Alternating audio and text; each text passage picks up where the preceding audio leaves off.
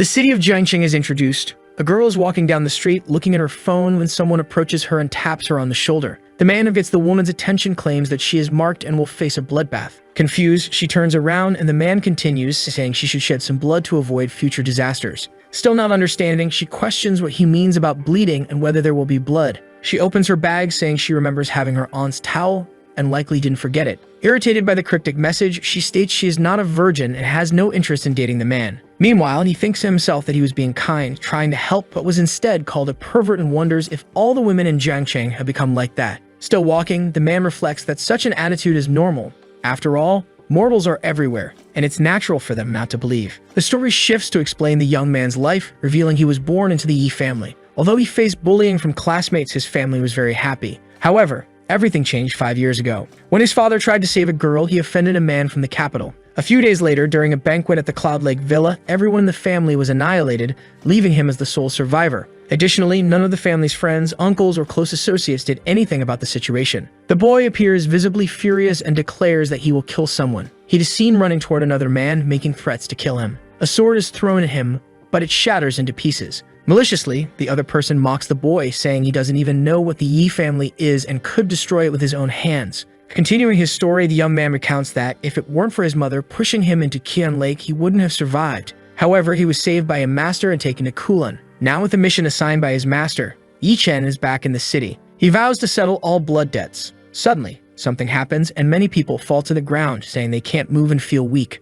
The boy realizes he accidentally affected innocent people and stops releasing his power. The nearby crowd begins questioning what just happened. They remain confused, asking if they felt some kind of strange aura. Chen thinks it's time to finish the task his master gave him, as he's in no rush for revenge. The Homei Group is introduced, one of the top 500 companies in China and a leading corporation in Jiangqing. Confused, the protagonist wonders if this is really the right place where Xia Ruoxu from the Homei Group is located. The young man explains that 3 days ago, the elder used Tanki and discovered that the girl might die within 100 days, and now it's up to him to prevent this catastrophe. Determined, he tries to enter the building to take a look. 2 security guards stop him from entering. Trying to persuade them, Chen says he needs to meet Xia Ruoxu. The guards contact the young lady and ask if she has an appointment scheduled. Realizing he can't speak to the girl, the young man asks how he could make an appointment, as what he has to say is very important. He suggests waiting for her on the sofa. Even so, the guards refuse and say not just anyone can meet the woman, ordering him to leave. Irritated, Chen questions what the guards mean by their words.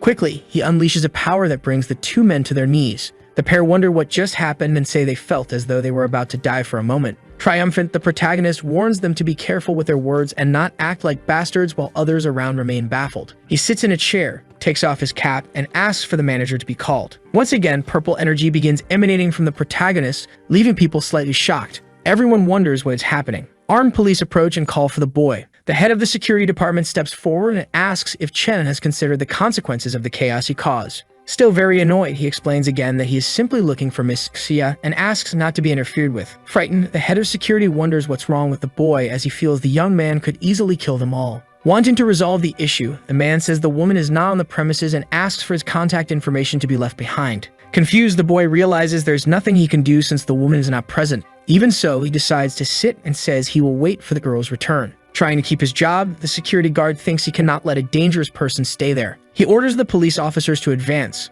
A person appears, shouting and ordering them to wait. With purple hair and an imposing presence, a woman enters the scene. She states that she will handle the situation. The other employees wonder who the woman is, and she is introduced as Sun Yi, the company's director. It is mentioned that the only person who can rival her in appearance is Miss Xia Ruoxu. Trying to warn her, the head of security says it is dangerous, but she asks to be left alone with the protagonist. The woman introduces herself and asks how she can help the young man. Chan is a bit surprised to see the woman and hear her name. Immersed in his thoughts, he explains that over the past 5 years, Sun Yi was one of the people he could never forget. He mentions that they were seatmates during high school and had a great relationship, but they lost contact afterward. Then tragedy struck his family, and the Yes became scorned and despised. All the families announced they no longer had any ties to them, and the Taizing group, founded by his father, was taken over by others and fell under the shadow of the man from the capital. Even so, Sun Yi faced all the rumors and went to the morgue to claim the bodies of the protagonist's parents, later erecting a gravestone for the family. Still shocked by the encounter, Chen says he never expected to meet the young woman in that place. His thoughts are interrupted by the woman, who states that he is getting too close and he apologizes. Again, the girl asks if there is anything she can help him with. Still embarrassed, the young man apologizes and says the girl reminds him a lot of an old friend, which distracts him. Sun says the conversation sounds rather old-fashioned. She leaves the area and tells the protagonist to stay and wait for the person he wishes to meet without causing any commotion. Chen becomes immersed in his thoughts again, analyzing how much his friend has changed over the years. She has gained a lot of presence. He decides to set the matter of Hestia aside. As he leaves the place, someone unlocks a car with a key. It is Sun approaching the vehicle. Ready to leave in the car, the girl notices something strange. She looks in the rearview mirror and sees the boy sitting in the back seat, and she screams. Chen greets her, calling her beautiful. Confused, the woman asks when the protagonist got into the car, and what he wants. The young man asks if she could give him a ride. The woman doesn't understand, as he was supposed to be waiting for someone, but she decides to help him. Curious, she asks the boy's name before letting him into her car. Once again immersed in his thoughts, the boy notes that the girl's yin-tang is darkened, which is a serious sign. He introduces himself as Yi Cheng, but says he can be called by his second name. The girl and the protagonist enter a building. Everyone is left speechless by Sun's stunning beauty as she enters. May wonder why she's walking in with a man, as it is the first time they have seen her with someone at a party. They continue walking to a table, where the girl says they will sit. Chen says he has no objections. Before they sit, someone calls for the company director. Gu Haidong, the founder of the Yushin Group, introduces himself along with other businessmen and says they will sit at the same table as the woman. Sun is surrounded by people. Everyone proposes a toast, making her uncomfortable. Before they hand her a glass, Chen intervenes, grabs the drink, and says he will drink on her behalf. The businessmen become irritated and ask who the young man is and what he is doing there. Chen is about to introduce himself but is interrupted by his friend. She says that's not the proper way to refuse a drink and that she will handle the situation from now on. Sun says she is not very good at drinking and can only manage one glass, asking for their understanding. Smitten and captivated, the three businessmen agree. One of them, annoyed, asks if it isn't an exaggeration to have just one glass. It is Chen Feng who approaches. A murmur spreads and everyone talks about the man, who is the second young master of the Chen family, and that the woman has already had issues with him. Trying to intimidate, the man gets close to the girl and says she left without saying goodbye last time, so this time she will have to drink the whole bottle of wine. Intimidating, the man states that it is not a request, but an order. Trying to get rid of Mr. Chen, she says that drinking too much might cause problems and asks if she could just have one glass. Persistent, the man says he has a presidential suite with plenty of space where she can sleep after getting drunk. Distressed, the girl thinks to herself that she knows everything the man does and that he drugs women without caring about anything. After refusing to drink the wine, the old man snaps, calling the young woman a brat and accusing her of pretending to be a good girl. Crying and scared, Sun reflects that she came from a simple family and took a long time to achieve her position as director, and that compared to the son of the wealthy family, she is nothing. Noticing the situation, Yi Chen intervenes, takes the wine from the businessman's hand, and lifts it. Irritated, the man wonders who the boy is. Without hesitation, the protagonist strikes the old man with the wine bottle. Injured, he falls to the ground, screaming in pain. He asks how the boy dared to hit him, something not even his father has done. Taking control of the situation, he returns the question, asking how the man dared to force the girl to drink. Everyone else is shocked by the scene. They think it's terrible because it involves the young master of a Chen family, and they find it frightening, as it's said that the family has an ancient martial artist on their side. Worried, Sun reflects on how she's dragged the boy into this situation. She apologizes and says she will drink all the wine that night, claiming Yi is her friend and asking them to let him go. Getting up furious, the businessman Chen says the girl has no right to make conditions, that the boy is also in danger, and that he will die. Something happens that causes the old man to widen his eyes and scream about his testicles. He falls to his knees on the ground with his hands between his legs but continues screaming that he wants the boy dead. He approaches, touches the man's forehead, and asks who is supposed to die that day. Mocking, he asks which of the two will die first while pushing the man's head toward the ground. Someone steps in and orders the situation to stop. The gray-haired man says to let the other man go. Accompanied by security guards, the older man remains still observing the scene. He shouts again, ordering them to let the businessman go. Everyone comments that it's the head of the Chen family known as Zhengguo. The old man beside him exudes an immense aura, being a legendary and ancient martial artist. Sun becomes even more worried while Feng calls for his father's help. Realizing she's in trouble, the girl wonders how she could save her friend from this situation. He decides to release the man. Quickly, he observes the old man as Feng runs toward his father and their group of friends. He wonders if the bearded and mustached man is what they call an ancient Chinese martial artist. Crying to his father, the man says he was kicked in the testicles and demands revenge. Irritated, the old man orders his son to shut up and move aside. Questioning, he asks who the young man is. Another man interjects, saying the boy is a martial artist, but due to his age, must have only recently entered the realm of mortal warriors. He approaches and asks if there's anything else they want from him and what the others desire. Jingo says the boy made him lose face, so he wonders what he should do with him. But he adds that he is a kind person, and if the young man begs for mercy, he might leave his body intact. The martial artist steps forward, acknowledging the boy's impressive skills at a young age. Still, Yi says he will handle the situation. He is threatened, told he messed with the wrong people. Unfazed, he stands in front of the Chinese elder, who rushes toward him. Quickly, the man gets close and touches the boy's shoulder. Trying to intimidate, he says that if the boy begs for mercy, he might let him live. Unbothered, Yi says he won't beg for mercy, while Sun reflects on what just happened. The protagonist grabs the elder by the head and asks if he has already chosen a coffin for his funeral arrangements. Irritated by the provocation, the old man orders the boy to go to hell and tries to strike him. But Yi defends himself and lands a punch on the martial artist's mouth. With the force, the man crashes hard to the ground, which cracks immediately, as the boy remarks that the elder is truly evil. Everyone stands wide-eyed and terrified while Yi asks who will be next. Zhengo is shocked to see that old Ming has been defeated by the young man and wonders how it could have happened. Getting up from the ground, the martial artist asks who the protagonist is and makes a comment about his cultivation. Calmly, the boy considers answering who he is, but he returns the question, asking if Ming is worthy of knowing. A loud noise fills the room. People cover their ears and wonder about the source of the scream and what is happening. Approaching the leader of the Chen family, the protagonist asks if he is Zhengo. Trembling with fear, the man cannot form a sentence while being confronted by the boy. Still staring and contemplating his next move, the boy recalls that the Chens also played a part in the tragedy that befell his family. A shot rings out, ordering someone to stop the boy. The guards approach, and the elder says the young man will not want to do this. Quickly, the men in black move to grab the protagonist. The group of men attempts to seize the boy. With a single punch, Yi disperses the group, sending them flying. Confident, he says that ordinary people cannot do anything against him. Realizing the dire situation, Zhengo begs for forgiveness, admitting fault for failing to properly educate his son. Hearing those words, Yi says he is sorry, but it is time to collect the debt. Someone orders him to stop. Another man approaches and again commands both to step back. Analyzing the scene closely, the person notices he is dealing with Zhengo and cannot understand why he is on his knees. Old Chen celebrates, thinking he is saved. Still confident, Yi states that even though he is a martial artist, he is worthless before the authorities. Looking more closely at the situation, the man notices that old Ming is also lying on the ground. He is astonished seeing everything the boy has been capable of doing. Yi approaches Jingo and grabs him by the hair. Reporting to the police officer, he explains that the man attempted to assault a woman but was fortunately stopped. Even so, the officer orders him to let go, threatening to shoot if he does not comply.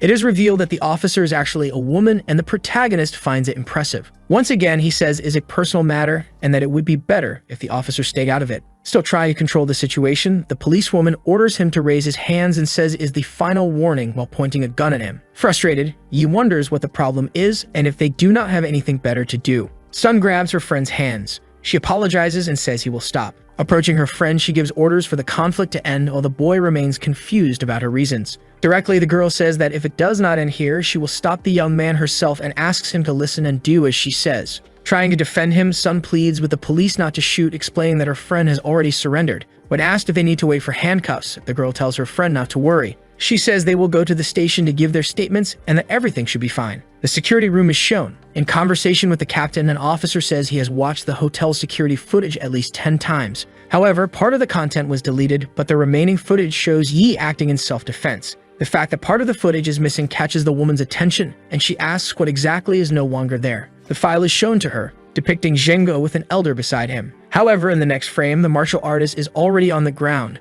with no information about what happened. The policewoman is puzzled considering they arrived quickly, and no one could have deleted the footage so fast. She believes there is someone very powerful behind the boy. Lacking sufficient evidence, the woman concludes that it was self-defense and orders the boy's release. Celebrating her friend's freedom, Sun says she was right. She remarks that being free is much better, adding that she plans to take a shower when she gets home to wash off the bad luck. Reflecting on what happened, the young man considers that Zhengo and his son are a hidden danger to the girl. He thinks he will need time to settle the score with the two of them. Meanwhile, Sun observes her friend and states that she feels he has a dangerous and indescribable aura. Noticing the girl's gaze, he asks why she is acting that way. Trying to disguise her thoughts, the young woman says she was thinking about taking her friend home and asks where he lives. He explains that he recently arrived in the city and having not found a place to stay, will have to sleep in the park that night. With sympathy, she suggests that he sleep in her house and says she has an extra room. The boy's thoughts are overwhelmed with possibilities and he hesitates to accept. Impatient, Sun asks again and her friend agrees. Even though she lets the pair leave, the policewoman remains thoughtful about what happened,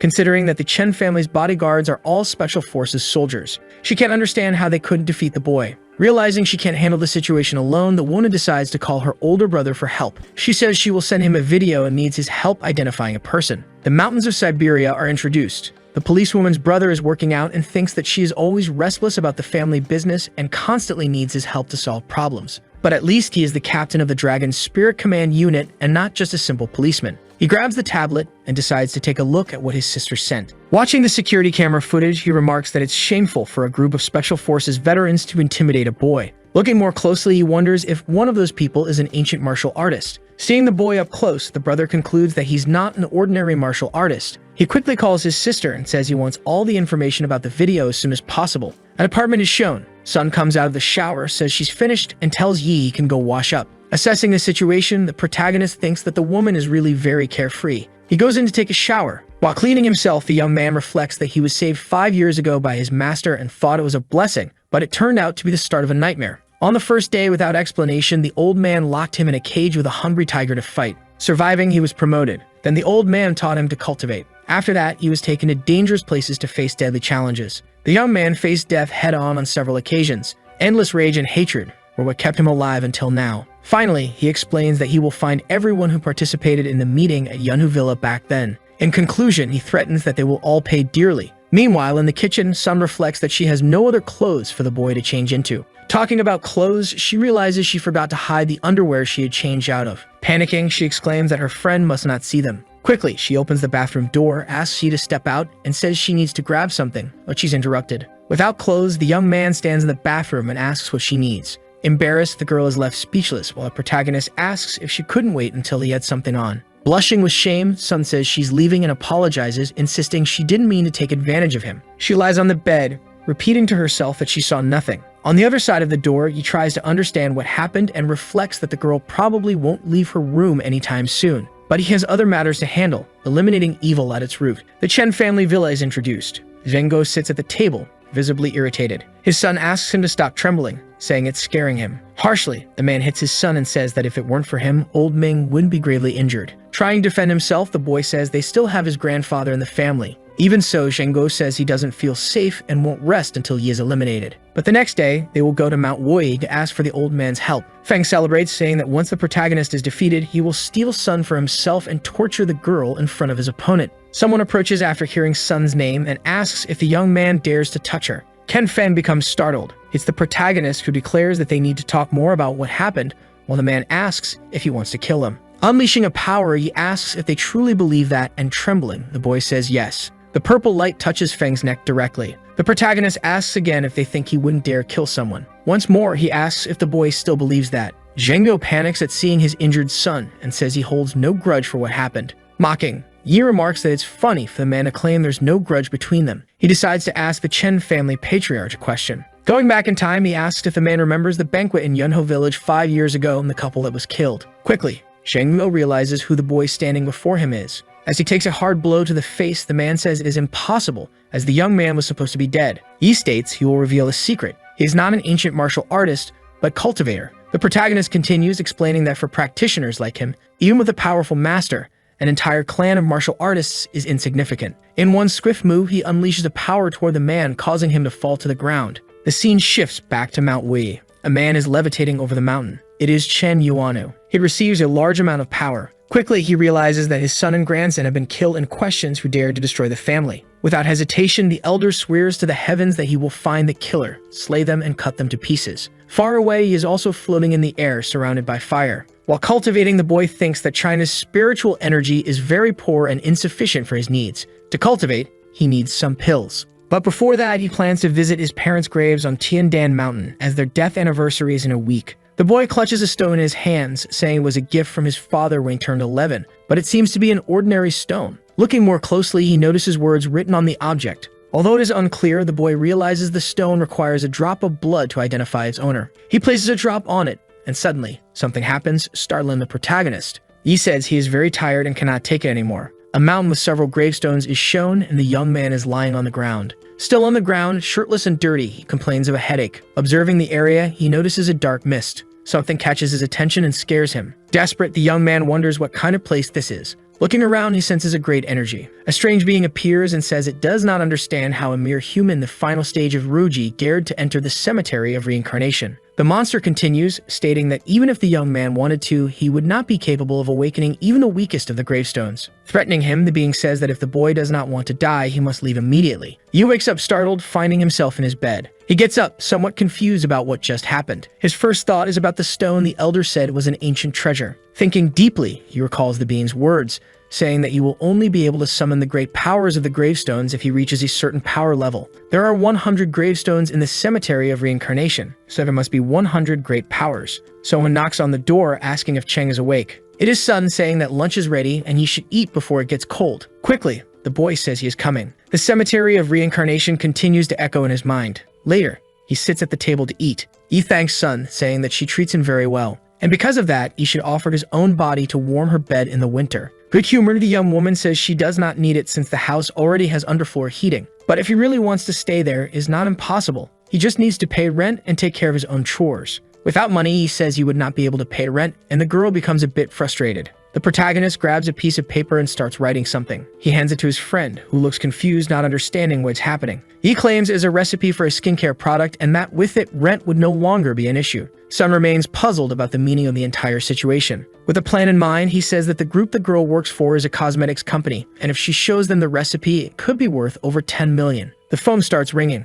The girl realizes it is Miss Xia. Upon hearing the name, he becomes thoughtful. Sun is called to a meeting and says she is heading to the location. She bids her friend farewell, saying she's in a hurry, but advises him to look for a job. Chang remarks that he had heard Chinese medicine was disappearing, but did not think it was true. Later, in the city center, someone is selling a marvelous bone rejuvenator, offering a 20% discount to the first buyers of the product. Additionally, the treatment promises to cure all diseases for just 100,000 yuan. It's Yi Cheng who is selling the product using a megaphone. People gather to listen but claim the young man is crazy for selling it at such an absurd price, suggesting they call the police. Realizing the risk, the boy decides it's better to move his business elsewhere and asks people to clear the way. The girl appears and asks him to follow her. A house is introduced. With pink hair, the girl says it's her house, and the boy remarks that it's very large. He assures the girl not to worry and promises to ensure her family is cured. Quickly, the girl clarifies that she didn't bring him to heal anyone. Instead, it was because of his ability to lie and deceive, to which he defends himself, saying he's neither a liar nor a fraud. Moreover, the young man explains that he doesn't have time for games and suggests the girl find someone else. However, she hands him a card with 100,000 yuan. With the money in hand, the boy agrees to do whatever the young lady wants. She explains that her father is very ill. He has only a few days to live, and she fears her mother might do something irrational if the worst happens. The girl asks the boy to take her father to a doctor and pretend they're going to the mountains before he dies, helping her mother cope with the loss. Yi thinks this isn't the proper way to use him, but since he's already there, it's a different matter. The protagonist accepts the mission and promises to complete the task successfully. Laughing, the girl says if he hadn't agreed, she would have called the police. Someone opens the door and asks if the young lady has returned. The person questions whether she brought strangers into the house, but the girl assures them there's nothing to worry about. Both head to the girl's father's room. She introduces herself as Jiojia and says she just got back. Li Cheng assesses the situation and realizes no medicine could save the old man. The girl cries as death's energy has completely filled the old man's chest, and once it reaches his head, not even an immortal could save him. Explaining the situation, Jiojia says her father was diagnosed with advanced lung cancer and Dr. Q stated he only had a few days to live. Holding the protagonist's hands, she pleads for help and promises to support him financially. A woman approaches, it's the girl's mother. She asks if it's true that the girl's father doesn't have much time left. Jia is upset, as she had agreed with the doctor not to tell her mother about her father's condition. Shen Menglong appears, saying she shouldn't have lied to their mother. The man claims he has already organized the funeral and promises a proper burial for their father. Jia revolts, saying he had no right to act that way. Coldly, Menglong says he can't stand seeing their father suffer anymore and won't mistreat his sister once he takes on the family responsibilities. Crying heavily, the mother says she can't survive without her husband and will die alongside him. Yi quickly realizes what's happening. When Haiyue dies, the inheritance will be divided and the brother intends to kill his own mother. Furious, the girl asks if her brother wants to kill their mother and accuses him of not caring about their sick father. An argument erupts between the two and the brother threatens to rip his sister's mouth off. To defend the girl, Yi punches Menglong in the mouth. The young man falls to the ground. The mother is shocked by the scene. Intervening, the butler asks who the boy is and if he knows that the man will be the head of the Shen family in a few days. Cheng raises his fingers and says he can save the patient if they pay him 100 million. Everyone is deeply saddened by the patriarch's condition. Desperate, the mother asks if the protagonist is truly the right person to save Haihua, and Jia reassures her, saying she's known the boy for a long time. Angry about the situation, Menglong doesn't believe the story and accuses his sister of hiring a fraud to divide their father's inheritance. He threatens the girl, saying it will be her fault if their father dies and that he will send Chang to jail. The protagonist observes the old man lying on the bed at death's door. With all his energy, the boy says the old man is lucky to have found him, and that the master taught him a technique that can heal the old man and bring him back from the brink of death. Activating his powers, the boy calls upon the spirits and monsters of heaven and earth, commanding them to begin healing the elder. Chang continues chanting words while Haihua is enveloped by purple energy. Quickly, the old man begins emitting power from his eyes, mouth, and nose, and the protagonist realizes the death energy has been blocked. However, there remains one vein, and if the boy can block it, he might save the elderly man's life. The immense energy continues surrounding the elder as Chang maintains his affirmations. Suddenly, the death energy completely leaves the man's body, and the protagonist commands it to shatter. With his hands extended, he releases another surge of great power. Floating in the air, the old man expels all the energy from his mouth, nose, and eyes. He collapses back onto the bed. Exhausted, the protagonist reflects that he didn't expect to expend so much energy saving the man and realizes he needs more practice. He leaves the room and informs the family that the elder should wake up soon, shocking everyone as they see he truly saved him. Chang tells them they can see for themselves what he has done and asks for the payment, which is handed to him via a card by the family matriarch. Disbelieving, Menglong tells his mother it is impossible for the elder to be healed, as he got terminal cancer and it doesn't make sense. The protagonist explains that he has saved the man and that the 10 million is his payment for the service, but the boy insists on seeing the results first. Determined, the protagonist forbids the boy from entering the room and says the elder will awaken, but only in 3 days.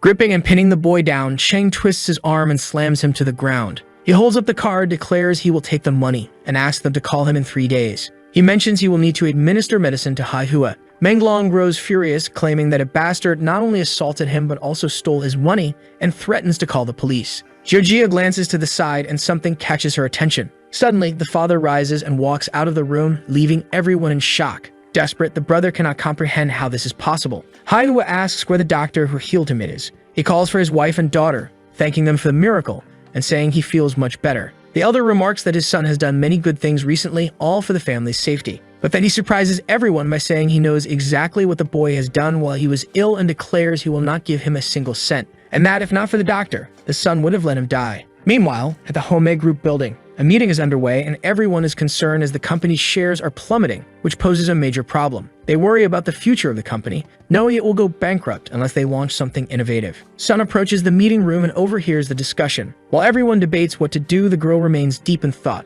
Pensive, Yi continues searching for a solution for the company. Suddenly, she feels something in her bra and remembers the note left by Yi Chang earlier. She cannot understand how the note ended up there, but it mentions something about a beauty pill. Reading it, the young woman decides to dismiss it, thinking the product formula might be worth around 10 million. Someone sneaks up behind her and grabs the note from her hand. A woman in a red dress seizes the note and asks what the girl was hiding in her bra. She reads the note and questions what this beauty pill is supposed to be. Annoyed, Sun demands that Suna return the paper, but the woman mocks her, saying the note was given by a fraudster yet is being treated as a treasure. Mocking further, she asks if the girl slept with someone to get it. Sun decides to confront her, accusing Suna of being the one who sells her body and orders her again to return the paper. But Suna refuses, saying she will throw the note away and begins tearing it up. Sun is left speechless and unable to respond. After a moment of silence, she decides to yell, declaring that the woman cannot intimidate people like that. And even if it is just a piece of paper, it still belongs to her, and she slaps her opponent. The argument between the two escalates as the other executives watch, growing concerned about what is happening. Both Sun and Suna begin pulling each other's hair and shouting insults while fiercely arguing. One threatens the other with death while the remaining associates try to break up the fight.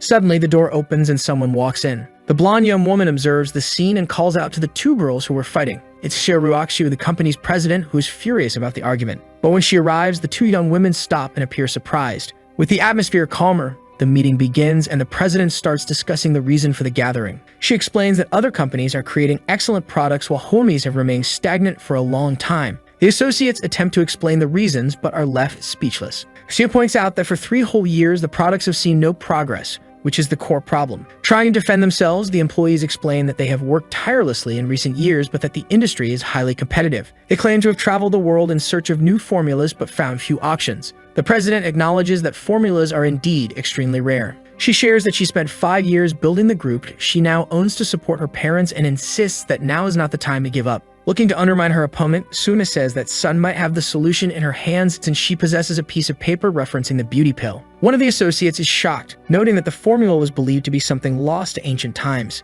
They celebrate, saying that if a young woman truly has the formula, the company will be saved. Kia asks if the story is true and if she really has the means to create the pill. Embarrassed, the young woman says no and that it's just something someone wrote down. Even so, the president asks to see the paper. She hands it over, torn into pieces, and apologizes, saying it was just a joke from a friend. Confused, the associates question how such a valuable formula could have been written on a mere piece of paper. Suna celebrates having made the other young woman look foolish. Suddenly, one of the associates interrupts and asks everyone to wait a minute while grabbing a piece of the paper. He examines the scrap and says it's something real. The meeting continues. Completely furious, the man claims he saw Suna tear the paper and accuses her of being responsible for jeopardizing the company, as the formula was urgently needed. Beside himself, the director yells that the woman should no longer remain in the meeting room, and that, if they can't recover the formula, she will face legal consequences. Trying to defend herself, she says she didn't know it was real and didn't mean to do it. Everyone becomes desperate upon realizing that the formula was indeed genuine and that recovering it could lead to many new products.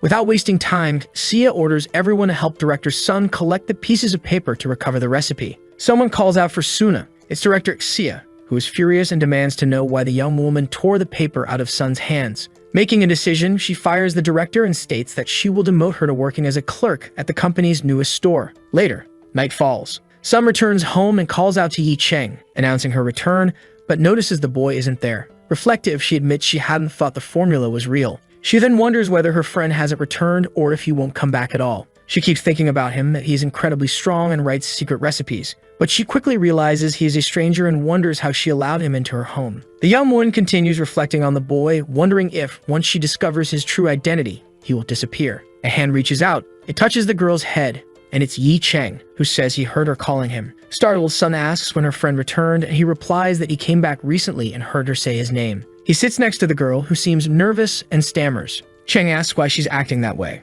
Awkwardly, she apologizes for tearing up the recipe he had given her. Calmly, the protagonist says that recipe was something for beginners and asks if she'd like something more potent, leaving her shocked by his words. Tired, Yi announces he's going to bed early, but Sun interrupts, saying she has something to ask. He decides to listen but repeats that he's very tired. Quickly, she says she remembered meeting him when he wanted to see Mr. Xia and that, coincidentally, the woman stated after the meeting that she also wanted to see him. Disgusted, the boy says he's unavailable. Sun doesn't understand and points out that he even offended the entire security department just to see the woman. He doesn't understand and comments that he was ignored the day before, but now the woman wants to help him. The girl tries to explain, but Cheng agrees to meet Xia. However, he says he will decide at the moment whether or not to meet the company's president. Tired, he shuts the bedroom door, says he's going to sleep, and that they'll talk the next day. Elsewhere, the phone rings and it's Sun Yi on the line. Mr. Xia answers and asks what Yi said about the matter. She is informed that she should personally go and meet the boy. She says it's not a problem and that she'll think about it. But in the meantime, she asked her friend to keep an eye on the boy. Thoughtfully, she finds it interesting that the protagonist caused a scene at the office and is now behaving this way. The next day, at dawn, a meeting hall is introduced and Yi stands before it. Observing the place, he notes that the largest pharmacy is inside. He enters and notices the long queue, deciding to take a stroll first and analyze the surroundings. Something catches the protagonist's attention. It is a piece of art that leaves him momentarily paralyzed. The boy examines the artwork and comments that for a replica, it's not bad. A woman approaches and asks where he came from. Zurend and Zhu Zixuan are introduced, and the young lady asks how the boy dared to say that this treasure is a replica. Ren asks his granddaughter not to be rude, but she defends herself, claiming the boy said the paintings were fake. The elder then asks the young man how he could say such a thing, as the paintings were evaluated by many collectors. Unfazed, the boy responds that this only proves all the collectors don't know what they're talking about. He maintains his opinion that the painting is an excellent imitation. He thinks he might have found something valuable in the shop, but concludes that it's not true. Irritated by his words, Zixuan calls out to the boy. Her grandfather tries to stop her, but she says she'll teach the protagonist a lesson. Shang observes the girl. She runs toward him and attempts to kick him. Ren panics because he knows his granddaughter practices martial arts and could kill the boy. As she attempts the kick, Cheng catches her foot in midair. He mocks her, asking if that's all she can do, while Zixuan believes it's impossible that she was stopped. He continues holding the girl's foot, and she calls him a pervert for holding onto her for so long. Without hesitation, the boy throws the girl to the ground. The protagonist comments that he never expected to encounter a martial artist there and remarks that her art is more suited for men than women. Zixuan becomes even angrier and vows not to let him leave the place. Her grandfather asks her to stop. She tries to argue, but Ren interrupts, saying the boy just blocked her kick, which is astonishing. Undeterred, she tries to justify herself, claiming she was caught off guard. He decides to ask the young lady a question. He inquires if she uses true Kai in such a way as a great energy emanates from his back. With the force, the girl falls to the ground, finding it impossible to believe what she's witnessing. Quickly, she tells her grandfather to run, realizing the boy is very dangerous. But Rand apologizes and explains that his granddaughter doesn't recognize danger, adding that she's still just a child. The elder asks Zixuan to quickly apologize to the boy. He then requests that the young man explain why the painting is fake, as he sees no clues. Yi releases a surge of power toward the painting, stating that now everyone will see. Some signatures appear on the artwork, and the boy explains that it's difficult to distinguish from a genuine canvas, and that's why imitators avoid using just those signatures. Someone interrupts the explanation, announcing that Mr. Yi's requested herbs have arrived. The boy thanks Miss Yu for delivering the order personally. She says it's an honor to serve him and asks if he has enough money to pay. Cheng remarks that she's flexible but admits he still likes her unruly demeanor from earlier. Irritated, she retorts that the boy is insufferable, and that if her master were present, he'd be in trouble. But Ren reprimands his granddaughter, saying the boy's strength is not below that of her master. The young woman is startled and hides behind her grandfather, who comments that she has been spoiled. Concluding the conversation, the elder mentions that the boy's order is far greater than the quantity of herbs in the shop and that he will need to wait a few days. The boy says it's not a problem and that he will pay with the fortune he received. He adds that he will return in a few days to collect what is missing. After the boy leaves, Ren tells his granddaughter that the boy is a member of the Yi family, and she wonders how her grandfather knows his name.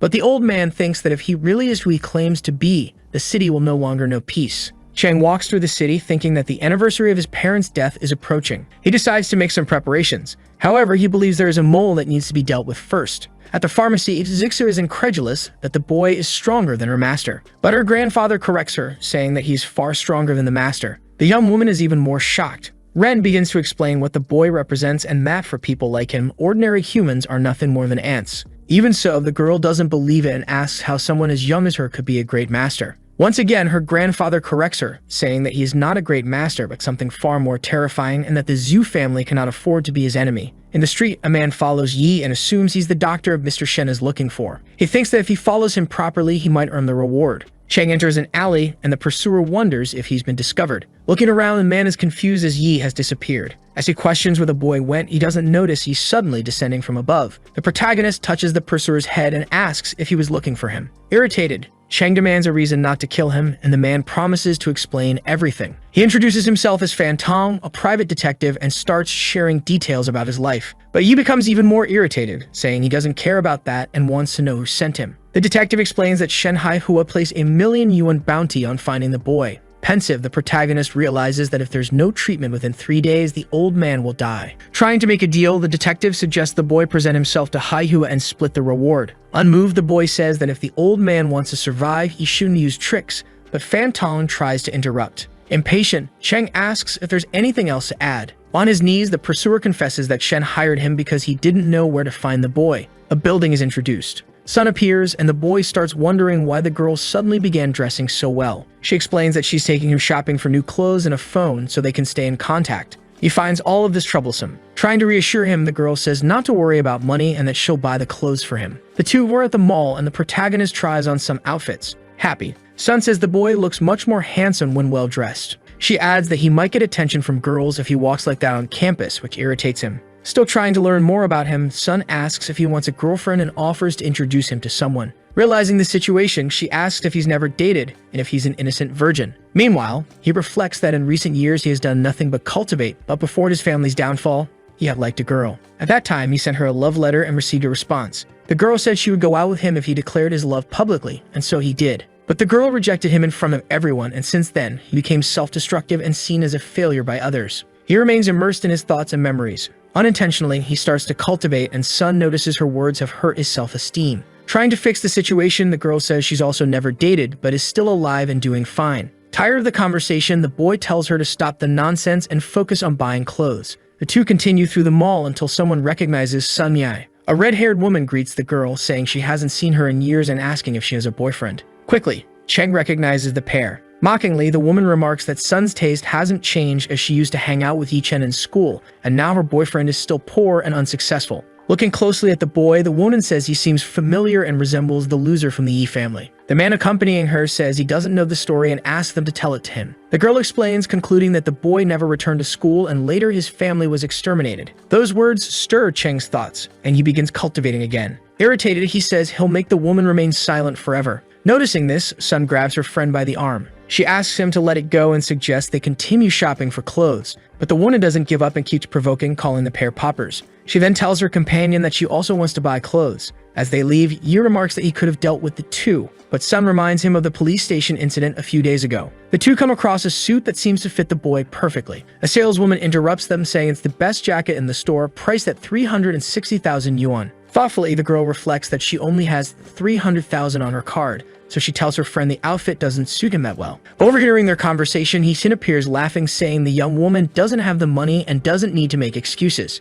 Sun tries to defend herself, saying that if she's going to pay, it should be for something that matches. Hin continues mocking the situation and mentions the illness of the girl's brother, prompting her to step forward angrily. The woman says her best friend is Chu Shuran and that if she's attacked, her aggressor won't be able to stay in Jiangcheng. She keeps provoking, daring Sun to hit her. Before Sun could do anything, Yi intervenes and slaps the woman, causing her to fall. The boy resumes cultivating and says the woman was right in wanting to stay silent forever. Everyone is shocked by what just happened. Getting up from the ground, the woman asks how the boy dared to hit her and if he knows who her best friend and boyfriend are. Sheng says he doesn't care to know. Filming the incident, the boyfriend intervenes, claiming to be the CFO of the Baimin Group, earning 5 million a year. The protagonist simply thinks that it's extreme arrogance. At that moment, Shen Haihua enters the shopping mall, talking with his son. Noticing the situation, he intervenes, asking who is using the name of the Baimin Group to pressure Dr. Yi. Shocked, the man doesn't know what to say to the company president. Sun doesn't understand why someone so important would be there and fears that if they support Hin, the consequences could be unimaginable.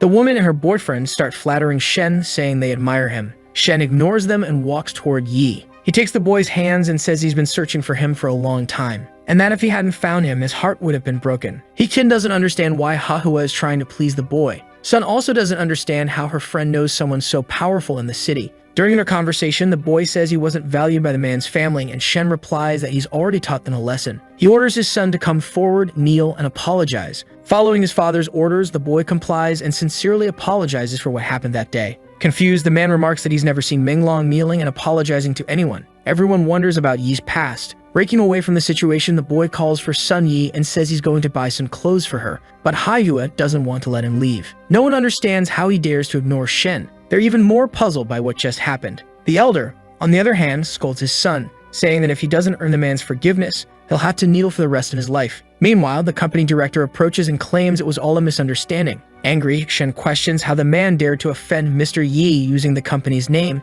declaring that as of today, he's fired. Haihua thinks his life is in the boy's hands and fears death. Hikin realizes she has offended a great man and tries to make amends. Elsewhere, Sun celebrates the clothes the boy bought for her, wondering how he managed since he had little money. Even so, she thanks him for the gesture. He thinks the girl only chose discounted items, believing he had no money, and he concludes that she's a good woman. At the mall exit, Shen reappears and asks the pair to wait for him. Carrying many gift boxes, the elder asks if they had fun shopping. The boy asks what the man wants from him, and the elder says he's there for Sun. He says he's sorry for the insults the young woman endured and asks her to accept the gifts as an apology, leaving her embarrassed. Upon inspecting the gifts more closely, she realizes they are the clothes she liked but didn't buy because of their price. Cheng notices that the old man is trying to win over the girl to get closer to him, and he finds this interesting. Quickly, the boy calls out to Haihua. He states that he will give the man one last chance and that at exactly 9 a.m. he will be at the Shen family's house, where he can either save or end the man's life. Grateful, the old man says it will be an honor to assist the young man. A mansion is introduced.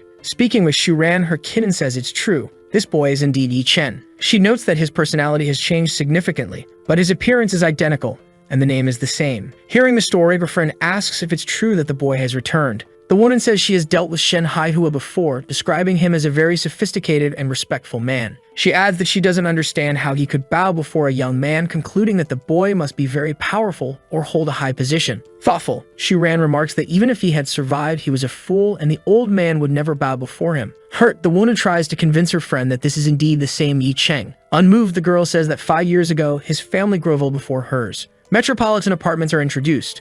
There are many gift boxes on the floor. Sun asked her friend when he met Mr. Shen, remarking on how incredible the situation is. Noticing his friend's joy, the boy smiles. The young woman asks again if Cheng is sure he doesn't want to meet Shir Roxui. To convince him, she says the woman is very beautiful and that she doesn't understand how he can resist, but he gets irritated and says he's going to watch TV. The news reports that 2 male bodies have been found in a mansion. The victims have been identified as Chen Zhengo and his son. Chen Feng, and the crime is considered premeditated murder. Hearing this, Sun is surprised by the story, but Yi interrupts, saying that death is normal. The boy continues, stating that he's a great killer. Sun asks him not to say such nonsense. Turning away, the girl says she's going to try on some clothes and leaves. He becomes reflective, remarking that nowadays no one believes the truth anymore. He goes out at night, stating that he needs to get some supplies from a Chinese pharmacy to practice during the night. Something catches his attention. A woman approaches and greets him. It's the policewoman, and she celebrates having found the boy again. Shane believes she's trouble and that he should avoid getting involved. Looking to escape the situation, the boy says he's very busy and can't talk. But with a trick up her sleeve, the woman asks what happened to the Chen family and whether he was responsible. She then mentions the Yi family, causing the boy to stop immediately. Slyly, the policewoman says she never imagined that someone as strong as him could be just trash from the Yi family. The boy gets irritated and asks what she means while grabbing her by the neck. She says there are some things she can't say at the moment, but asks to have a meal with him. Losing patience, Cheng releases the woman and says the meal isn't necessary.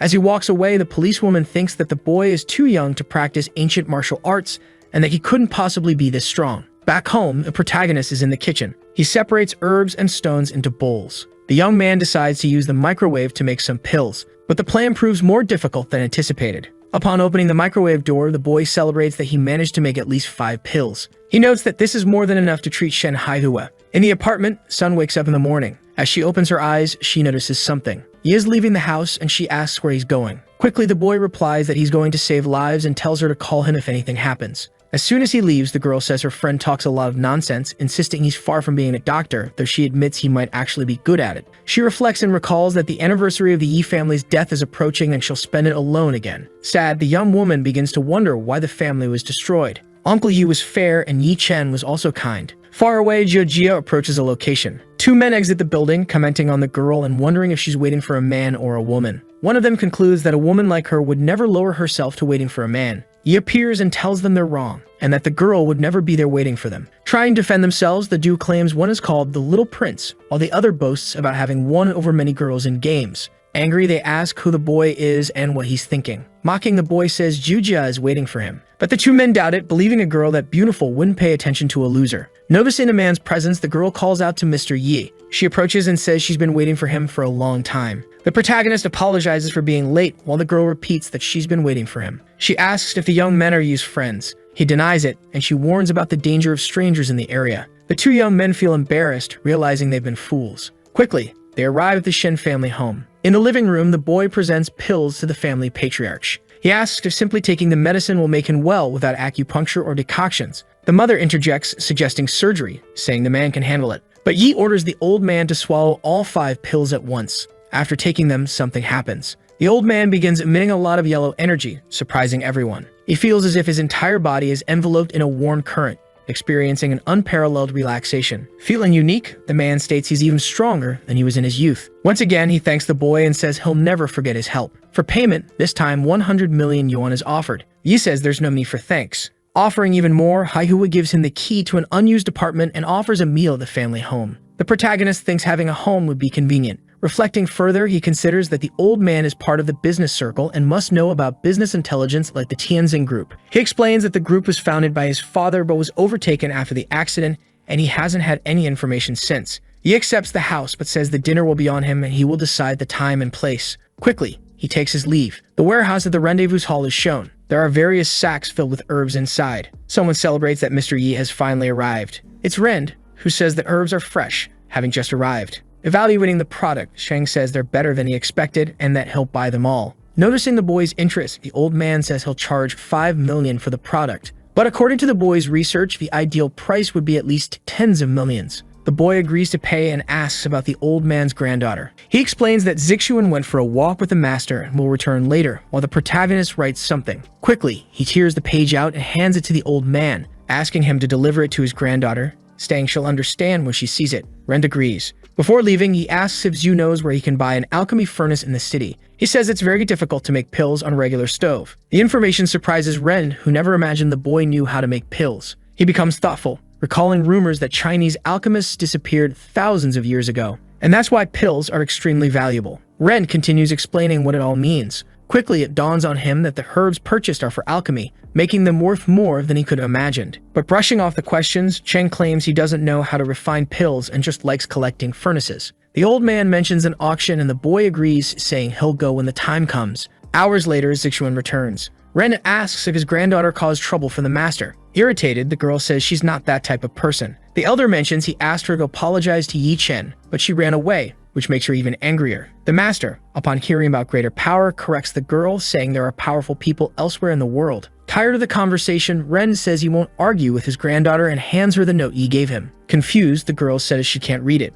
She throws the paper, saying the handwriting is ugly and that she won't read it. As the paper flies, the master grabs it and wonders if it could be beneficial for Zixuan. Glancing at the sheet, he is certain the handwriting belongs to a master. Desperate, he calls for old Zhu. He asks to be introduced to Yi, whom he recognizes as a specialist. Ren grows concerned and asks what's wrong with the handwriting. Qin explains that the girl's technique is the Kaiyang heart method, which he developed in his youth, but it's incomplete. He continued practicing and improved the skill significantly. However, it affects his internal organs. Zixuan understands why she feels discomfort when she practices for too long. The master reassures the girl, telling her not to be afraid and that he only wants her to develop her skill. But he warns that she cannot continue practicing, otherwise she may die. Worried, the grandfather asks what they can do, knowing that if something happens to Lao Qin, the Zhu family will suffer. Laughing, the master says the paper is filled with incredible techniques, and it's a stroke of luck that Yi is a noble person. Hearing this, Zixuan wonders who the boy could be for even her master to call him noble. The Daju apartment surroundings are shown, and Yi evaluates the house he received from Manhwa. The boy is surprised to discover he has received an entire villa. He enters the residence and is amazed by the decor. Beautiful inside, the boy finds it impressive. Fully furnished, he realizes he won't need to worry about decorating. However, he feels lonely living alone in such a large place. Thoughtfully, he imagines how nice it would be if Sun Yi were there with him. The girl had mentioned she needed to handle something in her hometown and wouldn't return that night. Cheng admits he's worried about her. He recalls his family and how happy and harmonious they were even while living in a small house.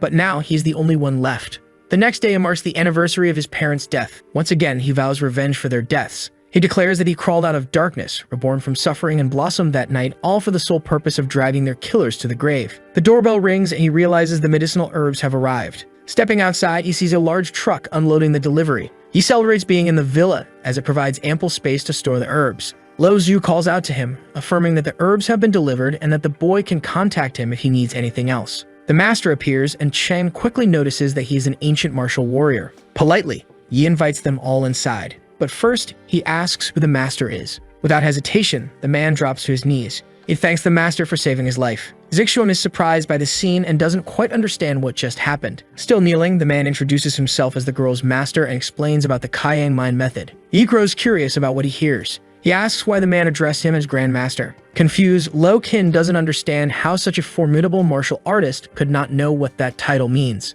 Cheng explains that he recently descended from the mountain, so he knows little about Chinese martial arts. Understanding the situation, the man begins to elaborate on martial arts. He provides details about how they work, the levels, stages, and examples. He listens attentively and realizes it's slightly different from what his master taught him, but he understands. The explanation continues, making the protagonist realize the power is far greater than he imagined, prompting him to ask if there are many masters in China. Lao Qin says he's unsure but explains that most masters are connected to China's great families. He mentions that the four great families of Jiangsheng are Chu, Zhao, Lu, and Chen. The protagonist recalls being threatened by Zhenghe before his death and wonders when the master will come seeking vengeance. Chu Shiren's name resurfaces in his memories upon hearing about her family. Once more, he vows revenge, declaring that the girl will understand who is truly untouchable. Analyzing his aura, Qin notices the boy is incredibly oppressive. Terrified, the man asks how many lives the boy must have taken to achieve such a level of skill at such a young age. Later, worried about Sun, he wonders why she hasn't answered her phone. He questions if something has happened to her family and decides that if he doesn't hear from her,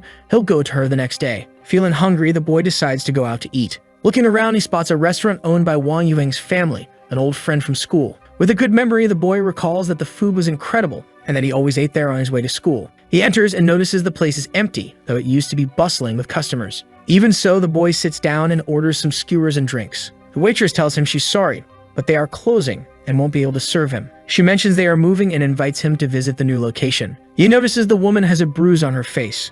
A man appears, asking her not to turn away customers. He hands a plate to the boy and says he can stay. It's Uncle Wang who tells Cheng that he's their last customer, so he can eat whatever he wants. He too has visible injuries. Encouraged to eat, the boy decides to try the food. The aroma takes him back to his childhood. Suddenly, a chair is thrown in his direction, but he manages to shatter it with just his energy. He stands up and freezes in front of the broken object. Some men are standing at the door mocking the boy. However, they clarify that they are not looking for him and order him to leave. Wang realizes it's Mr. Hu. Angry, the man asks how Wang dares to serve food to customers before paying the protection fee. Afraid, Wang explains that they are closing the restaurant. He pleads for more time to pay off his debts. Without mercy, the collector accuses Wang of trying to run away, stating that he already knows the address of the new location. He threatens to destroy the restaurant if they don't pay 50,000 yuan, even warns that Wang will be killed. The collector orders Yi to leave again. Irritated, the protagonist asks if they are ordering him to leave. Noticing him, Hu asks if he's talking to him, and the young man mocks him. Confronting Yi, Hu moves toward him, but the boy slaps him across the face.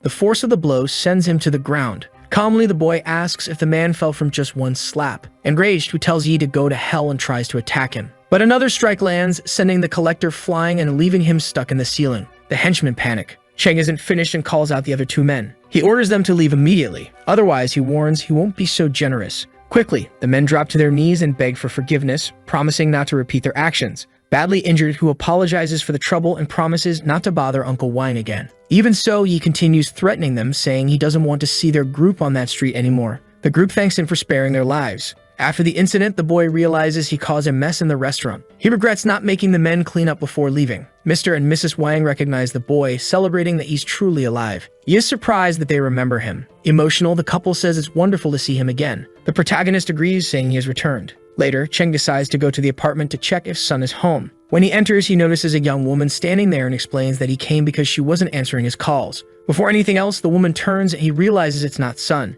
It's Fisia standing right in front of him, confronting him. Even so, he asks who she is. She responds that he should recognize her, as he caused quite a scene in the company's lobby. He realizes she is Miss Ruoxue and asks what she's doing there. The young woman explains that she has the key to her best friend's house, but wants to know why he's living there. The protagonist explains his situation while the girl watches him intently. Annoyed, Yi tells her to leave and discuss it with her friend at the company. But Xaxia says she hasn't been able to contact her friend and mentions that Sun missed an important meeting. Cheng realizes something is wrong. Determined, he says he will go find his friend, believing she's in trouble. Ruoxu calls out to the boy, asking why he's looking for her. But he's irritated and orders her not to follow him. Outraged, the blonde says he's the first person to speak to her like that. Quickly regaining her composure, she realizes she needs to stay calm, considering the boy is strange and holds the formula. Moreover, she concludes that he could be of great help to the group. Later, he had already wandered through many streets of Jiangsheng and still couldn't find Sun on his own. He claims he doesn't want to get involved with his enemy, but will have no other choice. The Qianlong building is introduced. An unknown number calls his phone, and the man present at the location answers, asking who it is. A mysterious voice responds on the other end and asks not to be tracked. He is the one speaking and says he will destroy the man if he finds out he's being followed and demands that Sun Yi be found. The boy gives orders for the information to be delivered within 5 minutes. On the other end, the man reflects that he has kept the phone for 3 years, waiting for this call from the boy. He is referred to as the Temple Master. A few minutes later, he responds to the young man with information about Sun, stating that she was at the hospital with her brother and had to sell her car to pay the bills. Cheng feels relieved to know where she is but understands the situation is delicate. At the city's public hospital, Sun is distressed, pacing back and forth. She claims to have withdrawn all her savings and sold her car, but still needs 300,000 for her brother's operation. Crying, her parents say they can't afford it and suggest borrowing from her uncle. The young woman says she doesn't want to beg her uncles, but they are the wealthiest in the family. Someone appears shouting at the hospital. It's her uncles, and the girl thanks them for coming. They are shocked to see their niece again and comment on how beautiful she looks. Sun's father explains the situation and pleads with them to save his son, promising to repay the money. But Yangfu quickly says he has no money, claiming his business didn't prosper. This is a lie, as the man thinks it would be a waste to lend the family money. Sun tries to persuade her uncle, saying her brother will die. His wife has a plan, reminds him that he promised something to Mr. Lai. That favor would be introducing someone to the magnate. She suggests offering their niece to marry the man so she can have all the money she needs. Yangfu says he hadn't thought of that, but it's a good idea. Yan asks if Sun has a boyfriend. The girl quickly says no. Dong Kai explains there's a way to get the money and outlines the plan to introduce her to Mr. Lai. Attentively, the girl listens to everything her aunt says, but she seems completely against it. Upon hearing the word marriage, the young woman becomes nervous. The woman tries to convince her, speaking of the bright future she would have. Sun's father intervenes, saying they are suggesting he sell his daughter. Even so, Dawn doesn't give up and continues listing the pros of arranging the girl's marriage. She even uses the boy's health and the fact that he's only 14 years old to try to convince them. Saddened by the situation, the father blames himself for not having taken better care of the family and becoming wealthy earlier. Unmoved, Dong and Yangfu dismiss his concerns, saying it's just drama and it would be good to marry someone in the family to a rich man. Suddenly, someone appears asking who wants his girlfriend to marry someone else. Sun is surprised to see Yi Cheng. He enters the scene, calling her silly and saying she hid her brother's illness from him. Once again, he claims to be her boyfriend. The girl's parents are confused as they've never heard about this young man before. Cheng says the girl is shy and hugs her. Dawn claims it's nonsense since the girl said she didn't have a boyfriend. He asks the girl to prove what he's saying. With no other option, Sun decides to go along with the story. She approaches and kisses the young man. The uncle realizes the boy is indeed her boyfriend. Intimidatingly, the man states that the procedure is very expensive and not everyone can afford it. But Yi doesn't care, claiming it's only 400,000 yuan and that he's already paid the hospital bill, though they doubt him. Worried, Cheng thinks that he actually hasn't paid the bill yet. To get out of it, he says the amount was paid to Dr. Yi, the best doctor in the city. Suspicious, the aunt says she's never heard of the doctor and accuses the boy of talking about himself. Yi agrees, saying he is the one being referred to. The uncles laugh, thinking it's a joke. Suddenly, someone calls for Haoji's relatives. It's the doctors, asking them to keep quiet in the hospital. Dr. Chu approaches and Yongfu greets him, but the doctor brushes him aside and heads straight to Yi. The two shake hands. The doctor says he never imagined seeing the boy there after their meeting at the Shen family's house. Everyone is surprised that Yi is actually a doctor, even Sun, who had no idea. Chang breaks into a cold sweat. He shakes the doctor's hand and asks where he knows him from. Trying to explain, Q says he is from the Shen family household. The girl's parents wonder why their daughter didn't tell them before. He lets go of the doctor's hand and says he is not a fraud as he initially thought he was just a charlatan. Yanfu interrupts and asks how the doctor could call a poor boy a physician. Confused, the doctor asks who that man is. He decides to call security, asking them to take the girl's uncles away, accusing them of causing a disturbance, and stating he suspects they might have rabies. With good humor, he praises the doctor's decision. Seeing they wouldn't back down, he punches the man again and calls him an idiot. Sun, desperate about her brother, begs the boy to help him and promises they will pay him for the surgery later. Ku realizes the patient's sister is Cheng's girlfriend.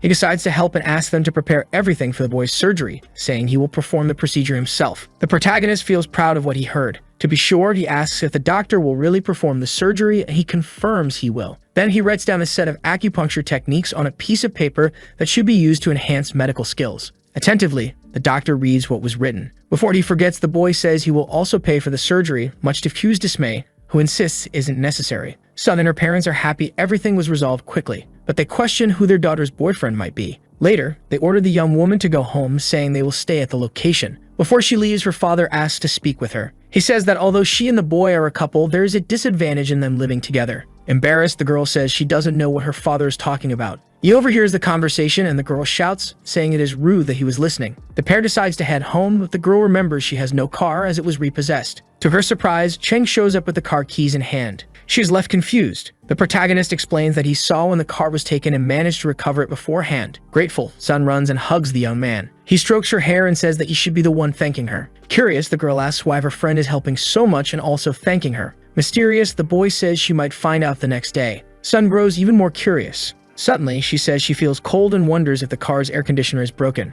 Knowing what it is, he thinks it's bloodlust. Quickly, he asks his friend not to question him and to just follow every word he says. The boy opens the car door and tells her that when he gets out, she must go straight to the apartment without stopping for anything. Then when she gets home, she should take his phone and hide it in her room. Finally, she must call the first number in the contacts. When they answer, Sun should ask them to send the strongest person from the department within half an hour, but if anyone breaks in, she must surrender. He jumps out of the car and the girl drives away. It is explained that it's a battle between martial artists and that an ordinary human couldn't withstand it. A car approaches the boy and he knows it's time to meet his opponent. Two people get out of the car. He evaluates them and says only one person could pose a real threat to him. With a menacing look, a long-haired man approaches and says he can't believe there's still someone alive from the Yi family. Trying to understand, Chang recalls the man's involvement in the village incident and asks if he came there to kill him. Laughing, the man says the boy doesn't deserve such a thing as he is unimportant. He orders Huang King to finish off the young man. The bodyguard rushes for the protagonist and tries to attack him. With little effort, Cheng kicks him and sends him flying. Watching this scene, the long-haired man calls the guard a loser. Threateningly, he says the man's death won't be as swift as his opponent's. Yon Jingbu says he's curious to see how many levels Chang has reached in 5 years but assures him he won't kill him. He explains that he was the one who led the men to massacre the Yi family 5 years ago. Yo Jingbu says the boy still has some skills as he defeated his opponent with a single blow. The young man with black hair questions what exactly the old man is trying to say with that. In response, the old man says he wants him to be his dog, since his former subordinate, Huang King, was eliminated. Mocking, Yi Cheng says the man thinks too highly of himself, even though his kung fu is terrible. This makes his opponent even more irritated. Revealing his aura full of creatures with red eyes, the young man asks when the old man started thinking he was stronger than him. Sweating cold, Yo Jinju feels an intense pressure. one that reaches the level of a grandmaster. With a dark gaze, the boy declares that he won't eliminate his opponent so quickly, while the man thinks it's impossible for someone so young to have so much power. After all, he himself has been practicing for 40 years and still hasn't reached that rank. With trembling hands, he questions why his body is acting this way, forcing himself to stay strong and not retreat. Activating his power, he says he doesn't know what dark power the young man used to reach that level, but his experience cannot be compared to the boy's. Yi Chang keeps a steady gaze as his opponent launches into an attack, shouting that he will defeat him once and for all. The man's claws pass right in front of his eyes, but Yi dodges nimbly. He counterattacks, initiating a power struggle. The young man ends up with scratched hands, and his opponent says it's impressive that he blocked all his strikes, but he asks how much longer he can keep blocking. Looking at his injuries, a protagonist admits the man can inflict superficial wounds stronger than he expected. He underestimated him, but mockingly asks what those scratches can really do. With disdain, the man is surprised by the young man's words. However, noticing his own injuries, he realizes one of his fingers is broken. Smiling slightly, the young man, once again radiating his powerful aura, asks if this is the experience Yo Jinju mentioned earlier. Launching an aerial attack, he shouts that the old man will pay his debt with his own blood tonight. Looking up, the man questions how the boy dares attack him like that, noticing that the young man's excessive confidence stems from his youth. But he believes the boy has nowhere to hide in the air and just needs to concentrate all his energy into one hand. Releasing his counterattack, he severely injures the boy's legs. Laughing, the old man asks how the boy will fight him in that condition. But his happiness is short-lived, as it was all an illusion created by Chang using dark spirits. Terrified, he questions if such a high level of power is really possible. Meanwhile, the boy merely whispers as he attacks his opponent from behind, making the old man realize too late what was happening. After finishing the attack, Yi Chang proudly says it was worthy of a master. Mocking his enemy, now with his face pressed against the asphalt, he comments on how tough the man's forehead is. Injured, the old man retorts, saying what happened is impossible. Grabbing him by the hair, the young master lifts the man and states that if he answers his questions, his life will be spared. He then asks how the man knows about his existence and how many others have this information. Begging, the man says he will answer everything if he is allowed to leave alive. Angrily, the boy questions whether he thinks he is in any position to make a deal. Yo Jinju then reveals that some time ago, he discovered someone had information about the boy in a dark web database, which prompted him to investigate further. Upon checking, he noticed the resemblance between the boy and the deceased Yi Chang was remarkably high, which led him to confront the young man, as he doesn't like leaving threats unchecked. Especially because the Dragon Master said the Yi family could not remain alive. With his foot pressing against his opponent's back, the boy then asks for the Dragon Master's name, where to find him, and whether he knows he is alive. The man lets out a small laugh, but he responds, claiming not to know the Master's name and that all families, including those in the capital, must refer to him by that title, not knowing his location either. Yi Chang then asks if the man lacks the authority to speak directly to the Dragon Master. The man confirms this. Reflecting, the boy then asks if the master wanted to destroy his family because his father offended him. In response, his opponent says the only thing he knows is that the master was looking for something and the trail led directly to the Yi family. Thinking to himself, the young man wonders if what the master is looking for could be the stone his father gave him. Fearing that what the Dragon Master truly desires is the cemetery of reincarnations, which lies within the stone. Letting out a laugh, Yo Jingu, still on the ground, says that his henchmen are at Sun Yi's apartment so he cannot harm him if he wants to save her. Pressing harder on the man's head and eliminating him, the boy repeats that he is in no position to negotiate with him. The young woman, meanwhile, finds herself running breathlessly home as Cheng instructed. Suspicious, she feels someone is following her. She decides to quicken her pace to get into the apartment. Closing the door, sweaty and exhausted, she says she cannot rest yet, because she must quickly go to the boy's room and use his phone to make a call. A man answers, and the young woman introduces herself, gives her address, and says that Yi Chang instructed him to send the strongest people to the location within half an hour. Outside the building, a group of men prepares to enter, and one of them, wearing a black and red mask, says they need to be quick, adding that any witnesses spotted must be eliminated immediately. In the room, the purple-haired young woman asks if someone is on the line. Repeating what she said earlier, she urges the person to hurry because someone is coming. The man on the line responds with a simple okay and ends the call. Sun Yi then wonders if she called the police, praying that whoever is will help her. At the Kainlong building, the man who ended the call wonders who was on the other end, stating that anyone who dares to touch his master is his enemy. Furious, he shouts for someone to come to his presence. Guards resembling ninjas appear swiftly and ask him to give the order. He then orders them to go to Jiangxing and warns that if anything happens to the woman who called, they will face consequences. The guards respond with a firm, "Yes, master." Turning his back, he commands them to prepare the helicopter, as he will also go. A subordinate then reminds him that the final negotiation with the 6 families is scheduled for the next day, adding that the situation in Jiangnan province is at stake. Responding, the man instructs him to inform the others that he will not attend. Concluding the conversation, he says if they are not convinced, they can meet him personally at the building. Back at the apartment, the masked man breaks down the door. Upon entering, he quickly picks up the scent of a woman. His accomplice, San, suggests that she must be hiding to avoid being found so easily, making him laugh. The young woman, sweating cold, realizes someone is approaching her. But when she looks at the door, she notices a blue light shining and wonders what her apartment mate did to it. Outside, one of the men says that if she's a good girl and comes out, her end won't be painful.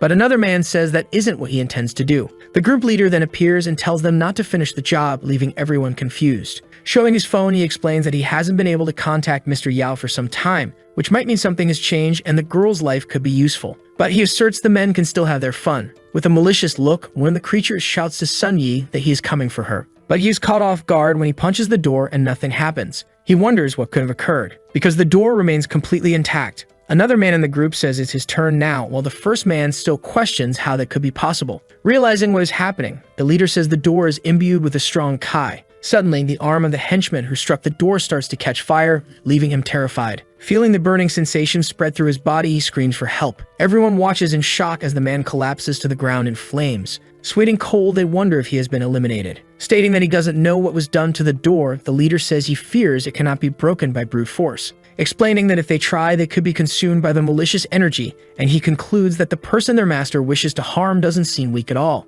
A subordinate then asks what they should do now. Holding tools in hand, the leader responds that if brute force doesn't work, they must use tools to unlock the door. Everyone is astonished and agrees that, as professional assassins, they should carry tools like that to open doors more easily. Inside the room, someone wonders what the noise was and whether someone was actually eliminated. Crying, she hears another sound and notices the door is opening. The man peeks through the gap and in a sinister tone says he's coming in. Once inside the room, he is mesmerized by how beautiful the young woman is. One of the men then says that because of her, he lost one of his brothers, so she must compensate them. She pleads with him not to come closer. Behind him, the group's leader tells him not to go too far as they need her alive. Recalling Yi Cheng's advice, the young woman decides to surrender while waiting for rescue. Suddenly, a dagger flies in and strikes the man directly. At the window, one of the ninjas under Yi Lingshan's command appears, asking how they dare lay a hand on their king. Screaming, another man shouts angrily, questioning how the ninja could do that to his brother, while their leader is shocked by what was said. Unbothered by who the ninja is, the masked man repeats the same question and claims the ninja lacks virtue. But suddenly, he is attacked from behind by another ninja. The leader, sweating coldly, wonders how they ended up in trouble with the king of Jiangnan, the most terrifying being in the entire province, surrendering immediately while being attacked. Impressed, Sun Yi wonders if she's really safe now. Introducing themselves as Mr. Yi's people, the ninjas assure her that she no longer needs to worry. The young woman then asks if they are referring to Yi Cheng. Meanwhile, in the mountain cemetery, the young man carries Yo Jinju up the stairs. Reaching his parents' gravestone, he says it's the anniversary of their deaths and as their son, he is there to visit them. After that, he kicks the man he defeated earlier with great force, making him crash into the gravestone, ordering him to kneel. Claiming to be a great master of his generation, the old man says he will not kneel before a mere mortal, telling the boy to eliminate him once and for all. Grabbing the man's head and slamming it against the ground multiple times, Cheng repeats the order. The man complies, but the boy, full of rage, says it's not enough and pushes him down, telling him to do it again, and again and again and again, until the man shows no signs of life. Then he says it's time to prepare the tribute, placing the man inside a sack in front of the gravestone. While drinking and speaking to his parents, he says this is his offering to them, that they shouldn't worry as this is just the beginning, swearing with red eyes that everyone involved in what happened 5 years ago, including the man from the capital, will pay for what they did.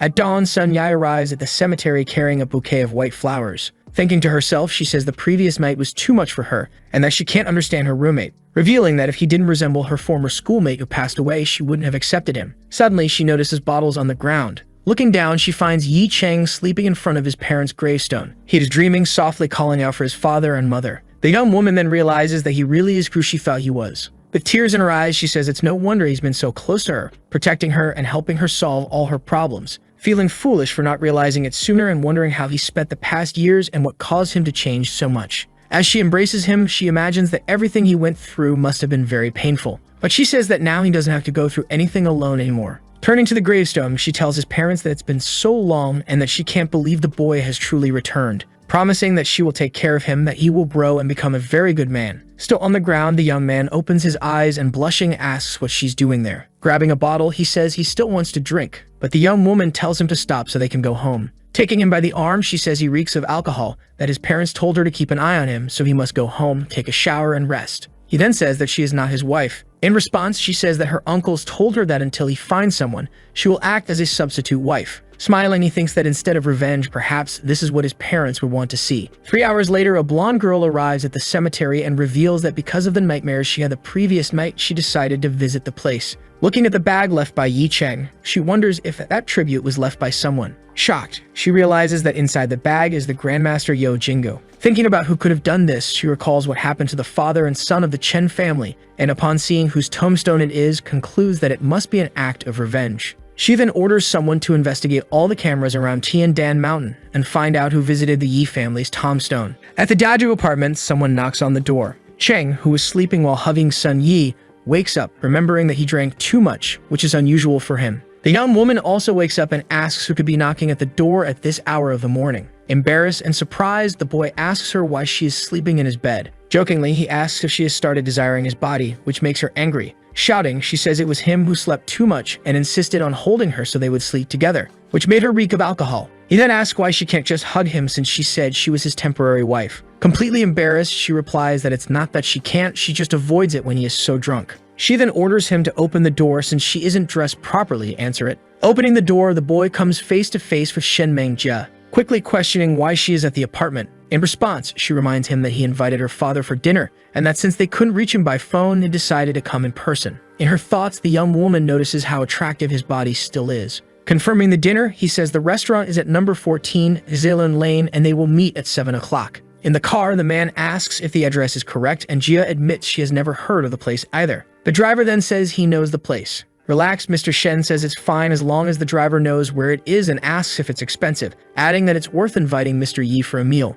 His employee then says the place is not expensive, located on a snack street with small shops, where the per capita consumption doesn't exceed 30 yuan. The man and his daughter are not pleased by what they hear. The young woman then asks why a man who charges hundreds of millions of dollars per consultation would want them to eat cheap snacks. In response, the man says maybe he simply likes it. They then arrive at the restaurant. Inside, a man and a woman wonder why someone with such an expensive car would go to a small restaurant. Yi Cheng then informs them that those are the guests he invited and asks the couple to prepare. Linkle Wang, seeing this, wonders what kind of person the boy has met. Smiling, Mr. Shen says that as soon as he got out of the car, he could smell it, just as he and Mr. Yi had said. The owner then invites them in. The old man's daughter, while chewing, says the food is surprisingly delicious, affordable, yet offers a unique flavor. In his thoughts, her father notes that the price is reasonable, the food is good, but the decor is simple, and the place only has one table, concluding that they need more customers. He then asks his employee to speak to the publicity department to take action, as he wants the place to be crowded with customers in the future. Zhao Ixu then says the man need not worry as the matter will be easily resolved. Shocked, the restaurant owners ask who this powerful man is.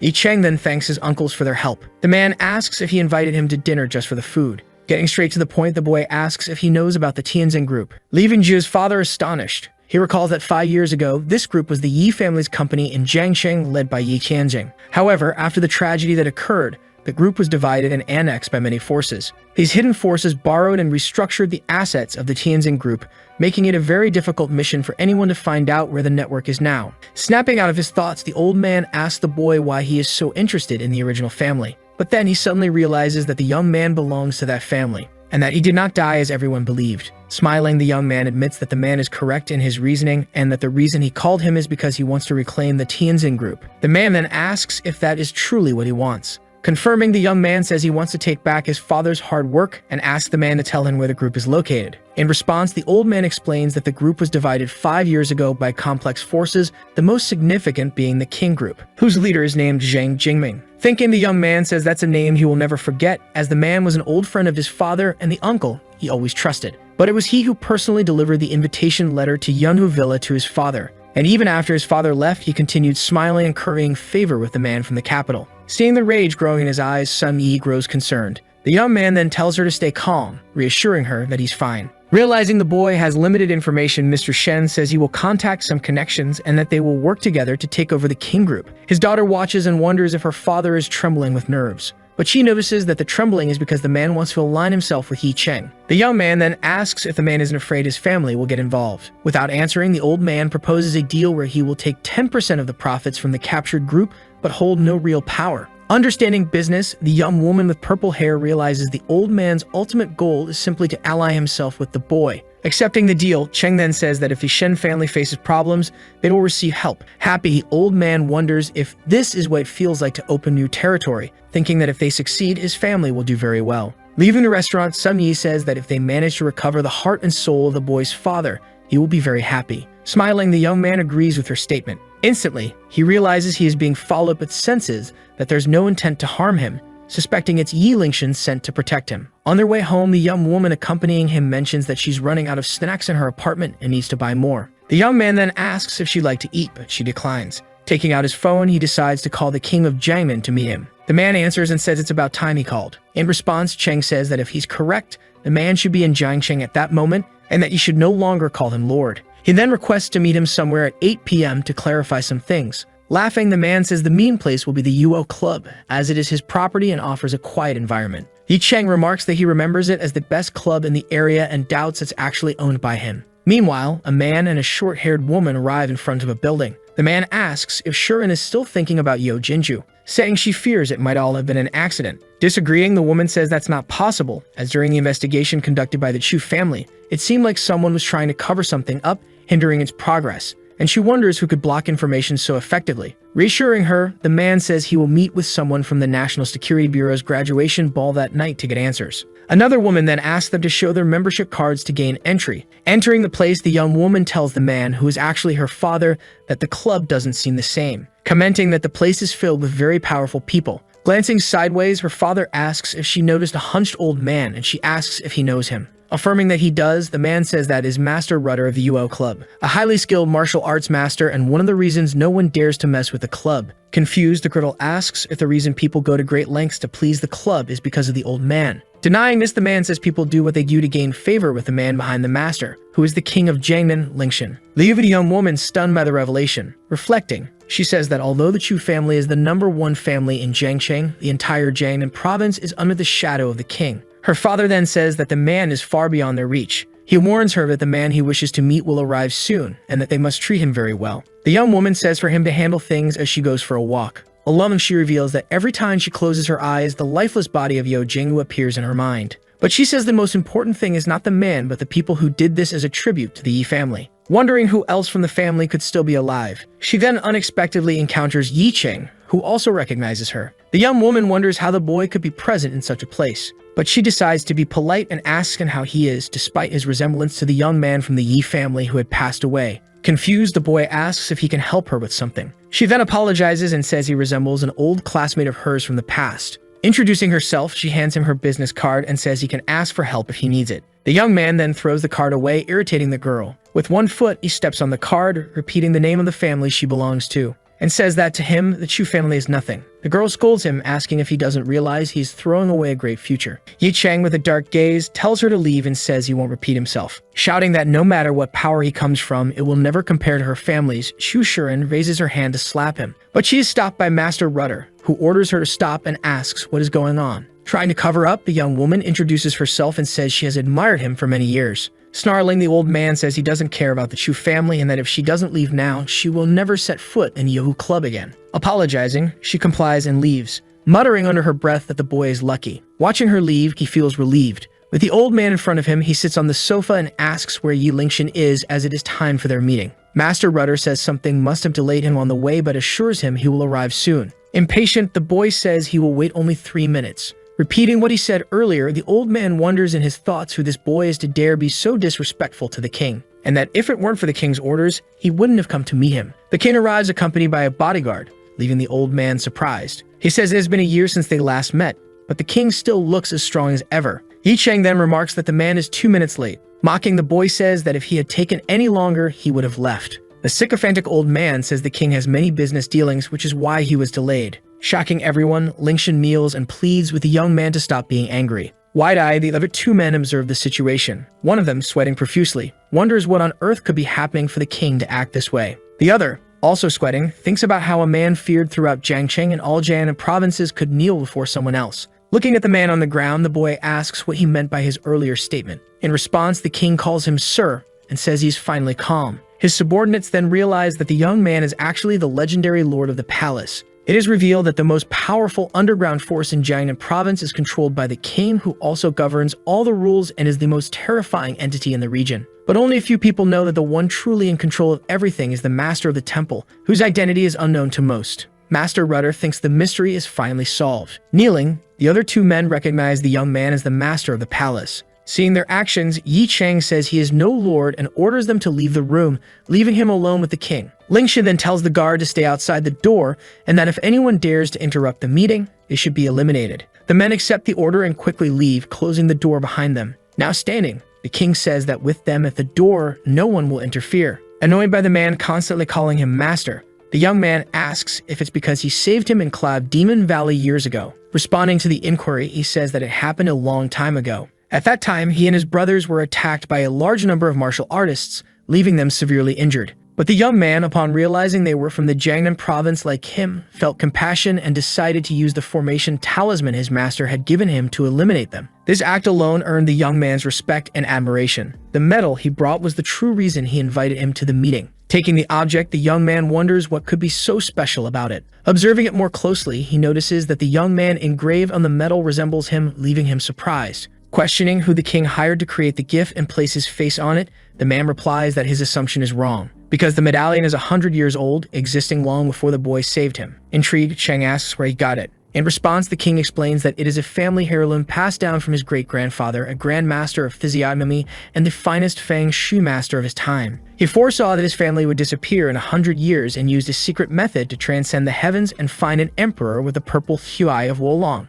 leaving a message that the emperor depicted on the medal would be named Yi and that he would appear in 100 years. Reflecting to himself, the young man questions what kind of emperor he could be talking about. He recalls that the master who rescued him mentioned he possessed the special purple dragon power capable of breaking the Tao of heaven and altering others' fates. Speaking again, the king states that in recent years he has controlled a powerful force in the Jiangnan province and given more time could defeat the capital. Angry, the young man says he doesn't need anyone to avenge his family and warns that if the king dares to interfere, they will become enemies. Apologizing, the man says he won't interfere and doesn't know how he could have thought the young man needed his help. With a dark look, the boy declares that if the king wants him as his master, he must agree to 3 conditions. The first is not to interfere in his life, the second is to send someone to protect Sun Yi, and the third is to do his utmost to locate the man from the capital. Agreeing, the king says he can fulfill all of these. As he's about to leave, the young man says that's all and that he will get in touch if needed, but the king says he has something to add. He reveals that several forces seem to be investigating the boy, with the first being the Chu family in Jiangsheng, the second the Xia family, and the third being the national security. Unconcerned with the first two, the young man wonders why National Security and Dragon Soul, which are public, would be investigating him. The king then says he will find someone to take responsibility for what happened to the Chen family's father and son in Yo Jingu, but warns him to be careful. Waving his hand, the boy thanks him. As he leaves, he wonders if the Chu family's investigation is related to the tribute he left at his parents' gravestone. Bumping into Chu Shuren, she says that if he kneels and apologizes, she will let him live. With disdain, he decides to ignore her, saying it's time for him to buy a car for situations like this. Furious, the young woman prepares to attack, declaring she will make him suffer. With her claws, she tries to wound him from behind, but the young man quickly dodges. Grabbing one of her hands, he slams her forcefully to the ground. In her thoughts, she asserts that she is not weak in martial arts, so how could this happen? Under the young man's dark gaze, she declares that whoever he is, he will not insult her family, and that if he refuses to stay at the club, he will face consequences. Grabbing the young woman by her mouth, Yi Cheng orders her to shut up. Struggling, she says she will eliminate him while he responds that she deserves to be recycled. Realizing what is about to happen, she pleads for him to stop.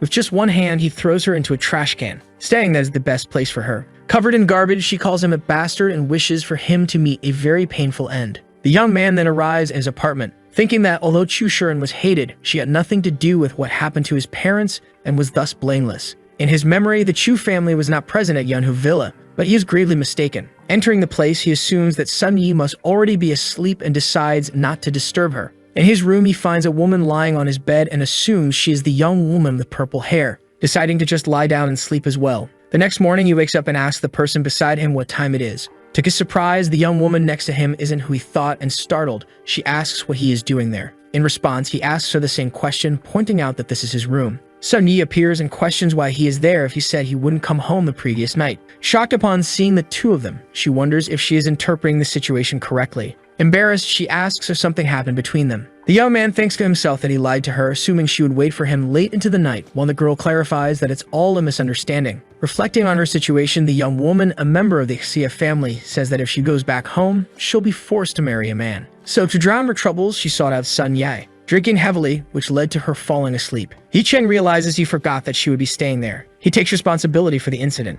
even though nothing happened and all he did was hug someone for a night. The young woman then says he isn't responsible for anything and remarks that the prescription he bought won't make a difference in the world, implying they come from different worlds. He agrees with her and leaves the room, slamming the door behind him. His phone rings, and answering it, he asks Shen Haihua what the issue is. The man asks if he's not disturbing him, but the young man quickly inquires about updates regarding the Kinch group. In response, the man says he asked his team to draft plans which have a 90% feasibility rate and would like to send them over to him. Yi Cheng says he trusts the man and doesn't need explanations. Mr. Shen then mentions there are some documents that need Zhang Jingming's signature. Adding, he reveals that he discovered the group is controlled by a malicious force called Cayman, which needs to be eradicated. The young man agrees, but he asks if it would be possible to reclaim the group within 3 days if both issues are resolved, and the man confirms that it is. The young man then asks him to send the documents so he can secure the signature that very night. After the call ends, the man thinks that if the young man can truly execute these tasks, his abilities are far beyond what he could imagine, wondering what kind of person he is following. At night in the building complex,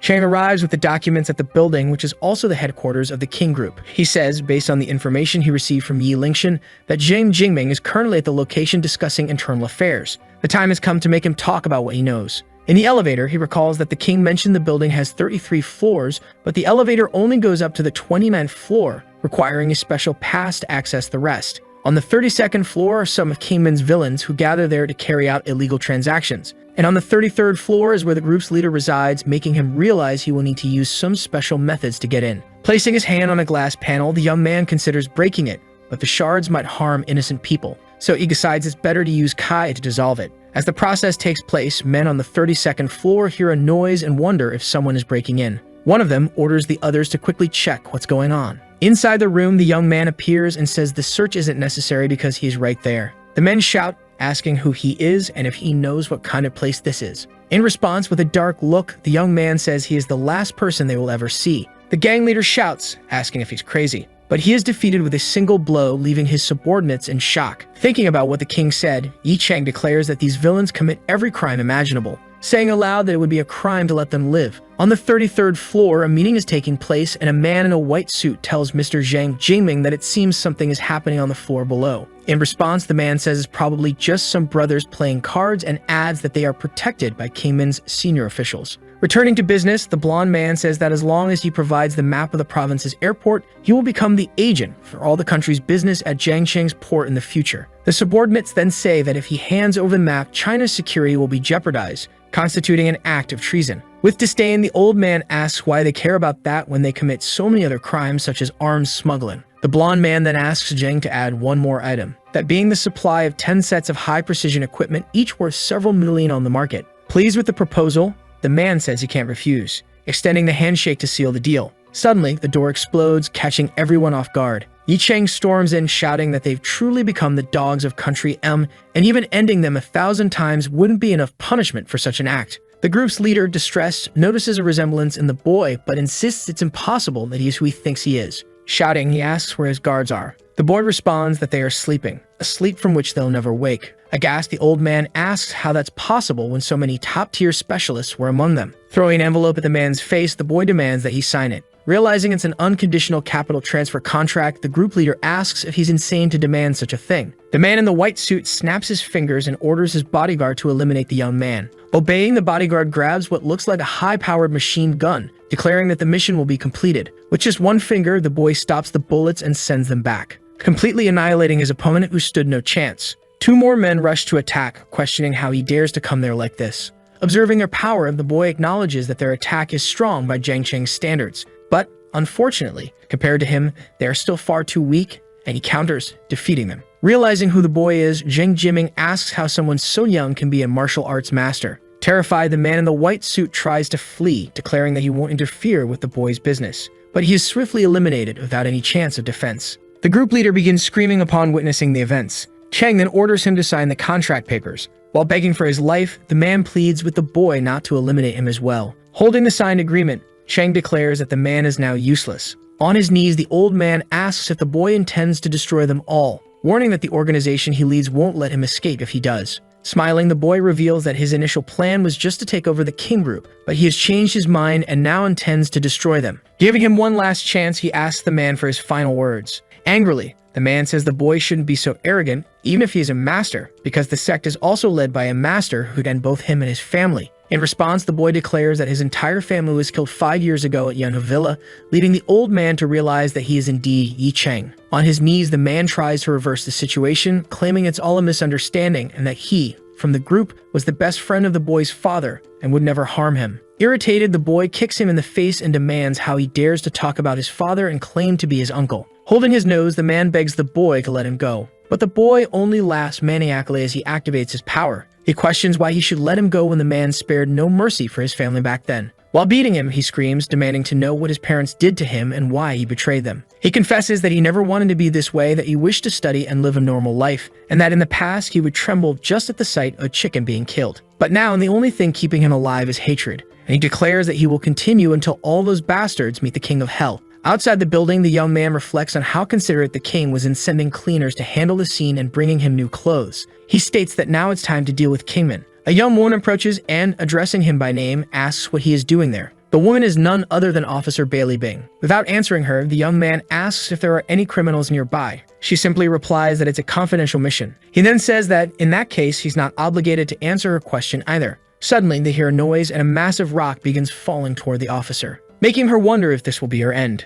But quickly, Yi Cheng pulls her out of harm's way, asking if she's okay, while she can only thank him. Accepting her gratitude, he remembers he's involved in what happened. Watching an explosion occur, he wonders if the entire floor will blow up, even if the goal is to erase evidence. Other people run out of the building terrified, as tattooed men pass by them. The officer notices they are from Kingman, possibly the ones responsible for the explosion. The group is the focus of her investigation, as they are like a cancer to the city. Realizing this is her chance to finally obtain evidence, she informs Yi Cheng that she needs to handle something. In response, the boy says it's none of his business, but he decides to follow her to join forces and solve the problem. Following the tattooed men, the woman notices they are heading to a Cayman fortress hidden in an abandoned factory. Determined, she thinks she just needs evidence to call for reinforcements and eliminate everyone inside. Climbing onto containers to reach a window, she realizes she's on the right track. But as she takes out her phone, she notices the signal is blocked, making it difficult to call for help. Seeing the box the men are carrying, she thinks she needs to open it to take pictures as evidence. But suddenly, someone starts shouting, grabbing her attention. Inside the factory, a man begs his master for help, saying he doesn't know what happened, but the Quilloing simply exploded. In response, the master asks if, out of so many people, only those 2 losers survived. And spotting the officer, he says the men didn't even notice they were being followed. Surprised, the woman cannot believe the man is a former martial artist more powerful than her, deciding to run to save herself. But the man behind her catches her with one hand, throwing her violently to the ground. Holding her by the head, he says she is very beautiful and worth admiring. In response, she reveals she is a police officer and that her colleagues already know about his fortress. Thus, if anything happens, his gang will be destroyed. Throwing her again, the man says he has already been shot enough and asks how she dares to threaten him, asserting they are going to have fun. Claiming that her father is Bailey Hun from the Southwest Military Region, the officer warns that if anything happens to her, the group will face severe consequences. Hearing this, the man considers how powerful her father must be and wonders why his daughter is a police officer in such a place. But looking at her on the ground, he says they will deal with that later. Injured, she thinks she should not have come to this place alone, nor should she have become an officer in this small town, preferring to eliminate herself rather than be humiliated by the men surrounding her. With a malicious smile, the man says he won't be gentle. Then her voice asks why he is forcing the woman to do something she doesn't want to do, and if he doesn't find it shameful. Snarling, the man asks who the boy is and how he dares to enter Kingman territory. In response, the boy says he not only entered but will also eliminate everyone there. Standing on top of the containers, Yi Cheng asks if everyone understood. The master of the helm asks if he really said he would kill them all. After that, all the men with him start laughing, mocking his words about people and martial arts. Smiling, the man orders them to take him down to show how skilled they are. They all start shooting at the boy. However, the bullets don't hit him and he leaps off the container. Charging toward them, Cheng begins disarming the men. One of them comments on how incredible the boy is, while another asks how he managed to dodge all the bullets. Ji, adjusting his glasses, remarks that it's a martial artist's trick, saying someone with internal strength could do that, and calls him brave for entering Kingman alone. To see for himself, he charges at the boy. With a smile, Yi Cheng says he is too slow and strikes his neck, knocking off his glasses. His colleagues called his name upon seeing him flung into the air, asking if the other man killed him. They wonder what kind of person he is, calling him a murderer. On the ground, the man calls him a bastard and begs for help. The officer thinks every move he makes is lethal, without a single wasted motion. It's like he's a fighting machine. She then wonders how someone so terrifying could exist in Jiangcheng. Standing before him, the rudder master remarks that with a strong man like him around, he himself would have to take action. Because of his perfect body, he couldn't hurt him and orders the boy to kneel and submit to him. However, it doesn't last long as a punch to the chin lands on him. The force makes him float in the air. When he lands on the ground, holding his chin, the man comments with sweat dripping down his face that the boy is dangerous. Charging at him again, he declares that he will die alongside him, but the boy hits him in the stomach, remarking that his actions were far too overreaching. The strike is called explosive liver, and his opponent clutches his stomach, writhing in pain. But the man begs him to wait and proposes a deal, saying he'll do whatever the boy wants. Looking at him seriously, Chen remarks that the man talks too much and delivers a final blow, ending all the men in the room. Bailey Bing watches the scene, thinking that the boy defeated Kingman's giant all by himself. Now looking at her on the ground, he comments that she is next, leaving her scared as she asks what he wants. He places his hands on her, terrifying her as tears well up in her eyes. When she opens them, the boy has only adjusted her legs, leaving her confused. Pulling her legs back and covering herself, the girl asks how he could take advantage of someone, saying she thought he was a good person. Touching her again, he remarks that her legs were fractured and asks if she wants to be incapacitated, leaving her stunned. He begins transferring energy to her, healing her injuries. The officer comments that she feels comfortable, noting the flow of Thai in her body. She thanks him, adding that he could be a famous doctor, but he's uninterested and asks her to check the phones for evidence. Intrigued, Bing asks where he's going. Somberly, Chen remarks that there are still remnants to be cleaned up. After that night, she fears there will no longer be a kingman in Jiangcheng. At the scene, several bodies lie on the ground. Among them is the martial arts master. His expression seems to show he witnessed something terrifying before dying. Kingman has become a hellish sight. The woman answers a call from her brother, telling him that Jiangcheng will change. On the other end, her brother asks if she's certain Chen killed them all. She admits she fears he did, adding that he even saved her. He announces that he's coming to the city and warns her to stay away from him because he's extremely dangerous. She tries to argue, but he cuts her off, saying it's unimportant and that he wants to see what kind of demon Yi Chen really is. In the city, the young man reflects that killing is easy, but it costs him clothes since the stains need to be destroyed. While walking, he notices a familiar figure. It's Sir Rukshu, and he thinks to himself that rich people live good lives, spending their afternoons drinking tea. But he's too lazy to get involved with her and decides to pretend he didn't see her. However, it doesn't work as the girl spots him on the street. Asking her mother to wait, she chases after him. In the street, she shouts his name, asking why he's walking so fast. He replies that he's just passing through. The girl remarks that they haven't settled things since they slept together and that this is her chance to be compensated, but he simply says it was his bed and she slept in it. As they talk, her mother appears, asking who the boy is. Embarrassed, her daughter admits she's too ashamed to say. Angry, her mother asks if she realizes the consequences, if he knows she's with another man, and that the Xia family's reputation is at stake. Frightened, Rouge tries to justify herself, but falls silent. Her mother demands she return to the Xia family, saying the Huai family will take over and decrees that she's no longer allowed to leave Xia. Desperate, the girl pleads, saying she's a human being, not a bargaining chip. Unmoved, the mother asks if she intends to disobey her father. At that moment, fear overwhelms her. Trembling, she pulls away from the boy, apologizing. She walks toward her mother with a grim expression. However, Chen grabs her by the arm, telling the woman that she cannot take her because she's pregnant with his child and he will take responsibility for her. The mother looks confused, unable to grasp what's happening. Suspicious and embarrassed, she asks if it's true and Yi responds that she knows her body, so it's a lie. To support the lie, Rouge places her hand on her stomach, claiming the baby just kicked. The boy thinks she's overacting. Her mother is left speechless by the news. He doesn't care about Xia and doesn't like her, but the girl had asked for his help. A trace of blood appeared on her forehead when she said she would return to the Xia family, and the old man told her that the blood trace would increase until she died. Looking at her mother, the girl said it was true, and that if the man knew about it, he would give up. Angrily, the mother commented that her sheltered daughter had been contaminated, and shaking her, she demanded that she return and get rid of the baby. She insisted that she would never leave the house again,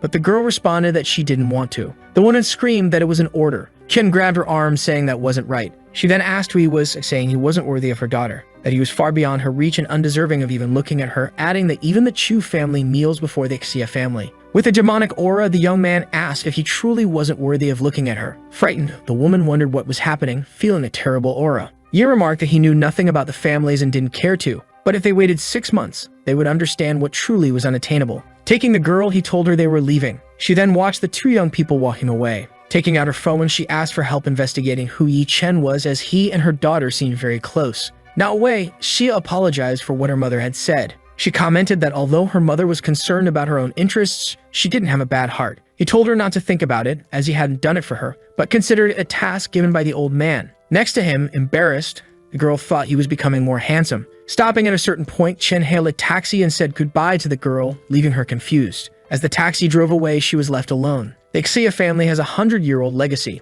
The young man didn't know its strength, so he couldn't harm it. Taking out his phone, he thought about quelling his burning anxiety first. In the car, the young man thought that his strength alone wasn't enough against others. At that moment, he already had Yi Lingshan's support, but the king of Jiangnan was suited to the shadows. Still, he needed a power that could become the light. He then asked the driver to head to Lanyu. The man remarked that it was a rare visit. He asked if Yi was seeking him because he was in trouble. Yi threw an envelope on the table, saying it was finished, surprising the man when he picked up the documents. Shocked, he wondered how Yi had managed to get Zhang Jiangming to sign. Looking at the young man, he wondered if he had killed him and if that was even possible, as the other man, protected by Kingman, was a specialist. Interrupting his thoughts, Chen commented that he had destroyed the place the night before. Faced with the confession, the man promised that the Tianjin group would be resurrected in 3 days. Without much attention, he asked what he thought of the Xia family. Mr. Shen explained that the family was enormous, with terrifying assets, far beyond comparison to the King group. Then he asked if he intended to destroy them too. Smiling, the young man said Shen was afraid of a casual question,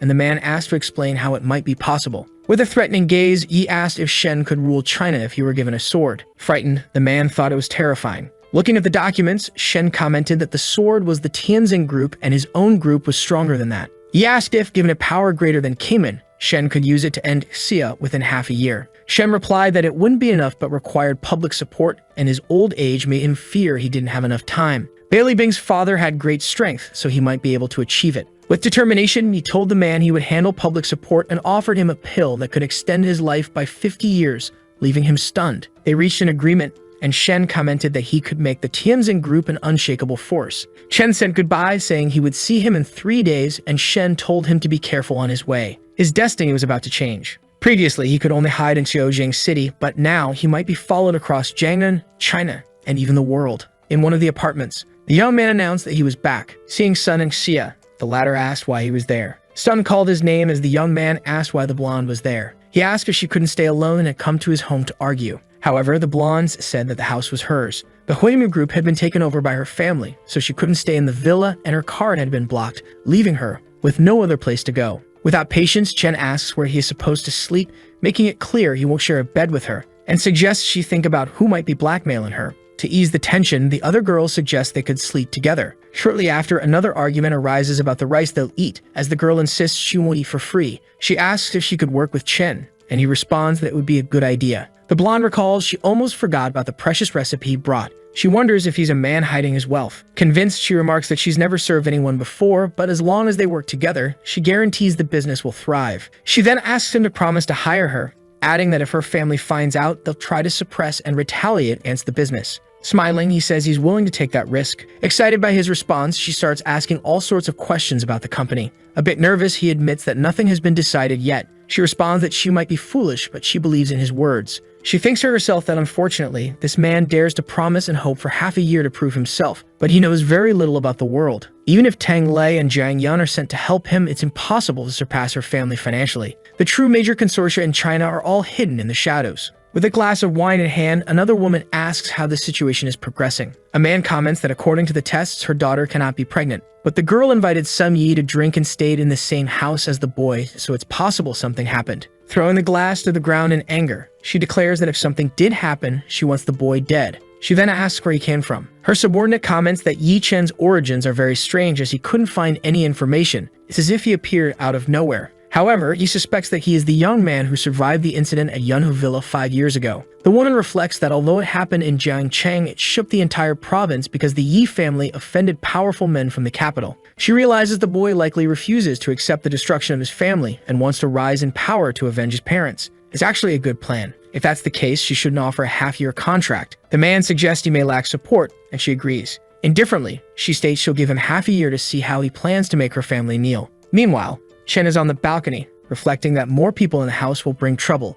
Even simple tasks like taking a bath or using the bathroom could lead to accidents. He recalls an incident where the girl barged in on him, unaware he was bathing. She threw toilet paper at him, calling him a pervert, while he defended himself, claiming he couldn't have known someone was entering. He thinks he should focus on business. He agrees with Shen that the power behind the scenes is easy to identify. LinkedIn is enough, and his recipe is worthwhile. The problem is public support, as he doesn't know Bailey well enough to count on her help. Ling Tin might be connected to it. As he ponders, he senses someone might be watching him. Turning around, he decides to go back inside the apartment. If they want to play hunter and prey, he's curious to see who will become the prey. From above, someone observes him entering. The observer is stationed in the building across from him. Up there, the man comments that the boy doesn't seem special. The woman must have been deceived since he's rumored to be a former martial artist. He wonders if it's really true as he grabs his binoculars. But when he points them at the balcony, he realizes the boy has vanished. Turning around, he notices Chen closing in on him. The man wonders how the boy scaled an 80-meter building so quickly. He is truly a master. Chen charges at him with incredible speed. The man prepares his punch, running directly at him.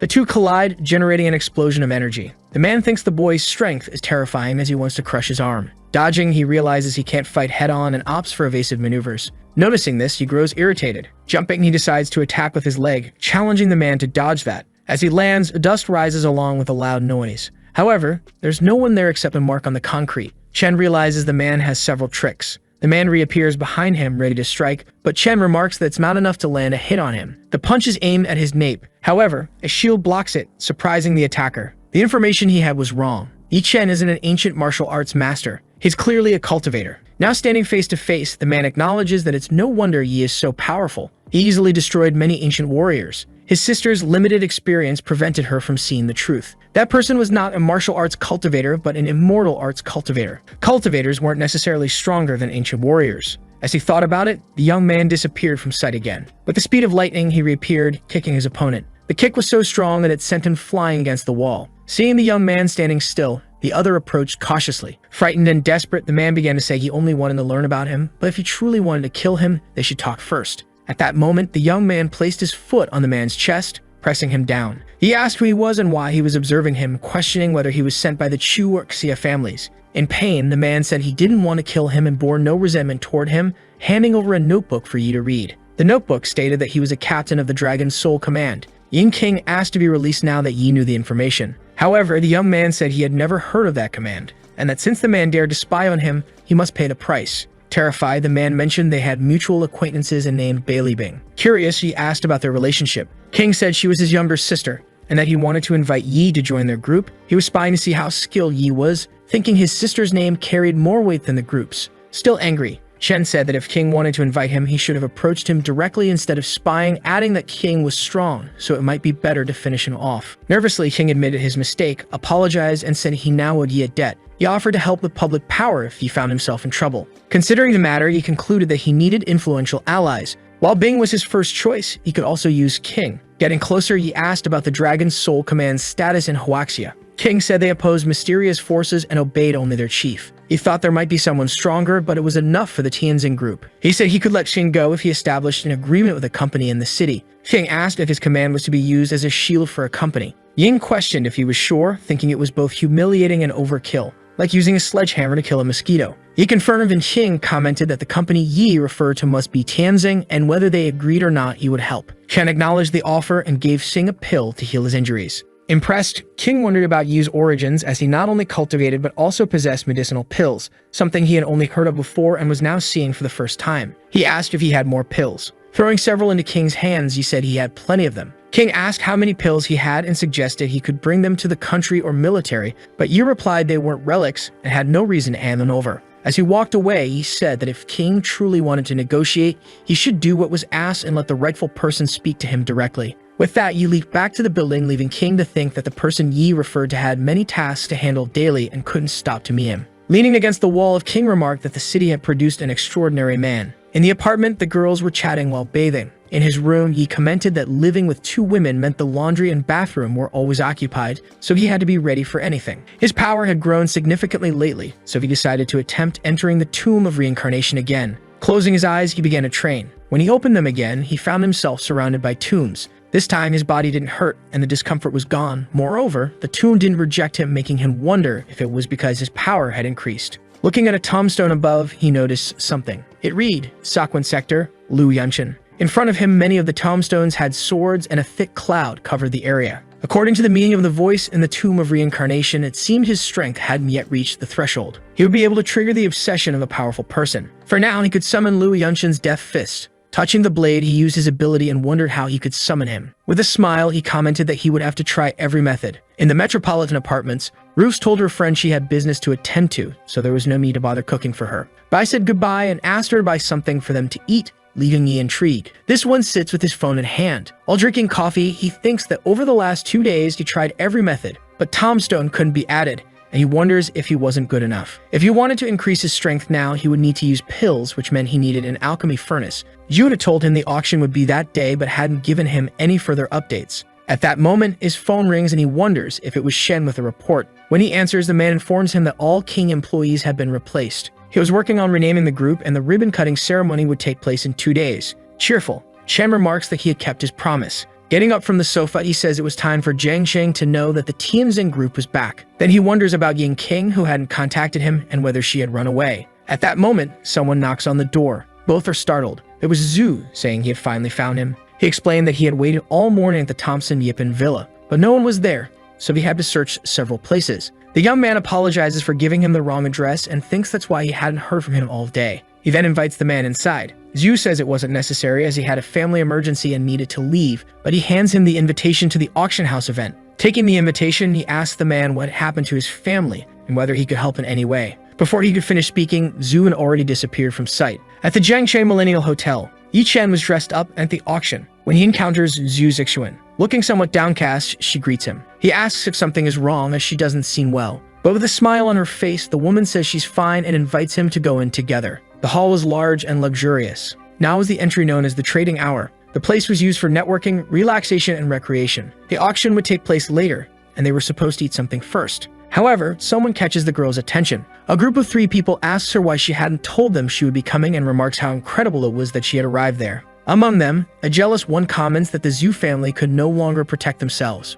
Grabbing her friend's arm, she tells him to ignore them and leave. He asks what happened to her family, but she only says her grandfather would handle everything and reminds him he was the guest. He decides it's a family matter, and since she didn't want to talk about it, he had no further questions. At that moment, Roos calls the young man, asking why he was there. The young man returns the question, while Zixuan, impressed by the other woman's beauty, leaves them alone. Approaching the young man, she asks who the other woman was and what their relationship was. He says she helped him clear the way and asks what she was doing there since she didn't have money, wondering if she was there for the drinks or the food. She replies that she wanted to improve the quality of the food but was still unemployed and had received an invitation. She then asks him how much he had brought, to which he responds 90 million. In disbelief, the woman asks if he was joking. This wasn't a simple auction, and the people behind it shouldn't be underestimated, as there were martial artists who would kill quickly. Seeing the young man's lack of interest, she asks if he wasn't surprised, and he starts joking about the situation, saying he was scared. Realizing he was joking, the woman says she hated him. Still trying to warn him, she comments that on the surface,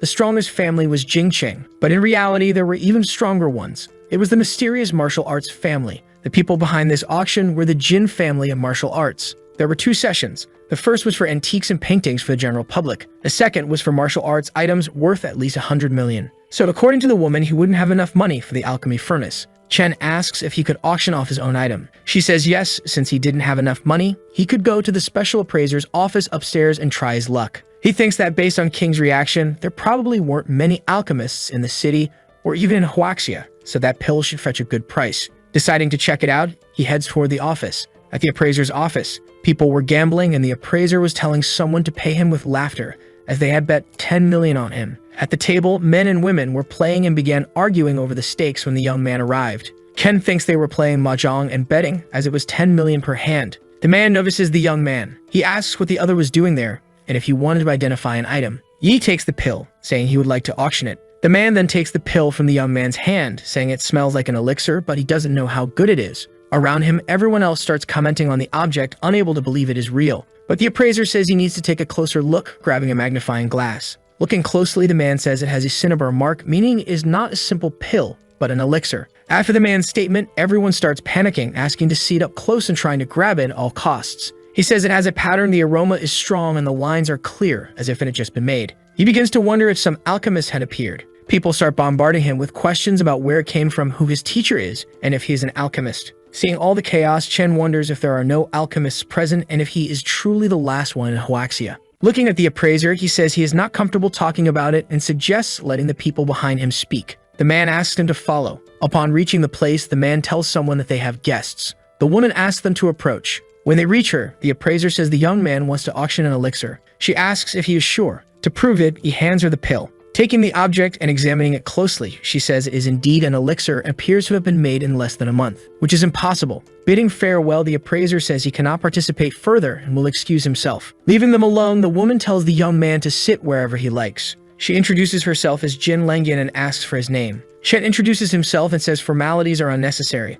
Then he asks if his elixir can go to auction. Jin thinks about the entire process of making an elixir and how much time it takes. However, that one didn't take long, but with a smile, she asks how much he wants to auction it for. He asks her to take all the ones he has and sell all 5 elixirs, leaving her surprised. Because with such numbers, the young man must be the true alchemist behind them. The woman says that if he sells the 5 pills, the value could reach $1 billion. However, as they are rare, it is better to sell one at a time. He asks how much she wants for the other 4, as he only wants a price he is satisfied with. Lenjin thinks they could make a fortune just by stocking potions and selling them slowly. Then she looks at the young man, praising him. Handing him a card, she says it contains $1 billion and the password is the last number on the card. It is not enough to buy the other 4. But from that day on, the Jin family owes him a favor. No matter what it is, the family will be there to help him. Chen takes the card, pensive. The woman thinks the young man and the alchemist behind him are precious and plans to use that opportunity to meet him in the future. Yi comments that the price is acceptable and that the auction is about to start, so he will go first. She hands him a card. He takes it and asks what it means. Jin comments that lone auctioneers like him usually prefer to hide their identity. He thinks about how she might discover who he is. Leaving, he agrees with her. She tells him to take care. The young man leaves and the door closes. The woman thinks that based on how he acts, the other is indeed a former martial artist, but she doesn't know how strong he is. Picking up her phone, she asks for help investigating the owner of the pills. The auction begins with many people present. Rix asks his colleague if he managed to get enough money. He says $1 billion is enough, and Zixuan, next to him, is surprised. She says that even the other didn't believe him and that while it is true his recipes are worth a fortune, they are not worth $1 billion.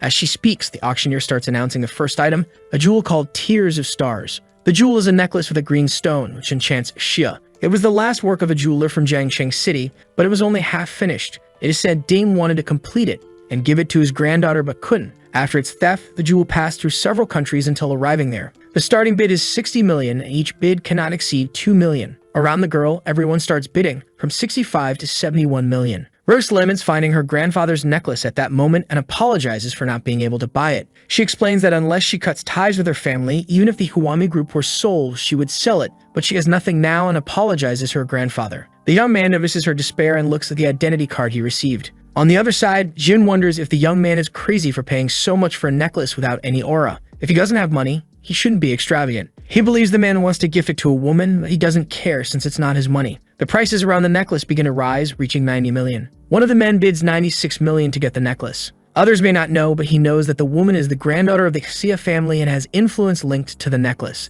This way he could win her heart influence if he bids 140 million to buy it. However, an anonymous bidder offers 200 million, leaving him shocked. Now he wants to know who this man is. The auctioneer says the bidder didn't want his name revealed and that the organizer called on his behalf. He questions how someone could pay 200 million for a piece of jewelry and accuses the staff of interfering with the auction. He only has 140 million. Lenjin appears in the hall, asking who is questioning her family. The man behind the event is from the Jin family, a martial arts family. Other men comment that the young man will be in trouble and that it was inevitable. The bidder starts trembling and stuttering, trying to justify himself. The woman says the family's reputation must not be dishonored and orders him to be taken out with his arms and legs broken. Crying, he begs for forgiveness, stating that he is Q Mingkai and they cannot do this to him. But his pleas are ignored. From that point onward, the Chu family will no longer be allowed to participate in the auction or he will be killed. Others comment on the audacity of the Jin family and say he deserved it for provoking a martial arts family, emphasizing that no one could compare to them. After the commotion, the auctioneer announces that this is the final chance or the necklace will be sold for 200 million. He thinks he will do whatever it takes to get his hands on the Tears of the Star, no matter who buys it. The gavel falls and the jewel is sold.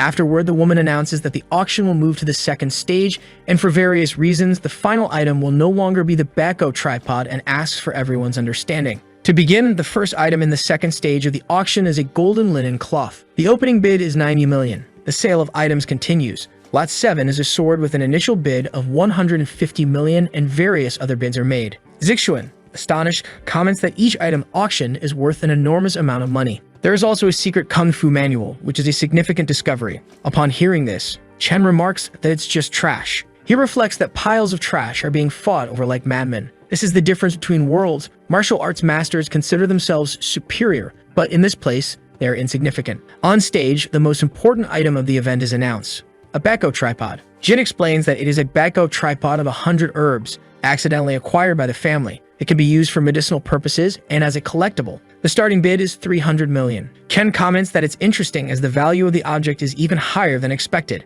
The bids rise from 350 to 430 million. At that moment, the woman's phone starts beeping. When she looks at it, there is a message from the man instructing her to get the object at any cost. If his guess is correct, this tripod is precisely what alchemists have been seeking. In the audience, one of the men bids 450 million. Everyone starts commenting about the Jiang family, their power, and how no one can compete with them without facing significant problems. She sends Yi a message warning him that the man is Jiang Wenlin and advising him not to provoke him. She suggests giving up the object and not trying to compete. The only thing the young man replies is that she should get the tripod. Jin remarks that he sold his elixir for 1 billion and made a great profit, so he will assist him. Then he announces that an anonymous bidder has offered 500 million, leaving Jiang Wenlin intrigued. Around him, everyone is impressed that someone dared to challenge Jiang Wenlin and comments that the person will probably not survive the night. Jiang Wenlin then bids 530 million. 550 million is his maximum bid for the object, confident that no one will offer more. However, the anonymous bidder offers 700 million, leaving him shocked and furious.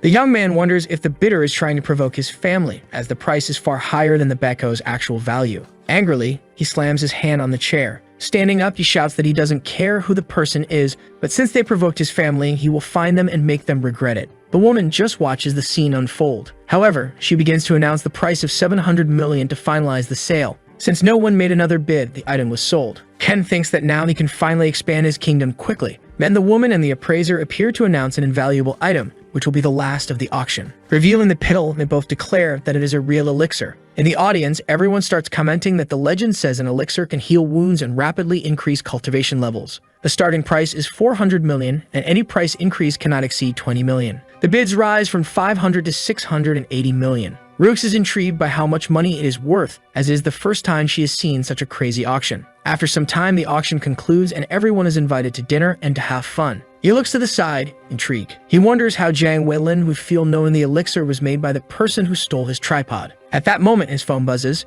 It's Jin, telling him to come to her because her father wants to compensate him after hearing about him. Rooks asks to leave and questions why he didn't buy anything when he had 1 billion. He says he didn't like anything. Zixuan and she can chat as he's heading to the restroom. He begins to wonder what kind of compensation he would receive from Jin Lengyan. Some time later at the Millennium Hotel, the woman's father gave him a card with 15 million as compensation, saying they sold the elixir at a loss and the family's offer of help still stands. Taking the card, Chen says he is not there for the money, but to get the tripod. The woman tells him to give his number and address and someone will deliver it that night. He asks if he will stay for dinner, as her father would like to invite him. However, he responds that it is unnecessary. She is surprised, but the young man comments that he doesn't want to, as his friends at home already made dinner, and he's not used to eating out. At that moment, he bids farewell. The woman thinks the boy doesn't understand that her father wants to save him because he offended the Jiang family without any powerful backing to protect him. Unfortunately, her family gave him a chance and he didn't appreciate it, so he can't be blamed if something goes wrong. In the monitoring room on the 5th floor, a man stands with several others on the ground.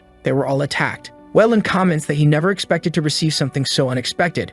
It is a pure elixir, completely different from his family's. The man next to him says that based on the elixir's pattern, the exact refinement time must be 10 days. He wonders where the Jin family got all that and if they are so willing to auction such a good elixir, whether they are controlling some force. The other remarks that if true, they will soar to a level higher than his family's. Another person appears, commenting to the young man about the security cameras. Pointing to the camera footage, he notes that Lengyan only met one man, so he could be the buyer of the tripod and the supplier of the elixir. Irritated, the young man remarks on how he dared to take his family's belongings. In a threatening tone, he comments that he doesn't know if he even knows how to spell the word north. Outside, Zixuan bids farewell to the two. However, Chen asks her to wait. He begins to think that with her wealth, the woman always expected a driver and now she has to take a taxi. Approaching her, he asks what happened to her family. Embarrassed, the girl says nothing happened. With that, he asks for her phone and she hands it over. He starts typing his number. Handing the phone back, Chen tells her to call him if she needs anything, and he will help if he can. Zhuren helped him a lot, so he wouldn't do nothing if the family was in trouble. After that, bidding farewell, he says he will leave first. Careful, the girl thanks him. Smiling, Sei asks why she calls him young master, as it's too formal. The young man remarks that it makes him feel old. On the way, he notices something. When he stops walking, the woman asks what's wrong. He comments that he'd like to have some coffee, so he asks the girl to go order and wait for him. She asks what he will do while she waits. He says he's going to the restroom and will pay for her. But Rook says there's a restroom at the coffee shop and he says it's not strong enough. Frightened, she wonders what he meant by that. Out of her sight, Chen begins to remove his tie, commenting that he's a man of principles and then all threats will be crushed. After some time, he arrives at the top of a building. Jiang is singing when his companion comments that the young man seems to have noticed them. The young man says he doesn't care and then thinks he could take the woman with him for some fun. However, before he realizes it, he feels a hand touching his hair, greeting him. Master Mei comments that it's an attack without martial virtue, and since it was against his young master, the attacker will die, assuming a fighting stance. As he charges at the young man, the latter moves away from the boy to counterattack him. Master Mei is surprised, unable to dodge, and ends up taking a punch to the face.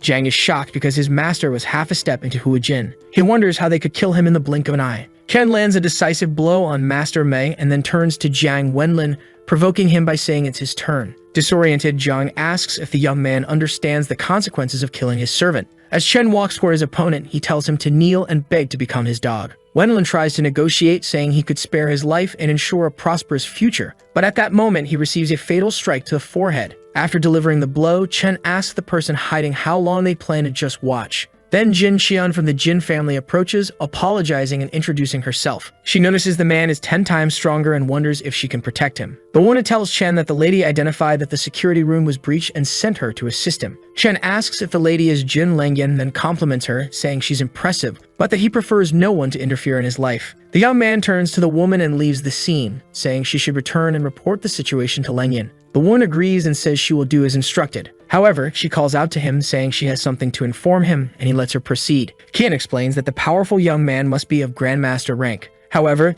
the Jiang family is more powerful, and its leader, Jiang Baogo, ranks 514 on the Huaxia Grandmaster list. She informs him that Jiang Baogo is Jiang Wenlin's father, and that killing him will bring enormous trouble for the young man. Ken wonders what this list is and how there are over 500 people more powerful than Jiang Baogo. In his mind, he realizes that the ancient martial arts of Huaxia are not as simple as he imagined. He then turns to leave again, thanking the young woman for the information. The young man believes that for the safety of Sun Yi and Xia Ruoxia, Wenlin cannot remain alive. The woman receives a call from the lady, who informs her that Jiang Wenlin is dead. Shortly after, in the dead of night, the lady goes to the battle site and finds the bodies and the woman. At that moment, she confirms that Jiang Wenlin is indeed dead. Lengjin thinks that the boy's death will make Baogo furious and asks if all of them were killed by Yi Chen without any resistance. The woman responds affirmatively, adding that the servant was close to Hua Jin, confirming that only a grandmaster could cause such destruction. The lady reflects that Chen, working alongside an alchemist, killing Wenlin could bring drastic changes to Jiancheng. She orders her support team to make the bodies disappear and clean the entire battle area. Additionally, she instructs that all evidence must be erased and that whoever disposes of the bodies should be eliminated. Still panicked, she considers that the situation could spiral out of control and that if the Jiang family learns about Chen, she will no longer be able to take any action. Meanwhile, in the Metropolis apartments, a seafood delicacy dinner is served to Chen, Ruoxu, and Yi. Kexia asks her friend why she isn't eating and if she has no appetite. The other replies that she's just not very hungry. The young man asked Yi Lingshan about the famous Jiang family list, but discovered it's more complicated than he imagined. He thinks that this isn't the main issue yet, and that the ancient martial arts system in Huaxia doesn't make any sense since there's no realm above Grandmaster. Indeed, there's a difference between the strong and the weak among Grandmasters. One cannot determine their true level except by battling strong masters. At that moment, if Chen were to fight Baogo, he would still have no idea what his level was, as there was no level division in the Grandmaster's realm. Sun Yu informs the young man that Xia has a birthday the next day and asks if he prepared a gift. He simply responds that nowadays gifts aren't necessary, and it's easier to send 250 red envelopes. Roos asks if he's sure about sending 250, and he, embarrassed, asks if the correct number is 520. He asks him if their relationship has progressed that far for him to send 520, and the young man corrects himself, saying that sending 502 shouldn't be a problem. At that moment, the young man receives a message, and when he picks up his phone, he sees a text from Zixuan asking him to save her grandfather. On a sunny day in the Zhu family courtyard, Chen arrives and is greeted by several uniformed guards. He notices that even just at the entrance, he can see 3 long-distance shooters ready to fire. The young man wonders what happened to the Zhu family and how they got involved with the military. Chen starts reasoning and realizes that the only way to enter is through connections. So he pulls out his phone and calls Bailey Bing. Inside, several men were gathered. You wonder why no one had shown up yet. At that moment, Lu Zhengo approaches, saying that Bailey informed him he would be coming. Ken apologizes for troubling him, Taking his wallet out of his pocket, he presents it to the officer, asking if his rank is sufficient to enter. They confirm it is, saluting him. Sometime later, inside the headquarters, Zhu Zixuan, worried, tells her grandfather that she had to ask for help, but he says that wasn't the issue. He tells her to spare herself as it's already over and there's no need to call anyone. Chen appears at that moment, saying that's not necessarily true. The old man asks his granddaughter why she called the young man wasting his time. She says he's the most powerful person she knows. He asks the man what happened. He apologizes for the trouble and says he'll handle it himself. The woman explains that a few days ago, someone asked her grandfather for medicine, but it was poisoned. Her granddaughter insists that her grandfather selects all the medicines and checks them multiple times. There's no way they were poisoned. Yi says there's no reason for her family to poison anyone, so someone else might have swapped it, and he asks how the poisoned person is. Zhu says the person is in the hospital, and that if anything happens to him, not only will their family be destroyed, but the province will also be implicated. The young man asks to be taken there as long as the person is breathing. He can save them. Shocked, the man asks if he can save him as martial arts masters are good at killing, not saving lives. He comments that this is their last chance, so he will take him there. At a certain hospital, the light in the operating room is on. The soldiers are waiting at the door. Suddenly, the commander appears, telling everyone to step aside. Noticing the commotion, the man with the others realizes Zhu Ren is there and is startled. He rushes toward him, asking how he could be there after what he did to his father and saying he will kill him right there. Before he can land a hit, a hand stops him. Chen says that until the person in the operating room wakes up, he has no right to do anything. With just one move, he pushes the man aside. The commander, nursing his injured hand, says the man is there because he has a specialist on his side, but he won't be able to protect his family. At that moment, the operating room door opens. Two doctors come out with somber expressions. He asks them how his father is. Sadly, the doctor says the poison spread through the man's body, and they did everything they could. Getting close to him and grabbing him by the collar, the man starts calling him garbage. He walks past them, entering the operating room saying that the other does nothing but yell. It is complete garbage. He yells at the young man, telling him to stop. Liu tells them to let the boy try to save his father, and that if it doesn't work, he will go to court-martial himself. The other agrees, but thinks that if it goes wrong, Bailey won't be able to protect him and believes the man has always been careful, so it's a possibility he has some skill. Sometime later inside the room, the old man's body is on the stretcher, the purple spots all over. This man has a strong will to live. If it were anyone else, they would have died, but this old man is still breathing.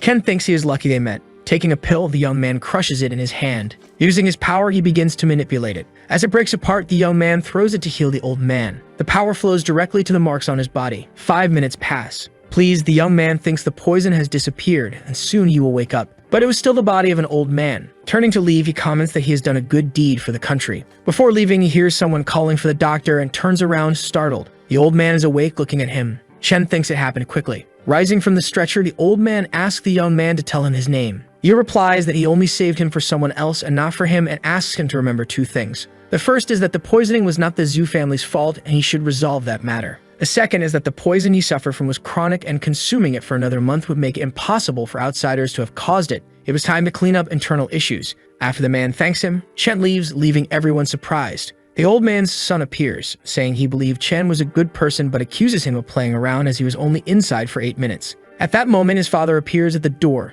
telling him to stop, leaving his son stunned. The doctors are also shocked to see him, and one asks if they are dreaming when they see their patient standing. Smiling, the man comments that if it weren't for the young man, they could have prepared his coffin, and concludes that he unexpectedly met a miraculous doctor. His son, moved, begins to apologize and call it a miracle. However, the young man had disappeared without them noticing. The man calls Zhu Ren, apologizing and saying that his family was innocent and that his son made a mistake. He apologizes for the confusion caused to everyone. Yu responds that everything is fine and there's no need to apologize as he doesn't deserve it. Getting closer to the man, he tries to obtain some information about Yi. The man says Yi is a friend of his family but doesn't like being disturbed. Zhu thinks that's how it is. At the Jiang family home, the patriarch is heading to see the bodies of his son and master. Furious, he asks who dared to kill his son. His other son explains that the investigation is progressing, but all they know is that Wenlin was at an auction and that his tripod was taken by someone else. Shortly after, he was found dead. Babu orders an investigation into everyone who attended that event. He vows to find the killer, even if it means searching the entire city. He wants the killer dead and to see those around him die one by one. That same night, Yichen is walking down the street when his phone rings. Noticing it's Shen Huahua, he asks if something has happened. Shen says the Tianzing group matters have been resolved and asks how they should choose him, adding that by the next day, the news would spread. Smiling, the young man says there's no need to hide his name, let everyone in Jiangcheng know. Ending the call, he says he needs to head back. Sometime later at the villa, A delivery man arrives to hand over the tripod and necklace, asking the other to check them. Chen comments that they are not bad and thinks the object will allow him to make pills with 100 times more efficiency. Nervously, the delivery man approaches him, saying his lady instructed him to warn that the Jiang family is pressuring everyone from the auction and will reach him soon. The lady arranged a private jet to take him to Sanya, to a property they own, but the young man thanks him and says he won't go. Instead, he will face them. The delivery man is shocked by his words, wondering how he plans to confront the family directly. Chen tells him to leave as he has his own plans for the Jiang family. Looking at the tripod, he decides to create the blue spirit pill and see how it works. Taking the herbs beside him, he prepares to use them. He throws them into the tripod, channeling his powers. Using fire, he burns them. There are 9 levels of elixirs, each divided into 9 tiers. The higher the level, the more patterns, and the better the elixir's effect. The blue spirit pill is a 3rd level elixir used to refine spiritual energy and accelerate cultivation, but he's unsure if he can achieve the patterns using that baiko. At that moment, a strong light emerges from the tripod. Shielding himself, the young man thinks he succeeded. A blue spirit pill spirit appears, leaving him excited. He calls it to himself, taking it in his hand. It is a level 3 pill with 7 patterns of excellent quality. At first, he thought he could only make a level 3 pill with 3 patterns, but it exceeded his expectations as the herbs he used weren't of high quality, so he hadn't expected much. It could be because of that tripod. If he's correct, everything happened because the tripod increased the efficiency of the herbs he was using. That's what happened. It seems like he made a good deal. No matter where the tripod is placed, it's still a treasure. This time, he made a profit. Now it's time to practice, so he puts the pill in his mouth. At that moment, an explosion occurs around his body. He tries to understand what's happening. It's time to push further, so he assumes the meditation position. The crystal in his chest appears. Then it rises and hovers above his head. After some time, another explosion occurs. The energy courses through his body. Yet another explosion happens. The 6th level of the enlightenment realm is achieved. Feeling the energy throughout his body, he notices the effects are good and excited. Talks about making alchemy. It was already morning and the young man was still with the tripod. In one night, he literally crossed 2 minor realms and wonders how a blue spirit pill with 7 patterns could have such an effect. Looking at the crystal above his head, he wonders if that could be the cause. He picks up the stone in his hand. After holding it, it feels different than before, so he decides to go to the reincarnation tombs to take a look around. Ken finds himself once again among the tombs. Liu Yunshin's tomb is surrounded by a blue light. Approaching the tomb, he wonders if he can see something different since his realm improved. Now he feels that he can move the tombstone at any moment and Yunshin would appear. At the same time, he can also feel that Yunshin would only appear once and the tombstone would be destroyed right after. It's a valuable card that should be used as a last resort.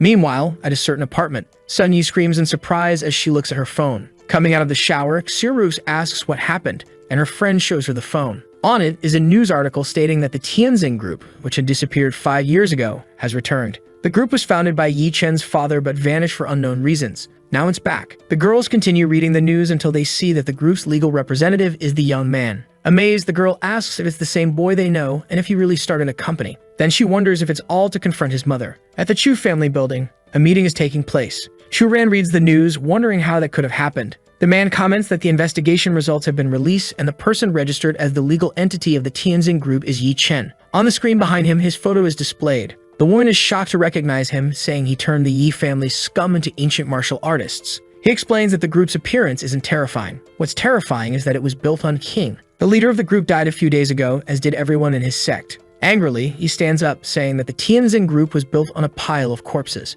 Such strength represents a threat to the Chu family. They need to identify the leader. She is completely speechless. The man tells the girl he almost forgot that the boy was interested in her back then, but he wasn't worthy of the Chu family. He suspects someone is controlling him. Another person arrives, saying that according to recent news, Shen Huahua is behind Yi. The entire family was built by him, but he had cancer and somehow survived. Someone else comments that it seems absurd for him to dare use the Tianjin group's name. They want to see how he plans to start a business since no one in their right mind would support it. At the Xia residence, a woman comments that the young man is dreaming if he thinks this will shake her family. It seems he needs to be informed about reality. She then instructs Xiajun to send a message to the other families, stating that anyone who supports Tianjin will become an enemy of the Xia family. He thinks his mistress is trying to destroy the group with her authority. The other group would be in a state of flux, and even the Ming and Haihua groups would be involved. Ken is inside a house and training room, practicing when he's interrupted by a call from Shen Haihua. Answering the phone, he asks what happened, and the man informs him that the Xia and Chu families have released statements to block the group. He adds that the Jiangxing, Zhao, and Wan families encouraged it, and no one dares to attend the opening the next day because it would offend those families.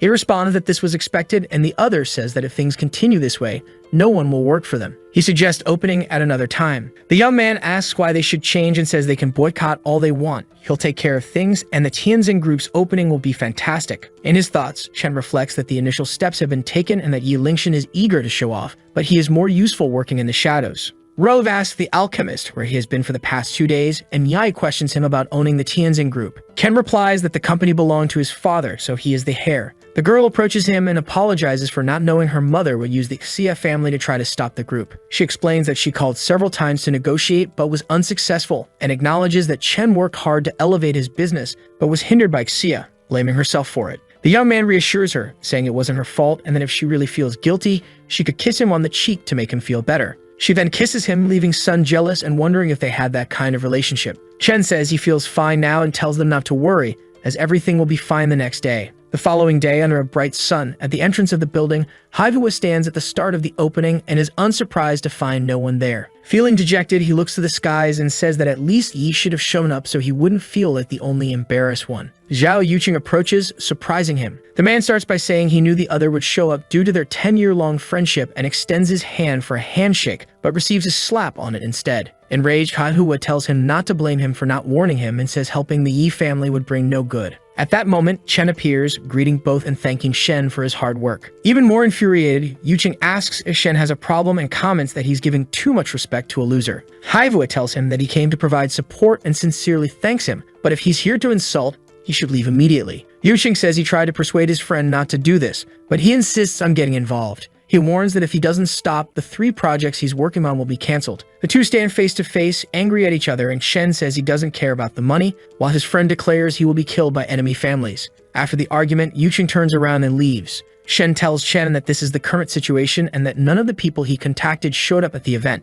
He then asks what they should do. Yi says it's alright and that everything will turn out fine. Yuqing approaches a building and upon seeing Mrs. Chu, reports that it's nearly 9 a.m. and no one has shown up at the event. He explains that small or large companies in Jiangcheng wouldn't get involved because doing so could put them at risk of death. The determined woman wonders how the young man will get out of such a dangerous situation. In the Zhao family province, Patriarch Zhao Zhengde is practicing. Meanwhile, 2 other Jiangcheng city officials and his son watch with some apprehension. Approaching them, the Patriarch comments that time is running out. His son replies that the Tianjin group has already opened, but no one has shown up, making their intent to boycott evident. Zheng remarks that the group is being boycotted just because big families are in the area and asks what they did wrong. The nervous officials respond that the group has done nothing wrong, so they will find a way to fix the problem. They are surprised by the Patriarch's questioning and feel uneasy about the possibility that the Tianjin group might have his support. He asks the 2 how they plan to resolve this situation while standing still, prompting them to rush out. Fu Liu asks if Chen is really that valuable and points out that supporting that group could damage their relationship with the Xia family. The Patriarch asks how he still hasn't learned to judge people correctly. He states that on the day he fought the young man, he confirmed that Chen was a martial arts master. He noticed Chen's martial skills and miraculous healing abilities, wondering how someone with such a humble background could be a genius.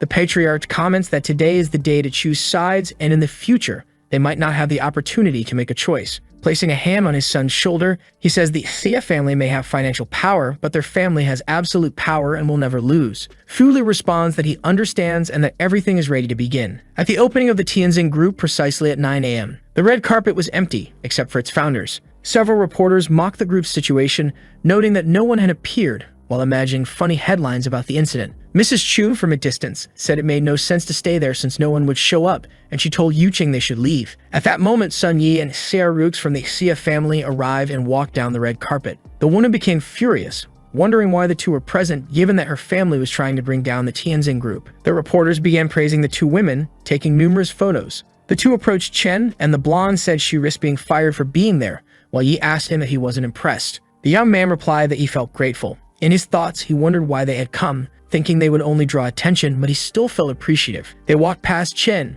and Yi said they would stay in the back because more people were coming. At that moment, a black Audi arrived. Du Yi, the #1 in Jiangcheng and the person in charge of the royal club, stepped out. The reporters, shocked, wondered if the gentleman was there to support the event. They speculated that if someone as influential as Du Yi supported the Tianjin group, no one would dare oppose it. Haivua was stunned that Du Yi had come in person and wondered what Chen had done to achieve this. Master Yi approached the young man and congratulated him, saying that the Tianjin group would undoubtedly have great fortune and success in the future. The young man thanked him. Yi commented that the leaders of the 4 Jiangxing clans had to bow and pay their respects when they saw Du Yi, and Roos wondered how Chen managed to invite him. Yuqing asked Chu if they were seeing things correctly, that Du Yi was supporting the Tianjin group, and the woman simply said she didn't know. She began to wonder what the young man had done on the day they were at the Royal Club. At that moment, 2 luxury cars arrived at the venue. The cars had license plates numbered 01 and 02, leaving the reporters astonished, as those numbers belonged to the number 1 and 2 figures in Jiangxing. The cameramen were equally surprised, questioning if this was really happening, as it seemed impossible.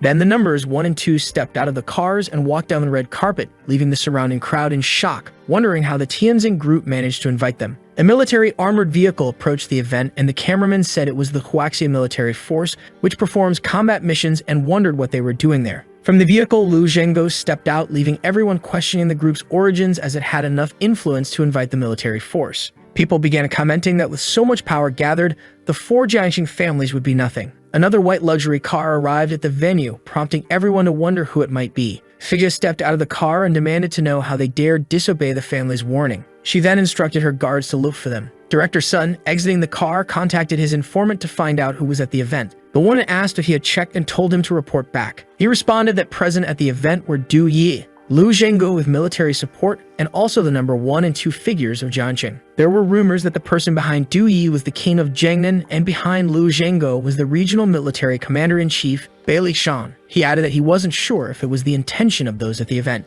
but the influence came from those backing them. The woman remarked that King Jiangnan and Bailey Shan wouldn't concern themselves with small companies, and that Chen didn't have the qualifications to associate with them. But despite that, they managed to invite Du Yi and Lu Zhengo, proving that the Tianjin group was quite capable, and she had underestimated Chen. She stated that anyone disobeying the Xia family would face consequences, and that since they couldn't touch Yi or Zhengo, they would punish the number 1 and 2 figures of Jiangxing. The man accepted her orders. She then instructed him to prepare some items, as she intended to deliver a gift to the Tianjin group. The reporters wondered why the Xia family was there, and if they were supporting the event or scared by what they had witnessed. The woman approached Chen and said he was young and talented, adding that she had wanted to deliver a vase of flowers to them, but unfortunately, the shop was closed. However, she decides to present another gift and removes the cloth covering the present the director was carrying. The gift is revealed to be a Sankai Tongze. The cameramen are surprised that the Xena family did not back down and comment that it's a taboo to give such a gift at the opening of a business. The girls are irritated by the audacity of the woman to present something believed to bring bad luck to the recipient. Kasia asks Ruoxu if she considers herself part of the Xia family and how she had the courage to side with the foreigner. Frustrated, the woman asks the director why he is there since he never comes to work. She then fires him. Sun Ye angrily appears, stating that she doesn't care who works at the broken Xia family company and that she won't follow their orders. The woman becomes irritated by the girl's words and orders Sun to teach her a lesson. The man charges at the girl with a punch. Shen intervenes, blocking the attack, and warns that he doesn't mind shedding blood if they touch her. Amid the commotion, a distant voice laughs and says the Xia family is indeed very powerful. Zhao Fulu approaches, sarcastically asking if the Xia family thinks they can cover the skies with one hand. Du Yi is surprised by Chen's influence in being able to invite him. Yi asks the young man how he knows Zhao, as he is such an important figure, and Chen replies that they had met before and almost had a fight. Fulu approaches the group congratulating Chen on the opening of the company, and Chen responds that there's no need for such politeness. The opposing man coldly stares at Sun and questions if he was trying to give the young man a Sankai Tongzi, leaving Sun in shock. Then the military man slaps the gift. The director cannot withstand the force, and the object falls to the ground, shattering completely. The woman flies into a rage and demands to know how the military man dares to touch a gift from the Xia family and whether he acted on his own or on behalf of the Zhou family. Another distant voice calmly asks if Fulu does not represent the Zhao family, approaching the group. An elderly man steps forward and asks if it is necessary for him to take charge of the situation. She is shocked and wonders how he is there. Zhao reveals that Chen is his friend and that if the Xia family does anything against him, the Zhao family will take action, unless her husband has the courage to make enemies of them. In despair, the woman thinks that she doesn't care about the Jiangxing Municipal Committee, Du Yi, or Zhengo, but she cannot do anything against the Zhou family. The Xia family is a business-focused group and cannot compete on any level with the Zhao family, which wields immense power. The leader acknowledges her disadvantageous position and lets out a sound of disapproval. She orders Director Sun to follow her and both leave the scene. Chen thanks Zhao for the elder's generous act, and Zhao responds that it was Chen who brought him back to life, so he has much to be grateful for. Mrs. Chu feels embarrassed as she leaves the scene, thinking that the honored Xia family was defeated by Chen, and that Zhou now fully supports him. She concludes that because of these factors, the Chu family is no longer in a position to interfere with Chen. Yuqing runs toward Chu, begging her not to leave and asking her what he should do. She completely rejects him, kicking him away. The man feels crushed by Chu's dismissal. Determined, he decides there's still hope and quickly gets back on his feet. Yuxing runs toward Haihua, apologizing for everything he did earlier and saying he's willing to share anything Haihua wants to know. Desperate, the man clings to his friend, begging for forgiveness, claiming he treated him like a brother, but had to act as he did because of Chu, who caused all the problems. Haihua kicks him, calling him a villain and questioning how he dares call him a brother. The onlookers begin to laugh at the iconic scene. The man runs off, crying. Smiling, Chen approaches Shen, telling him he did a great job. He then shouts for the celebration to begin. Fireworks light up the sky. Outside, reporters comment on how it's a historic moment with big names present and that the photos will sell for a good price. At that moment, someone began making their way through the crowd. Several uniformed men appeared, claiming to be from national security, stating they had orders to inspect the equipment. At the international airport, some people asked if a movie was being filmed there, while another commented that if it weren't for those clothes,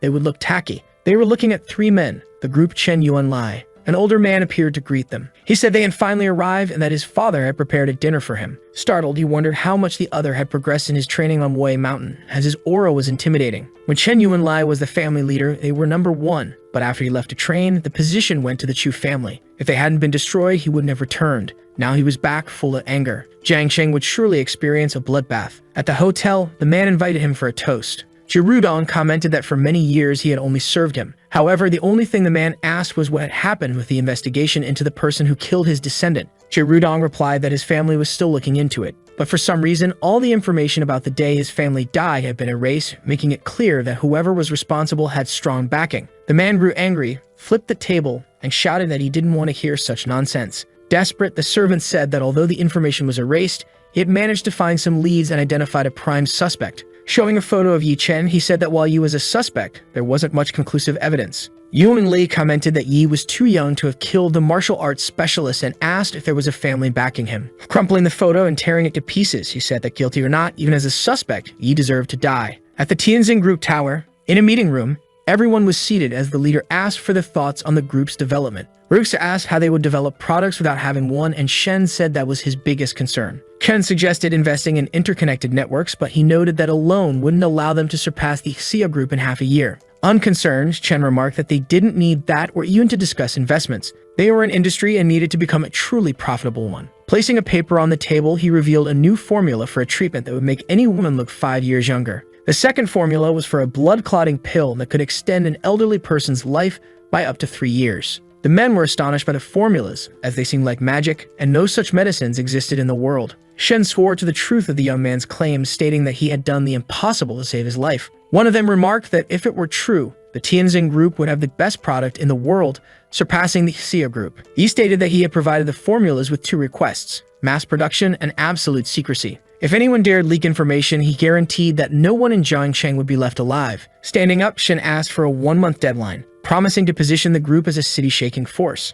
The young man said he believed in him and urged them to start assigning positions. Sun Yi said she could control the market, and Si thought that with her skills, it wasn't much to ask to be a director. He agreed and entrusted marketing to her. At that moment, the blonde received a message. She was startled to see it was from her father. Chen asked what it was about. She replied that she didn't need a position, only a temporary salary of 10,000 per hour, and that she would try her best for the company. Alone in the room, the young man asked what she meant by temporary employment. He noted that it wasn't unreasonable for her to demand that salary since she was a former CEO of Honmai. Then he asked why she didn't want a role. Embarrassed, she apologized and said she wanted to stay by his side and help him. But she didn't have much time, so she showed him a message from her father saying she couldn't reject the marriage as it would bring dishonor. That night, the girl was in her room, deep in thought. He wondered why she couldn't refuse, as she was a human and not an object. In the morning, Shen and Yi were eating fruit. The young man asked what was going on with her friend. Yi replied that she didn't know since the girl had locked herself in her room since arriving and said nothing when asked. At that moment, her phone rang. It was her aunt,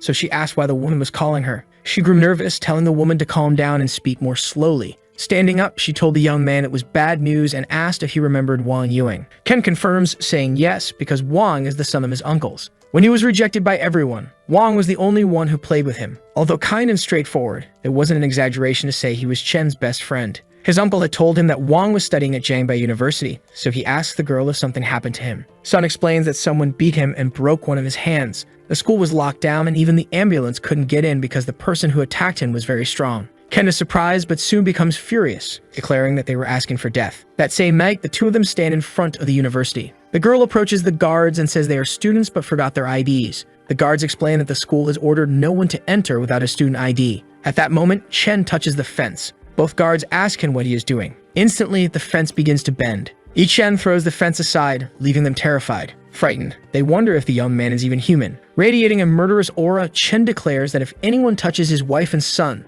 they will see hell. He promises to save Wang, and if anyone tries to stop him, their legs will be broken. Kneeling on the ground, the guards promise not to interfere and allow him to enter. At Jiangbei University, male dormitory, Block E2, a group of students watches a fight unfold inside the dorm. One boy holds a piece of wood, warning others not to approach, while another is kneeling on the ground being comforted. A crying woman comments that they are animals. Laughing, one of the boys mocks her, saying she called one of them an animal and questioning who she thinks the director is. Another man retorts to Xu that his son's arm is broken, making him an animal incapable of taking care of himself. Enraged, the young man yells that Yu Chidong is nothing but a dog. He then challenges Yu to insult them again, even if it costs his life. Yu taunts him, asking if the boy would kill him even if it meant his own death. Approaching with a bat, Yu threatens to beat him until he's done and see how he retaliates. As Yu charges with the bat, another man steps in to intercept the blow. Already injured, the man begs Yu not to make things worse, offering to call the police. Yu mocks them, gripping his bat tightly. He claims that the other boy's bastard son molested his girlfriend, and even if the police come, he will do the same to the boy.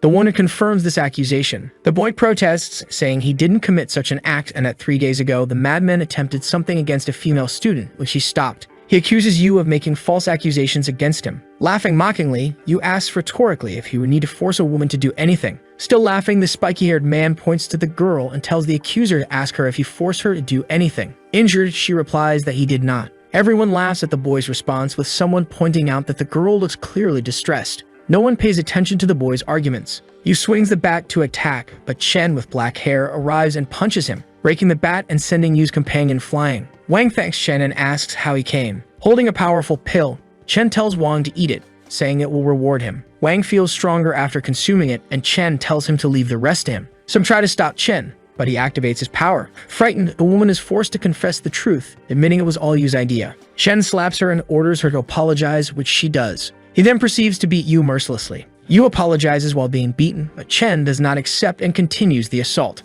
Yu calls his father and companions, who arrive in a fury and retaliate. Meanwhile, the Supreme Elders discuss Master Zhang and decide to send 4 of their strongest to discipline him and test his strength. After speaking with the purple-haired woman, Chen returns to confront Yu's crew. The men are stunned by his strength and flee in fear. 2 victims rejoice, happy that no one will bully them anymore. Chen hands his notebook to Wang, but before explaining, an urgent call interrupts and he runs off. A blonde woman is furious with Chen, who retreats to his room to think. He prepares his power, determined to end the men once and for all. Meanwhile, a woman was kidnapped, and luckily, our hero arrived just in time to save her. He grabbed a man by the neck and asked if he was yet another one standing before him. Those watching the scene believed it to be impossible. The girl remarked that although Chen Yuanli's 4 disciples were new masters, they were still at the level of grand masters. She said it was impossible for them to have been killed so quickly. The woman decided to run away, but Yi caught up to her and said that she too had to die. Quickly, he touched her face and she was thrown forcefully to the ground. Begging for her life, the woman pleaded with him not to kill her, saying it would bring consequences.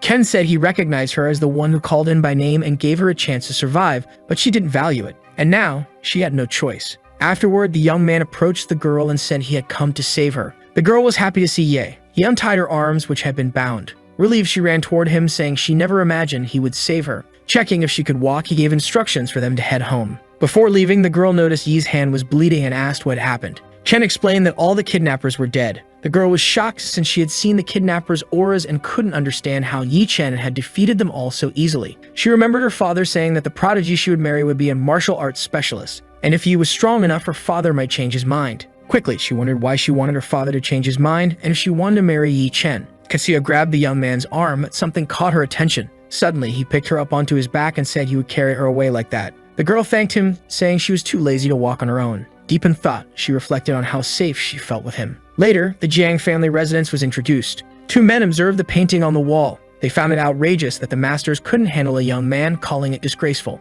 To find a solution, they contemplated Yi Chen's strength, noting he had only been training for 5 years. The bald man asked Chen if they would stick to the plan of summoning the young man for a duel, and the old man confirmed they would. Looking at the painting again, the man said it made him feel uneasy. But he quickly returned to reality when Chen stated they could never lose to the young man. Ruoxu arrived at Sun's house and they asked if she was okay. Desperate, they questioned why she had arrived being carried and if she was hurt. Trying to calm them, she assured them it was just a misunderstanding. Her mother, worried, said that as long as she couldn't defend herself, she should return home immediately. She added that her father was concerned about her situation, but Ruoxu resisted, saying she didn't want to go. Yi intervened, saying he wouldn't allow them to force her into anything. The woman sensed the young man's aura and tried to calm the situation, suggesting that after the birthday celebration, the girl could return home. She tried to convince her daughter, mentioning her grandmother who was old and wanted to spend more time with her. Concerned about her grandmother, Xia considered going back. Quickly, she called for Yi, who told her she could return home and that he would visit her on her birthday.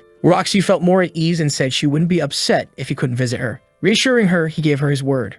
Looking back, the boy warns that he will leave immediately if the man does not agree, giving him only 5 seconds to think. Afraid of losing the opportunity, the man quickly ends up accepting the proposal. Before leaving, he asks the man to inform King that she will look for the boy tomorrow to collect the pills. The man is left very confused because he cannot understand how this boy, who seemed calculative, is giving away pills for free. At that moment, Ru enters the room calling for the officer. He informs that he will certainly accept the challenge, so the man comments that he will ask for the superior's opinion and approve the documents. Then the officer considers the possibility that Chen and Zhang might want to kill him, so they can use the documents to save his life. Already at night in Yi Chen's bungalow, confident, the boy states that the herb cauldron is fantastic because with it he can easily cultivate 200 medicinal pills. Suddenly, his phone starts vibrating. It is Sun Yi, who asks where the boy was and also why he has not returned yet, as it is very late. Replying, the kid says that Hushu followed her mother back home, so he decided to buy a nearby bungalow. In shock, the girl questions how he can afford that. Then he explains that the door is not locked and that she can come over. Suspicious, she warns that she will see with her own eyes if this is really true.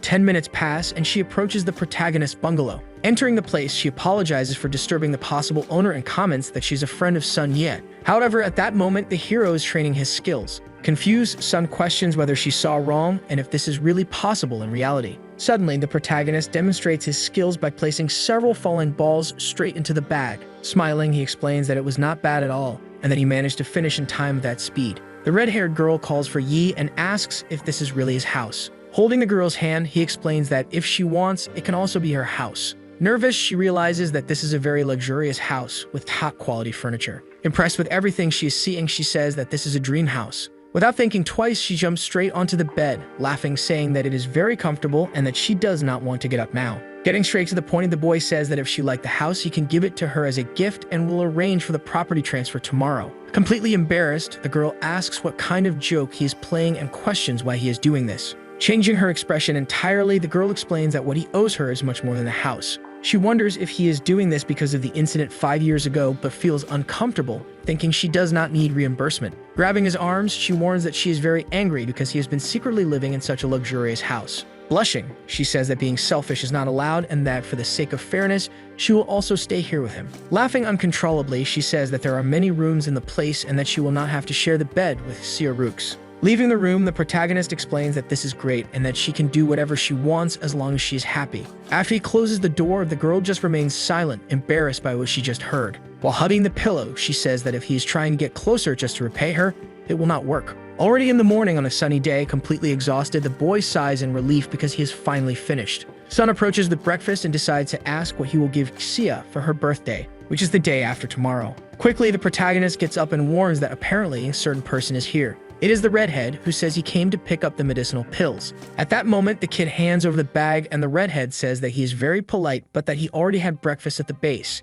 Irritated, he says that these are the 200 medicinal pills he promised and asks if everything is within the agreement or not. The man questions how he could put such precious pills in a plastic bag and asks what will happen if they get contaminated. At that moment, the redhead asks his employee to take them to the container, but the man explains that the container is full. Annoyed, the redhead orders him to throw it away because they can collect it again and questions who will cultivate more medicinal pills. The hero explains that the pills are not fragile and that if there is any problem when storing them in the plastic bag, he will provide new ones later. At that moment, the redhead informs that the officer told him that they will definitely help tomorrow when needed regarding Chen and Zhang. Smiling, the hero simply thanks them for the help. Sometime later at Jiang City's pavilion, a man named Yuan Jingfu appears, a master ranked in the top 400 of the national ranking. The guy next to him feels immense fear and thinks that even with many years, he will never compare to him. Over the past 10 years, Yuan has been active in Jian District, also serving as the vice president of the district's martial arts association. Getting straight to the point, the man comments that he believes the two old men did not invite him just for tea. One of the old men comments that they are merely juniors compared to him and then decides to present him with a gift as a sign of respect. Upon opening the box, he says that it can stabilize the martial arts cultivation realm, so he believes it will be useful to him. The man recognizes the item, saying that it is a 1,000-year-old spiritual blood ginseng and then thanks them for the expensive and generous gift. Laughing, he tells the old man that he might try applying to enter the martial arts association after training for a few more years. At that moment, the bald man mentions that Chen will fight a teenager named Yi Chen in the combat arena tomorrow and asks if Yuan has any advice. Confused, the man comments that he is just a teenager and questions why they lack confidence. Then the old man explains that although the boy is not very strong, he bought a forbidden pill at an auction a few days ago. Changing his expression, the man states that if he wins the forbidden pill, he will undoubtedly make the boy kneel before the old men and punish him with death. However, the bald man says that Yi is very bold as he announced that he will kill Master Chen and that even Yuan would lose. But the master tells them to stop exaggerating and asks if one of them has a personal issue with the boy. The bald man says that the assassin is ruthless and merciless, while the other says that the brat exterminated his descendants. Upon hearing all this, Yuan says that the boy is a plague in the world of ancient martial arts, and that tomorrow he will take care of him. Showing immense gratitude, both old men thank him. However, the bald man says that there is one more thing that needs to be said. Suddenly, someone starts clapping in the hall. The red-haired girl arrives with her friends and says that it is a pleasure to meet Master Yuan. The bald man explains that they are 3 pure university students who have admired Master Yuan for a long time and also want to learn from him. With a very suspicious look, the man starts laughing, saying that today's university students should be educated as they were last year. Sometime later, already on the second day, the protagonist is in a kind of meditation. Suddenly, he opens his eyes, exuding a great amount of energy. Sensing he understands that the spiritual energy in this area is very calm and less dense compared to that other place. However, his cultivation speed is much faster. He starts questioning if it is because of this stone, and suddenly, it begins to move. Confused, he wonders if, by any chance, it is alive and responding to him.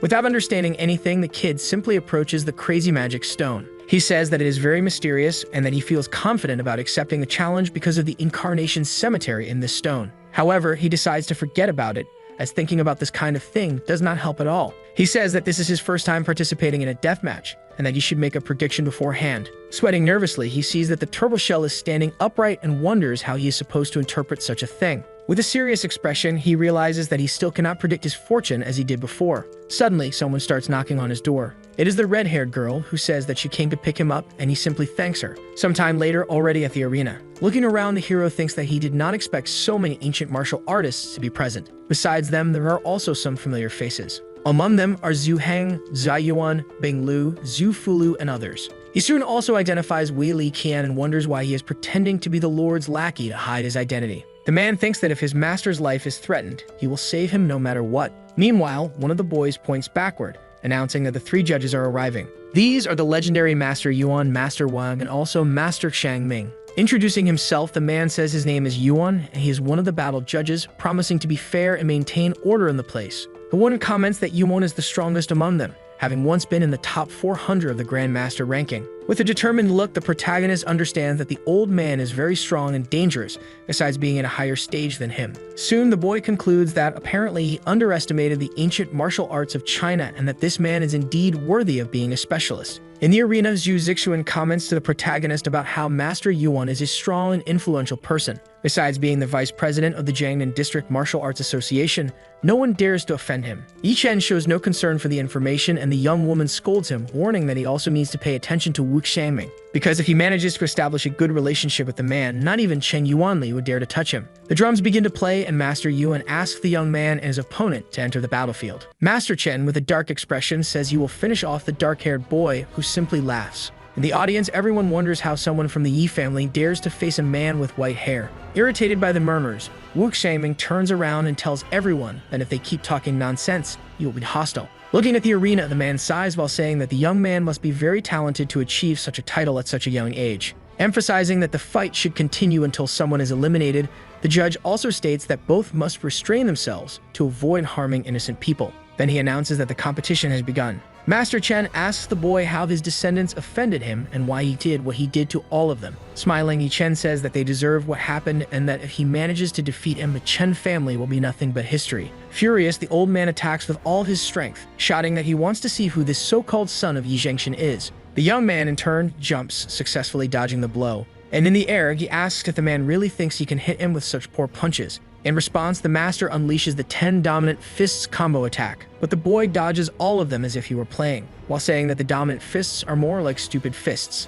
In the stands, the surprised spectators comment on how the old man should have been able to injure the young man with that attack. Running, the master challenges the boy to stop dodging and fight like a man. Smiling, he says he only did that to see how much of a piece of trash the grandfather of the Chen family was. The old man's eyes turn red as he states that the young man is digging his own grave with that attitude. Both attack each other brutally head-on, and Yi Chen continues mocking, saying that he expected more from his opponent. With a single blow, the old man falls to the ground like a sack of potatoes. Master Yuan questions how that could happen. Meanwhile, the boy's allies begin to smile proudly. Looking at his opponent on the ground, the young man once again highlights how weak he is, then saying that his family deserved to be annihilated. Standing up, the old man says he did not want to take a more drastic measure, but the boy left him no choice. And without caring about the price to be paid, he unleashes all his power. A spectator thinks to himself about how the old man's aura is a precious treasure. Meanwhile, Yi Chen realizes that this is the martial arts ability of a high-grade cultivator. It is explained that when someone dares to use such an ability, their internal organs are severely damaged. That is why Master Chen mentioned having to pay a high price. Lightning begins to appear in the sky as he prepares to attack using the ability. With their mouths open, the judge and his companions comment on how the boy will turn to dust if he is hit. Looking at his opponent coming toward him, the young man wonders if the man might actually be a helicopter. Then, making a small movement, he activates his power to protect himself. His friends watch everything anxiously. Meanwhile, Chu Shuren smiles, saying that this is finally the end of the line for the boy. But shocking everyone when the lights fade, he is standing smiling while his opponent is face down on the ground. Master Yuan reflects on how the young man did not even use a powerful strike, raising only his fists slowly at his opponent, then questioning himself about how he managed to counterattack and withstand the strong shockwave at the same time. Taking action, the man steps into the fight to defend Master Chen. Intrigued, the young man wonders if he is trying to eliminate him. Standing, the man says that he should know when to stop in a duel between martial artists. Then warning that if he wants to finish off the old man, he will have to go for him first. Thinking to himself, the young man questions why the man used a lethal strike if his intention was only to end the fight. Thus, activating his power again, he says that Yuan will accompany Chen on the road to hell. Taking advantage of the young man's distraction, another man advances to attack him cowardly from behind. Yi Lingshan shouts to try to alert his master while fearing there is no way out. Smiling, the man successfully lands his strike, then deciding to punch the boy in the head to finish the job. However, to his misfortune, the young man counterattacks, elbowing him in the stomach, then stating that he will give him his final sentence. With a single blow, the boy strikes his third opponent, who cannot even move, and explodes. Two spectators wonder if the head of the Jiang family, ranked 514 in the national grandmaster ranking, was truly defeated. Meanwhile, the judge wonders what kind of demonic art Yi Chen used to do that. On the ground, Master Chen begs Yuan to save him. In response, he says that he will not allow the worst to happen to him. But before he can do anything, his friend is hit by a fatal strike. Smiling, the boy says that he warned them that not even Jesus could save the man from his end, then asking what Jingfu was saying earlier. In the audience, two men talk about how the young man is arrogant and provocative. Outraged, the judge asks why he did that if he had already been declared the winner of the fight. Replying, he says that the man not only stopped the fight but also orchestrated an attack against him, having no moral ground to question him. Furious, Master Yuan questions how he dares to disrespect him like that. The young man then responds that he will wipe out the man's lineage, calling him an old dog. Still provoking, the boy says that if he is not afraid, he can come and fight him. Zhu Zixuan, in his thoughts, wonders if his friend has a death wish for saying such a thing, while two other men think the same. After all, offending Yuan is like offending the entire Jiangnan District Martial Arts Association. Extending his hand, the master prepares to attack. Observing, Yi Chen notices that he concentrated all his energy into his palm to create a sword aura, then deciding to test whether the man is as strong as he seems. However, stopping the fight, Wu Xiangming steps between the two, questioning how Yuan dares to use his full power against a mere teenager. In response, he says that the boy injured innocent people and was disrespectful to the judges. Recalling the rules, the man says that those who entered the arena knew the risk they were taking, then shouting that, as a judge, it is actually him who is breaking the rules there. Furious, Jingfu says that if he continues protecting Yi Chen, he will speak directly with the president. So he better understand the situation once and for all, especially since the young man has no connection to the Wu family. Reflecting, Xiangming concludes that he cannot go against the man as he is not above the president. But he decides to ask the young man if he would be willing to join his family. The audience starts shouting, saying that the young man should accept the offer to become stronger. Observing everything, Chu Shuren regrets not having noticed the boy's potential when she had the chance. Angrily, Yuan asks how the man can invite a murderer like Yi to join the Wu family, while thinking that if that happens, he will no longer be able to do anything against the boy. However, surprising everyone, the young man declines the offer, stating that he does not need to be saved. and apologizing, he says that he cannot leave while the old dog is still breathing. Shocked, the young woman from the Chu family wonders if he is crazy, as all martial artists dream of joining the Wu family. Then, feeling relieved that she rejected him in the past, stepping away, Wu Xiangming says that, in that case, the young man will have to face the consequences of his choices. With a malicious smile, Yuan says that Yi Chen just threw away the only chance he had to leave there alive. In response, the young man tells him to shut up while stating that he is only still breathing because of the man's interference.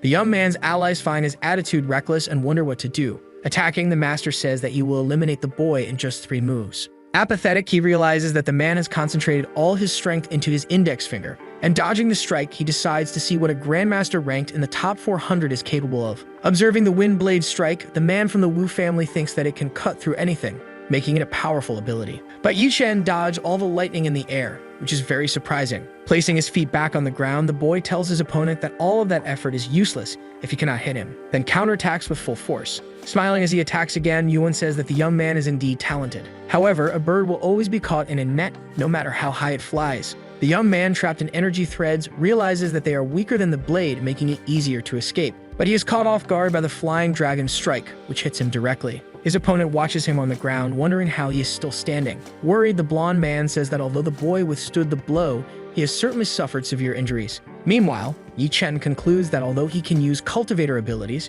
defending against attacks from a Kaidong realm specialist is still difficult. So he decides to use his magic stone. Foreseeing the danger, Yuan rushes to attack again before things turn drastically against him. Being teleported, the boy ends up in the reincarnation cemetery, feeling confused as he did not know this was possible. Looking at one of the tombstones, he realizes it belongs to Lu Yunshin from the demonic Fist sect. Emerging through a mist, Lu asks how he can be the owner of the cemetery with such a low cultivation realm. Excited, the boy thinks about how strong the entity is and wonders if he might be an ancient specialist. Understanding the situation, Lu says he thought the young man could summon the 100 specialists, but that is not the case, which means that among all those present, he is the weakest. Not understanding anything, Yi Chen asks what the monster is talking about. In response, Lu says that since he possesses the Tomb of Reincarnation, he will be able to pass on his teachings, but not in a short period of time. So the young man must learn as much as he can from that moment on. Back in the arena, Yi Chen appears to be possessed, and with just 2 fingers, he stops his opponent's attack. Yuan is shocked that his power was halted in such a ridiculous way,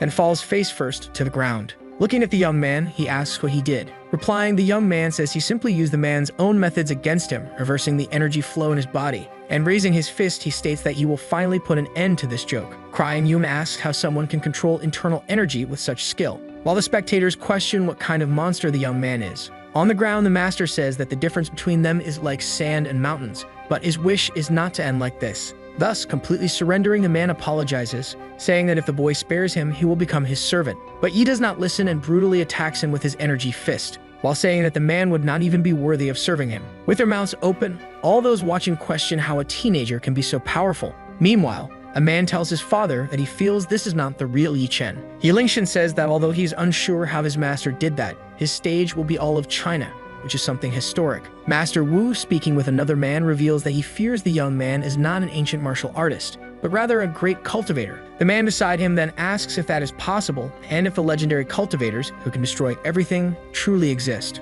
Without answering, Sammy simply says that Yi committed such a shocking act that if the news spreads, he will be considered an enemy. For that, it is enough for the specialist disguised in the crowd to talk about what happened. A man wearing some kind of mask reveals himself as the specialist and says that the boy will not escape. However, Lu Yunshin senses the man's presence. Stating that he has been discovered, the man tries to leave, but he is attacked by the entity's energy fist. 2 men notice the specialist on the ground and ask if he is okay, as he suddenly fell. Observing from the arena, Yi Chen says that his ally is strong. Beside him, the entity thanks him, saying that he is glad the young man recognizes the extent of his power, which can eliminate someone from a distance. Worried, the young man says that now many people will come after him, and the monster asks for permission to alter the memories of everyone present, using internal energy to gently tap people's heads. Staring at Lu, the boy asks him not to send everyone there to their demise. Lu replies that he will not do that, then reveals that even if he erases their memories, one day someone will remember. Agreeing, the young man only asks that he not touch Yi Lingshan. Satisfied, the entity accepts.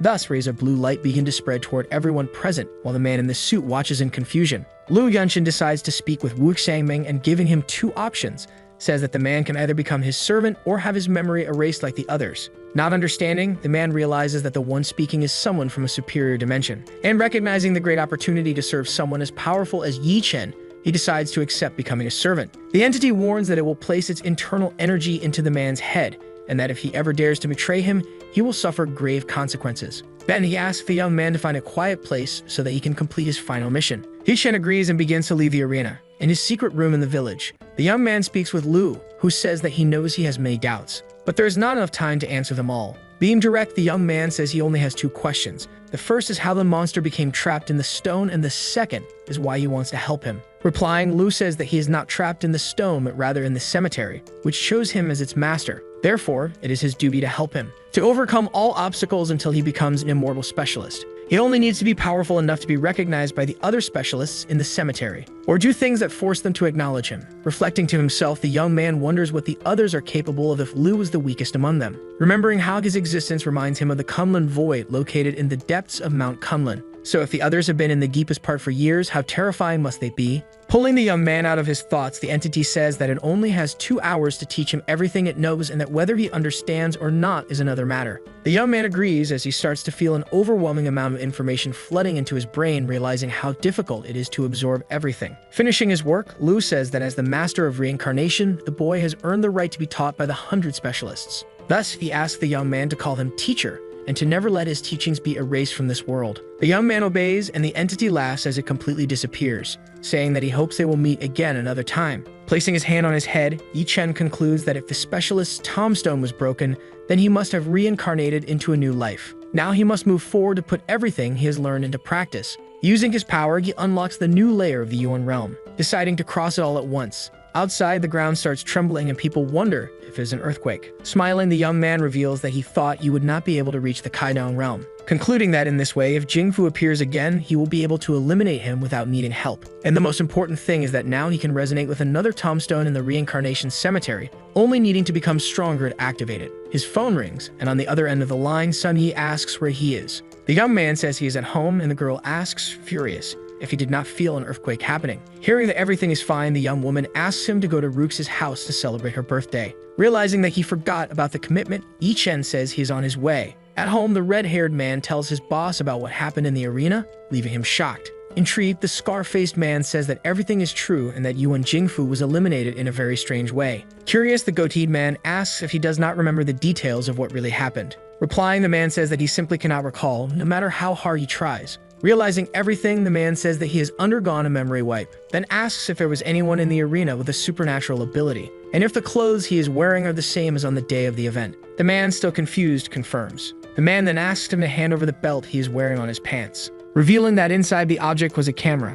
Sitting and looking at the computer screen, the goateed man says that this is his secret backup to maintain national security. Then he asks his soldier to come and check the video. Shocked, the chief questions whether Yi Chen is really human to be able to do that, since only the top 50 ranked grandmasters in the national ranking could achieve such a feat, which is not the young man's case. Beside him, Yinking says that not even the entire Dragon Soul attack squad could contain such power. Closing the laptop, the man tells him not to tell anyone about what he saw, otherwise he will be considered a traitor. And since it is possible that other people have footage of the event, the soldier must investigate everyone who was present in the martial arena, and if anyone has any evidence of what happened, it must be destroyed. Meanwhile, he will go to Zhang and Hai to report the matter to the number 1. At Xia Rux's house, a party is underway. Sun Yi notices that all the richest and most powerful people in Jiang City are present. Wearing a red dress, the birthday girl approaches her friend and asks where Yi Chen is. The young woman says he is on his way. Another blonde woman announces that another important guest has arrived and needs to be welcomed immediately. Grabbing Xia's arm, she says that the young woman's fiance's family has sent a grandmaster to attend the party.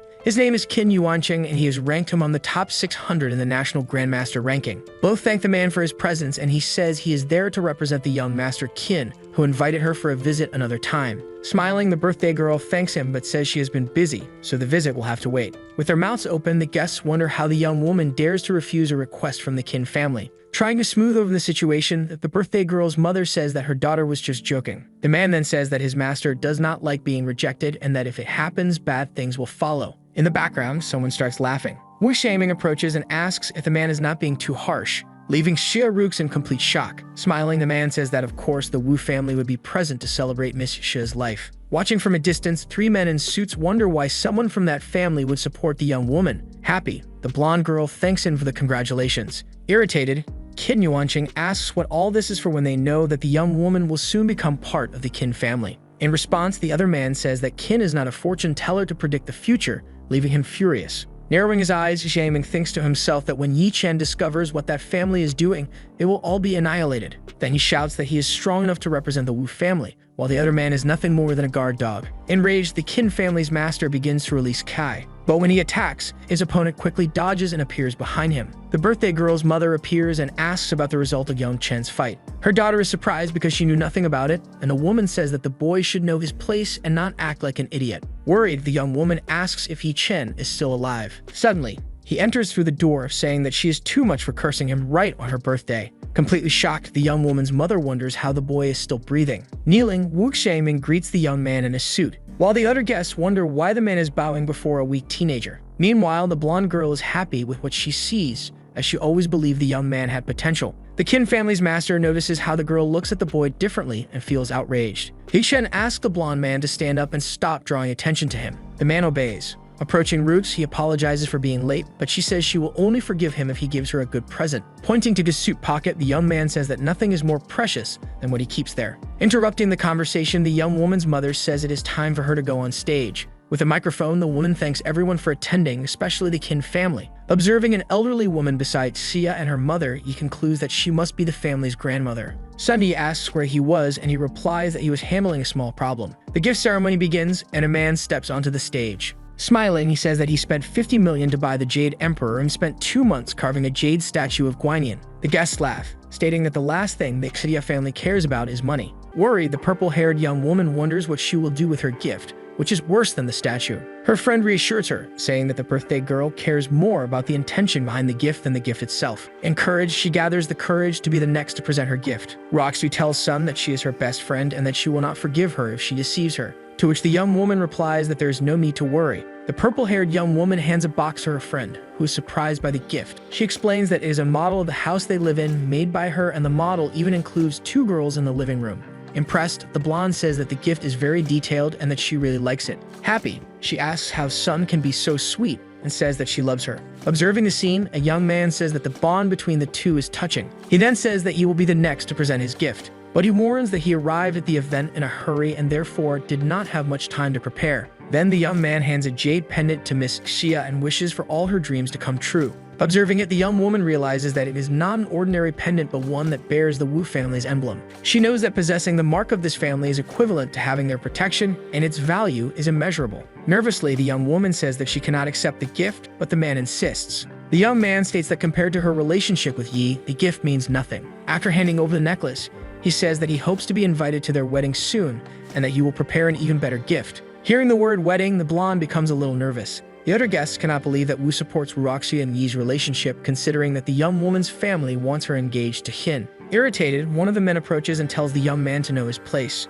Otherwise, no one will be able to save him. Angry, the man takes out the Qin family's pendant and tells the young woman to accept that gift, calling the Wu family's gift useless. And he claims that he has also prepared another gift for the blonde. He hands her the soul refinement pill and warns that if someone without training consumes it, they will become a martial artist. Everyone is shocked by the gift and believes that the Qin family is extremely generous. Roxy thanks Mr. Wen and says that she will accept the gift and that, at some point, she will give him something in return. As she takes it, the gifts fall to the ground and the pill rolls out of the box. Yi appears, steps on what is on the ground, and asks how the young man could give such trash to the blonde. Desperate, the young woman asks what the protagonist is doing. Win loses his temper and questions how the boy dares to destroy the gifts he gave. But Yi says that the pill is expired and that, at best, it would give the young woman a stomachache, while he, on the other hand, has some that are safe. People are astonished by the number of pills the boy possesses and enchanted by the fragrance of the product. Roxu does not understand why the boy has so many of those pills. He insists that the young woman take what he is offering and not hesitate. However, he says that the pills were just a bonus and that his real gift is something else, handing her a box. The young woman opens it and is surprised by what is inside. It is a necklace with a large, precious gemstone. The men nearby mock the gift, saying they expected more from the boy. Emotional, the blonde exclaims that the gift is the tear of the stars and celebrates that the young man found her grandfather's necklace. She shows it to her grandmother, who confirms that it is the necklace crafted by her husband before he died. With the confirmation, Roxy bursts into tears. He asks if she liked the recovered gift. The blonde young woman says that she loved it and that it was the best gift of her life. Grateful, she kisses the protagonist on the cheek, leaving him surprised. Shocked, the other young men cannot believe what they just witnessed. They question how she could kiss someone else in public, considering that she is engaged to Mr. Kin, and claim that this is betrayal. Still very happy, the young woman thanks her friend for the necklace. Out of control, her suitor, who is present, questions if she knows what she just did. He calls her shameless and warns that he will teach her a lesson. But before he can slap the woman, he is stopped by Yi, who punches his arm. The protagonist says that the man has crossed the line. After insulting the young man, calling him a brat, he receives a strong slap across the face. The force of the blow is so great that he is sent flying. Irritated, he calls the boy a bastard and says he is from the Kin family. He tries to get up to continue the argument, but once again, he is struck with great force. Mocking, Yi asks what is so special about the man's family, saying that even if all the members were there, the result would be the same. Shocked by what they see, other guests cannot believe that the young man dared to speak that way about the Kins. The protagonist says that the man was lucky because since Ruoxu's birthday, he had wanted to kill him. Finishing him off, he launches another powerful strike, sending the man flying once again. On the ground, the man threatens to report the young man to the head of the family. But he doesn't care and asks Shaming to get rid of the dogs outside and clean up the blood so that Ruoxu won't see it. Suddenly, a loud scream fills the room, startling everyone present. They are shocked that the protagonist truly has no fear of the Kin family. A woman is astonished by the amount of power the boy possesses despite being so young. She approaches her friend and asks him to accompany her. Sitting in a room, she asks if he wants tea, and he says he didn't expect her to serve it. Wasting no time, the woman admits that the young man is full of surprises and that she misjudged him in the past. The lady says that Roxu is engaged to the young man from the Kin family, and the protagonist says he had never heard about it before. She explains that the Ayas have a great reputation, being the most powerful economically, but they are weak in martial arts. Because of this weakness, the young woman's father sought families skilled in martial arts to secure the family's future. However, the young woman's mother says that if they cancel the engagement, she may allow Yi to marry her daughter. But you must understand that the Kins will definitely seek revenge in the future, so he will need the support of the Zhu and Wu families. The lady says she is telling him this for his own good and that perhaps the best thing would be for him to stay away from her daughter. Curious, she asks if the Kins are more powerful than the martial arts society. She explains that the two are completely different and details the aspects that set them apart. The protagonist says his farewell while the woman offers to lend him a private jet, but he states that no one will force him to bow before his opponents, and if they dare provoke him, he will kill them one by one. Terrified, the lady is left speechless. Later, the young man is sitting on his bed, deep in thought. He says he is extremely tired and needs a good night's sleep. However, he is interrupted by Sun Yi, who asks if he is still awake. She sits beside him on the bed and says that Roxu told her she wouldn't be coming home that night. Taking the opportunity to chat, the girl asks what the young man thought when the blonde kissed him. He says it wasn't bad, but he didn't feel anything special. Then Sun moves closer and presses her lips against the protagonist's. She then asks if her kiss was better than Roxu's. The young man feels a bit confused about how to respond. He says he can't decide as both kissed him in different places and asks his friend to give him a kiss on the cheek. But she is eager and keeps insisting that he say who is better, and he finally admits that Sun wins. With that answer, the purple-haired young woman says she doesn't know if it's a lie, but she is very happy to hear those words. Hugging Ye, she declares that she has decided to win him over that night. Without wasting time, he pushes the young woman onto the bed and says he won't let her lie on top of him. And he states that she will have to use her own strength if she wants to win him over. Suddenly, his phone starts ringing, making the young man completely irritated. He questions who is interrupting him and hangs up the call. Then he tells the girl to continue from where they left off. Again, the phone starts ringing. The young man shouts that he will smash the device into pieces, but Sun says it's her phone. Looking at the screen, she realizes that it is CDO Shen calling. She believes it must be something important since the man called both of them at the same time. Yi agrees, but laments having lost that opportunity. He calls Shen Haikua back and asks what's happening. On the other end of the line, the man says that something bad has happened and mourns that someone has stolen their medicine formula. Later, the two meet and Yi asks his friend to explain what happened. The man says that around 8 p.m., a group broke into the company and some guards were killed. Then they stole a formula and other important materials. Thoughtful, the protagonist tries to analyze the situation and understands that no one could have forced the door open. Haihua says that Lu Zuan disappeared after the robbery and that the man must have been a spy. Yi is furious at the information and thinks that these were not ordinary thieves. After all, the guards were Lingshen's subordinates, specialists in combat, and could not have been killed easily. The man says he is very sorry and insists that he will take full responsibility for what happened. But the protagonist says that now is not the time to find someone to blame. He decides to go to the location to see what really happened. The group of men lies on the ground as the protagonist observes the scene. Opening the eyes of one of the fallen men, he realizes that they were all tortured to death. He even comments that the method used was quite cruel, and that whoever did this enjoys torturing people. Worried, the man accompanying Yi asks what they should do now that the formula has been stolen. But the boy assures him that he can rewrite the formula. However, the deaths of these people cannot be undone. The man apologizes for his statement and tries to explain that he hadn't considered that. They ask if the security camera footage has been checked, but they are informed that the surveillance system was destroyed and the chances of recovery are low. Yi says he will search for clues elsewhere and suggests that the man pay 10 million to the families of the deceased. Thoughtful, the elder reflects that the young man treats his subordinates properly by offering such compensation. Looking at one of the fallen men, the protagonist notices something that catches his attention and moves closer. There is a family crest inside the hand of one of the deceased, and he begins to question it. Showing what he found, he believes that his employees left clues until their last moment, and that they will find out who was responsible. A phone rings and Yingqing answers, asking how the person on the other end got his number. Yi Chen introduces himself and says that he borrowed Haigua's phone because his own is broken. He asks the young man for help in investigating the crest and sends him a picture of the object. Upon seeing the image, the young man quickly wonders if it might be the emblem of the Wu Wang family. He explains that the Wu Wang Club is a mafia organization from another continent, but they want to expand into many countries and even gain a foothold in China. The group's leader is Bai Yi, who claims to be invulnerable and to have 100,000 disciples. In the mafia's country, this man is treated as a god. Yinqing says that he has fought against them before and lost 7 subordinates, reinforcing that the group is no joke. Quickly, the young man says that he has received information that some members of the group are in China and are currently staying in the Gangri Hotel in Jiang City. Without hesitation, he asks for the hotel's address to be sent to him. Worried, Hanhua asks if the boy is really going after the Wu Wang Club, and the boy says yes, stating that this nation is an anchor for the peace of civilians and that because of that, he will send them all back to hell. At the hotel, one of the men celebrates that the operation was a success and says that this must be due to divine protection. Chanjun says that the young man is wrong since God only protects ordinary people and that they should be grateful to Lord Bai Ye. Yuanjun agrees and says that he will personally thank the boss.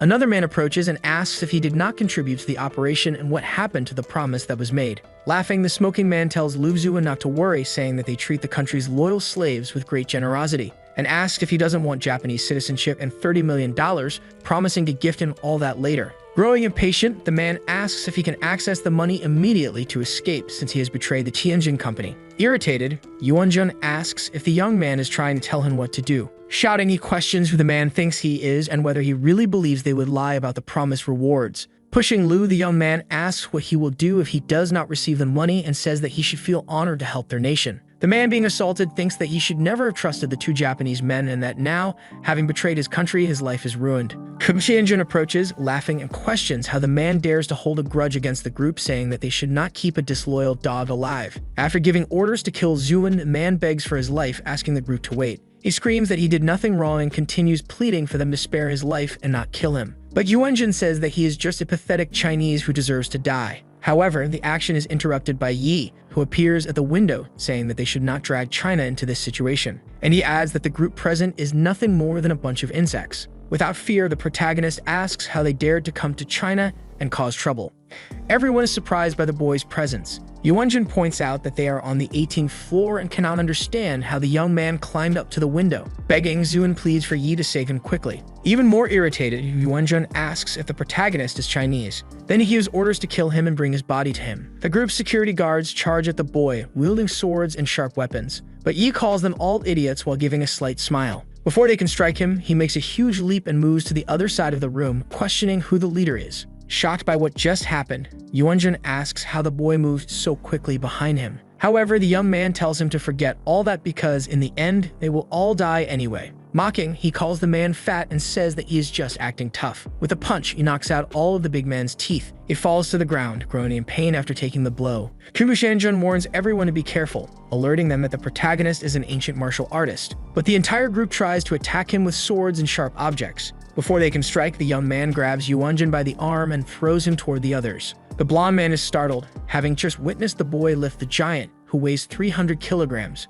with just one hand, something he finds incredible. He says that before coming to China, he had only encountered small fighters, never having had the opportunity to see a true grandmaster. Analyzing the boy, he realizes that he is different and that, without a doubt, he deserves to be called a grandmaster. Then Tianjun approaches, calls out to the protagonist, and says that his subordinates have disappointed him. But he is one of the successors of Japan's Akita-style sword arts and is impressed by the young man. However, he states that he will send him to hell. He tells him to shut up and asks if he was the one who stole a formula and killed his soldiers. Laughing, the blonde man says that it was Lord Kawasaki who killed the men and that he is addicted to torturing people. Before he can finish speaking, the young man kicks him in the head, sending him flying. Giving orders, the protagonist says that he wants Kawasaki to come immediately, or he will push Tianjin to the very limit of his pain. The blonde man asks how the boy dared to attack him like that and says that the only reason he was not hurt more was because he was on alert. But Yi touches the man's hair, pushing it back, which makes him nervous. Without thinking twice, the young man rips out a lock of the blonde's hair, making him scream. A bald man appears, complaining that everything is too noisy and that they have disturbed his sleep. On the ground, Tianjin calls for Kawasaki and begs to be saved, but Yi asks if he is the man he was looking for. Replying, the man says that the boy is correct and that it was indeed him who killed the soldiers, and goes on to say that he has something interesting to tell the protagonist. He claims that before killing them, he asked about Yi, but none of them spoke, so he broke all their bones because of it. Laughing maniacally, he states that the soldiers protected the young man to the death, but in the end, he came straight to him of his own free will. Calmly, Tianjin says that their boss is here now, which means the Chinese boy is as good as dead. It is explained that Kawasaki is a giant, standing 2.4 meters tall, with monstrous strength and high speed, in addition to having a wild personality. At Muang Club, no one can stop him. Irritated and unconcerned with his opponent, Yi strikes the man with a knee to the face and asks if he enjoys torturing people. He says he will break the man's bones one by one so that he pays for what he has done. With the giant on the ground, the protagonist keeps urging him to get up and fight, and he adds that he also wants to play with origami. Losing his composure, the boy says that his opponent is very persistent and that he wants to play with him for a while. Once again, an extremely powerful strike lands on his adversary. Tianjin is in shock at what he sees, convinced that it cannot be possible. After eliminating the giant, he approaches the blonde man and says that now it is his turn. Terrified, the man tries to defend himself and says that he will compensate the protagonist for his losses. Hearing those words, the young man questions whether they will really compensate him, and the man confirms. Then, without hesitation, the boy says that he will repay him with his own life. He quickly destroys the man as well, leaving him dead on the ground. Crying, Lu Zuan realizes that everyone is lifeless and asks if this power is the reason Shen Haihua follows the boy. But the protagonist does not respond and approaches the man, who remains kneeling on the ground. He begs for the protagonist's forgiveness and says that he will work at the company for the rest of his life to make up for his mistakes, even if he does not receive a salary. He listens to his words but strikes the man with a kick to the stomach. The protagonist says that he played with human lives and demands to know how he will compensate for that. However, he states that he will not kill the man, but he will be seen as a piece of trash and will forever carry the hatred of the deceased's families as well as his own remorse. He decides to call Lingshan to clean up the mess he caused. Something catches his attention in the room, making him stay alert. Suddenly, Kawasaki appears, releasing black smoke from his eyes and mouth, and asks who the young man is. Turning quickly, he is surprised to see the man still alive. But looking closer, he realizes that he is not truly alive, acting more like a zombie. Even so, the man is filled with rage and says that the boy knows the consequences of going against the Wuwang Club. The protagonist realizes that someone is remotely controlling the giant's body. He asks who is in control and thinks that he never expected someone from Japan to be able to use such a secret art. Without hiding, the person controlling Kawasaki's body introduces himself as Bai Yi, the head of the club, and asks for the boy's name. Mockingly, he replies that he is Yi Chen, the man's father. Quickly, he launches an attack at the man and tells him to stay in his place. And he warns that if the group dares to come to China, he will kill every last one of them. Far away at the group's headquarters in Japan, the leader feels the impact of the boy's strike. The man coughs and spits out a red liquid from his mouth. The guards are startled and ask if he is okay.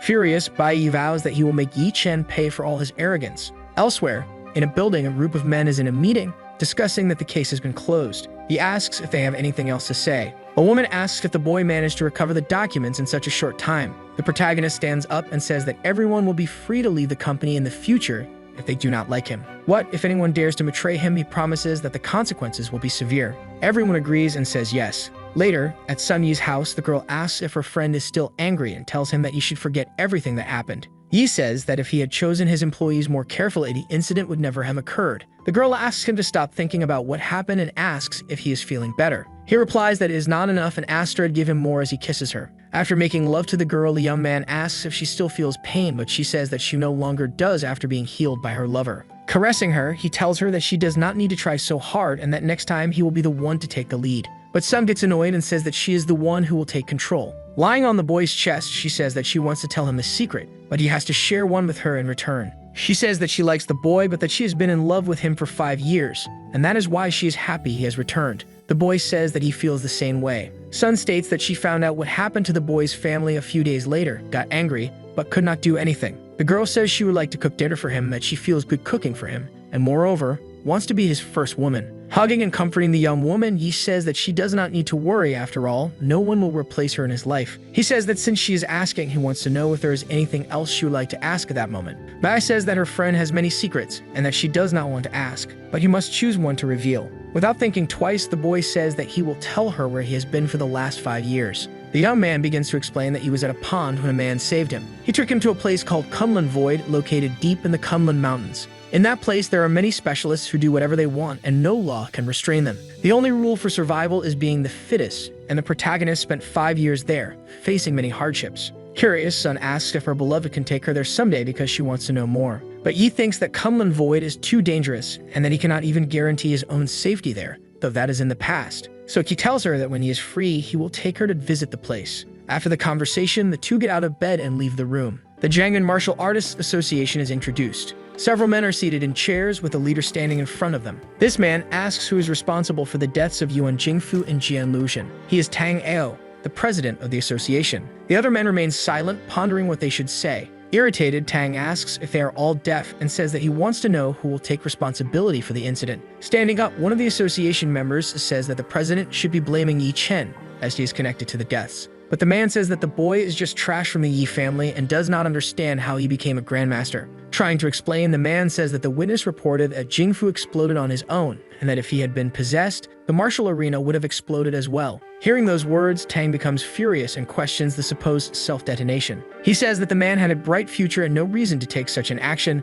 then asks how Luxian died. They say it is difficult to explain, but whenever they asked, everyone said the same thing. The president calls for Maweki, Su Yuanqiu, and Kui Zhen. He says that they are among the strongest in the association and for that reason, orders them to investigate Jingfu's death in detail. He also tells them not to overlook any details, and that if they cannot find any clues, they must bring Yi Chen to him. Quickly, the trio agrees and says they will do as instructed. The Dragon Soul Attack Squad is introduced. Several men are shown training in a group. He is accompanied by Yinking and thanks his friend for his help the previous day. Then he asks why the young man came looking for him, but Yinking says that it is the squad director who wants to see the protagonist. Upon seeing the boy, the man approaches, happy to have him visit. He says that he needs a favor from Yi to become part of Dragon Soul. Before the man can even finish speaking, the boy says that it is impossible. But the director insists, saying that he does not want the boy to join the group, but rather to be instructor for the others. The protagonist looks at the group of men and asks if they are the team that needs training. They explain that they are a mysterious force within China, codenamed Dragon Soul.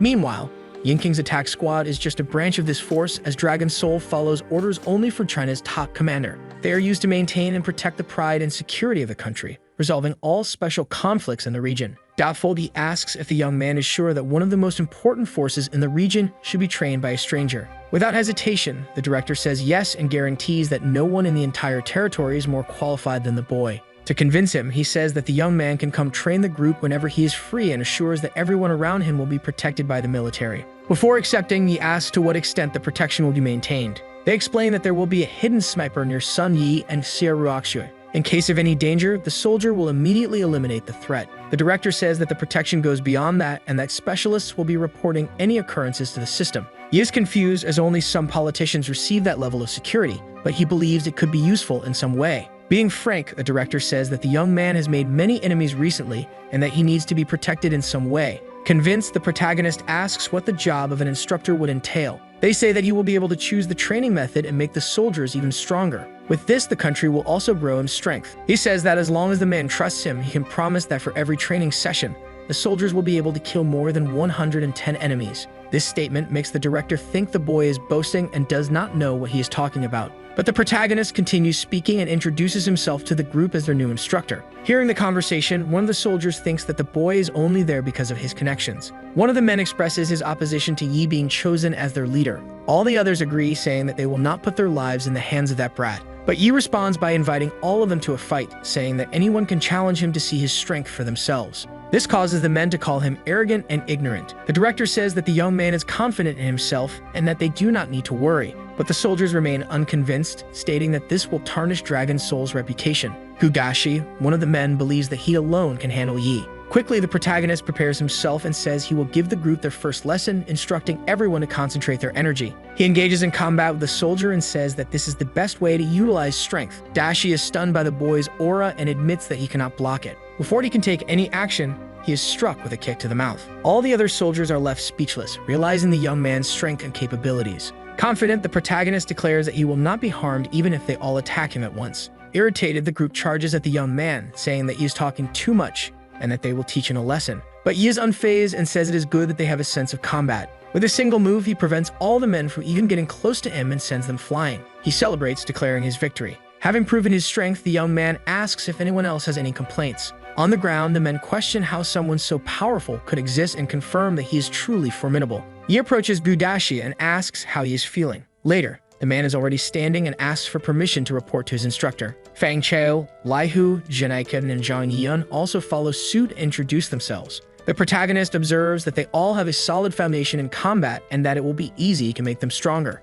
As their first lesson, the young man decides to teach them the technique called Fist that challenges the heavens. Everyone becomes excited about the possibility of learning that attack. They say they want to master it and become capable of fighting someone like the young man. But Yi asks them to be patient and says he will start by teaching them a few basic movements. Thoughtful, the young man states that if he gains the support of this team, his plans to expand his power will be complete. He knows that the king of Jiangnan controls the underground forces. Meanwhile, the Tianjin Corporation is capable of providing financial support, and now he has the military forces of Dragon Soul. He concludes that he will be able to handle any situation. With this, he will be able to protect all the people close to him, and he will also have the confidence to fight against those who once took everything from him. The young man says that he sent Lingshan to investigate, but he was stopped by an unknown force. He thinks that the capital is extremely dangerous and that even the most powerful and wealthy people must respect the families of martial artists. This explains why they are at the top of China's hierarchy. Instead of competing against these groups, the young man needs to grow his power enough to surpass them all. Far away, a group observes a severely damaged arena.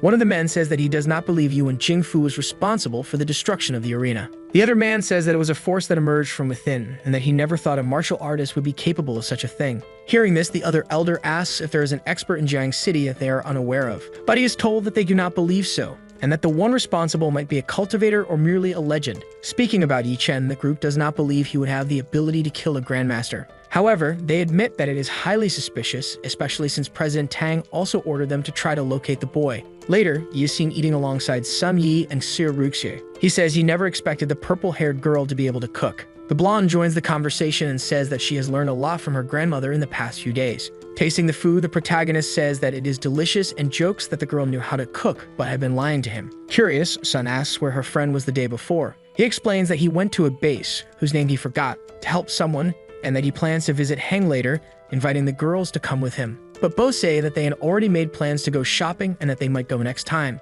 With that, Yi says he will go alone while reminding them to eat slowly. As he leaves the house, he notices a car parked in front of his home that he has never seen before. A man standing near the vehicle salutes and asks if he is heading out. The protagonist assumes that he is part of the Dragon Soul group. Then he says that he is going to Jiangbai University and tells the man that he does not need to call him instructor, just Yi or Yi Chen. At the university, a boy approaches and speaks with the protagonist, who is sitting on a bed. Excited, the young man says that the power given to him is incredible, that he has just finished cultivating the first level, and then he feels his body burning. The boy is exuding a massive amount of energy. Seeing this, the protagonist explains that he must consume one medicinal pill every week. He also warns that he will feel discomfort at first, but he will be in for a big surprise when he uses the cultivation technique he received. Shocked, the boy clenches his fists and declares that he will grow stronger to protect his family. Surprised, he asks if his bowl-cut hair will ever return to its normal appearance. Later that night, on the street, the protagonist is walking alone when someone approaches him. It is an old man who asks how to find the male dormitory, and at that moment, the hero begins to explain. After a brief explanation, the rather suspicious old man simply thanks him. However, he smiles, saying that the old man must have more questions, and at that moment, the elder lunges at him. But the protagonist easily dodges the attack. Completely changing his expression, the man then asks the boy if he is, by any chance, Yi Chen. Getting straight to the point, the hero simply asks the old man what he wants. However, the elder only calls him an insolent brat who does not know his place and says that he needs an answer to his question. Suddenly, the old man becomes completely enraged and demands to know what happened in the martial arena and how Master Yuan ended up dead. Laughing, the hero simply calls him trash from the Martial Arts Association. Hearing this, the elder becomes even more furious, calling him a bastard and insisting that the boy cannot condemn the association even with Yuan dead. With a strange smile, Yi apologizes and explains that he did not mean to say that Yuan Jingfu was trash. Pointing his finger, he clarifies that he was talking about everyone in the association, calling them all stupid. Consumed by rage, the old man questions how he dared to insult the association and declares that he will now make him pay for it. Fearless, the hero simply continues mocking what happened to Yuwon to infuriate the elder even more. The boy then tells the old man that there is one more thing he wants to share, and with just one move strikes him, warning that he can finish him off as well. After this quick attack, the elder collapses to the ground without offering any resistance. After the battle, the protagonist simply calls Deng, asking him to come to the location and help clean up the trash. Suddenly, the phone lying on the ground starts vibrating. It is someone asking the old man if he has found the trash from the Yi family. That same person informs him that even if he does not know the boy, he must not kill him because President Tang wants him alive. However, the caller starts to realize that the person on the other end of the line has not said a single word so far. Smiling in a sinister way, he realizes that the caller has already hung up, but he remarks that he has many ways to find him. At that moment, a jeep arrives at the scene. Dang asks the boy if he is okay, and he replies that he is fine, then asks for help in tracking down the people who called the broken phone. He also requests a full set of information about the Jiangnan Martial Arts Association. Sometime later on the same night at his home, sitting on the floor, he begins investigating the Martial Artists Association. However, it has existed for 100 years. He understands that it is a complex organization involving at least 12 martial arts families.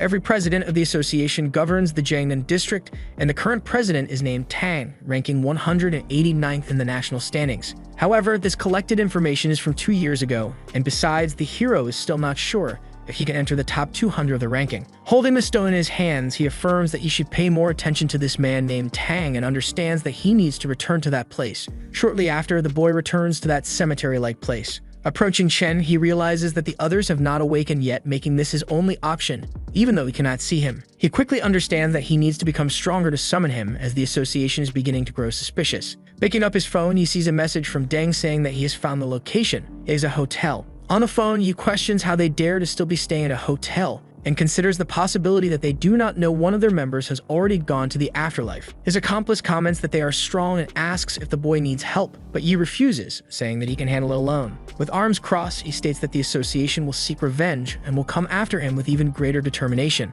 Therefore, he needs to buy time. Then he recalls that he obtained information from Yumshin about controlling others by force, and that if he can master this, things will become much easier. Sometime later that same night at Kangxi Hotel, the bald man asks if Yuanxi has died, but the mustached bald man denies it and questions how someone so powerful could exist in such a small city. One of them comments that Yuan's last known location was near the university. Then he asks if they have found anything unusual there. However, the old man says that he does not sense Yuan's presence at all and that he has likely already perished. Then the other man says that if that is the case, there must be an expert protecting Yi Chen, and he comments that they need to inform the president. So the video ends here. If you don't want to miss the next part, activate the notification bell,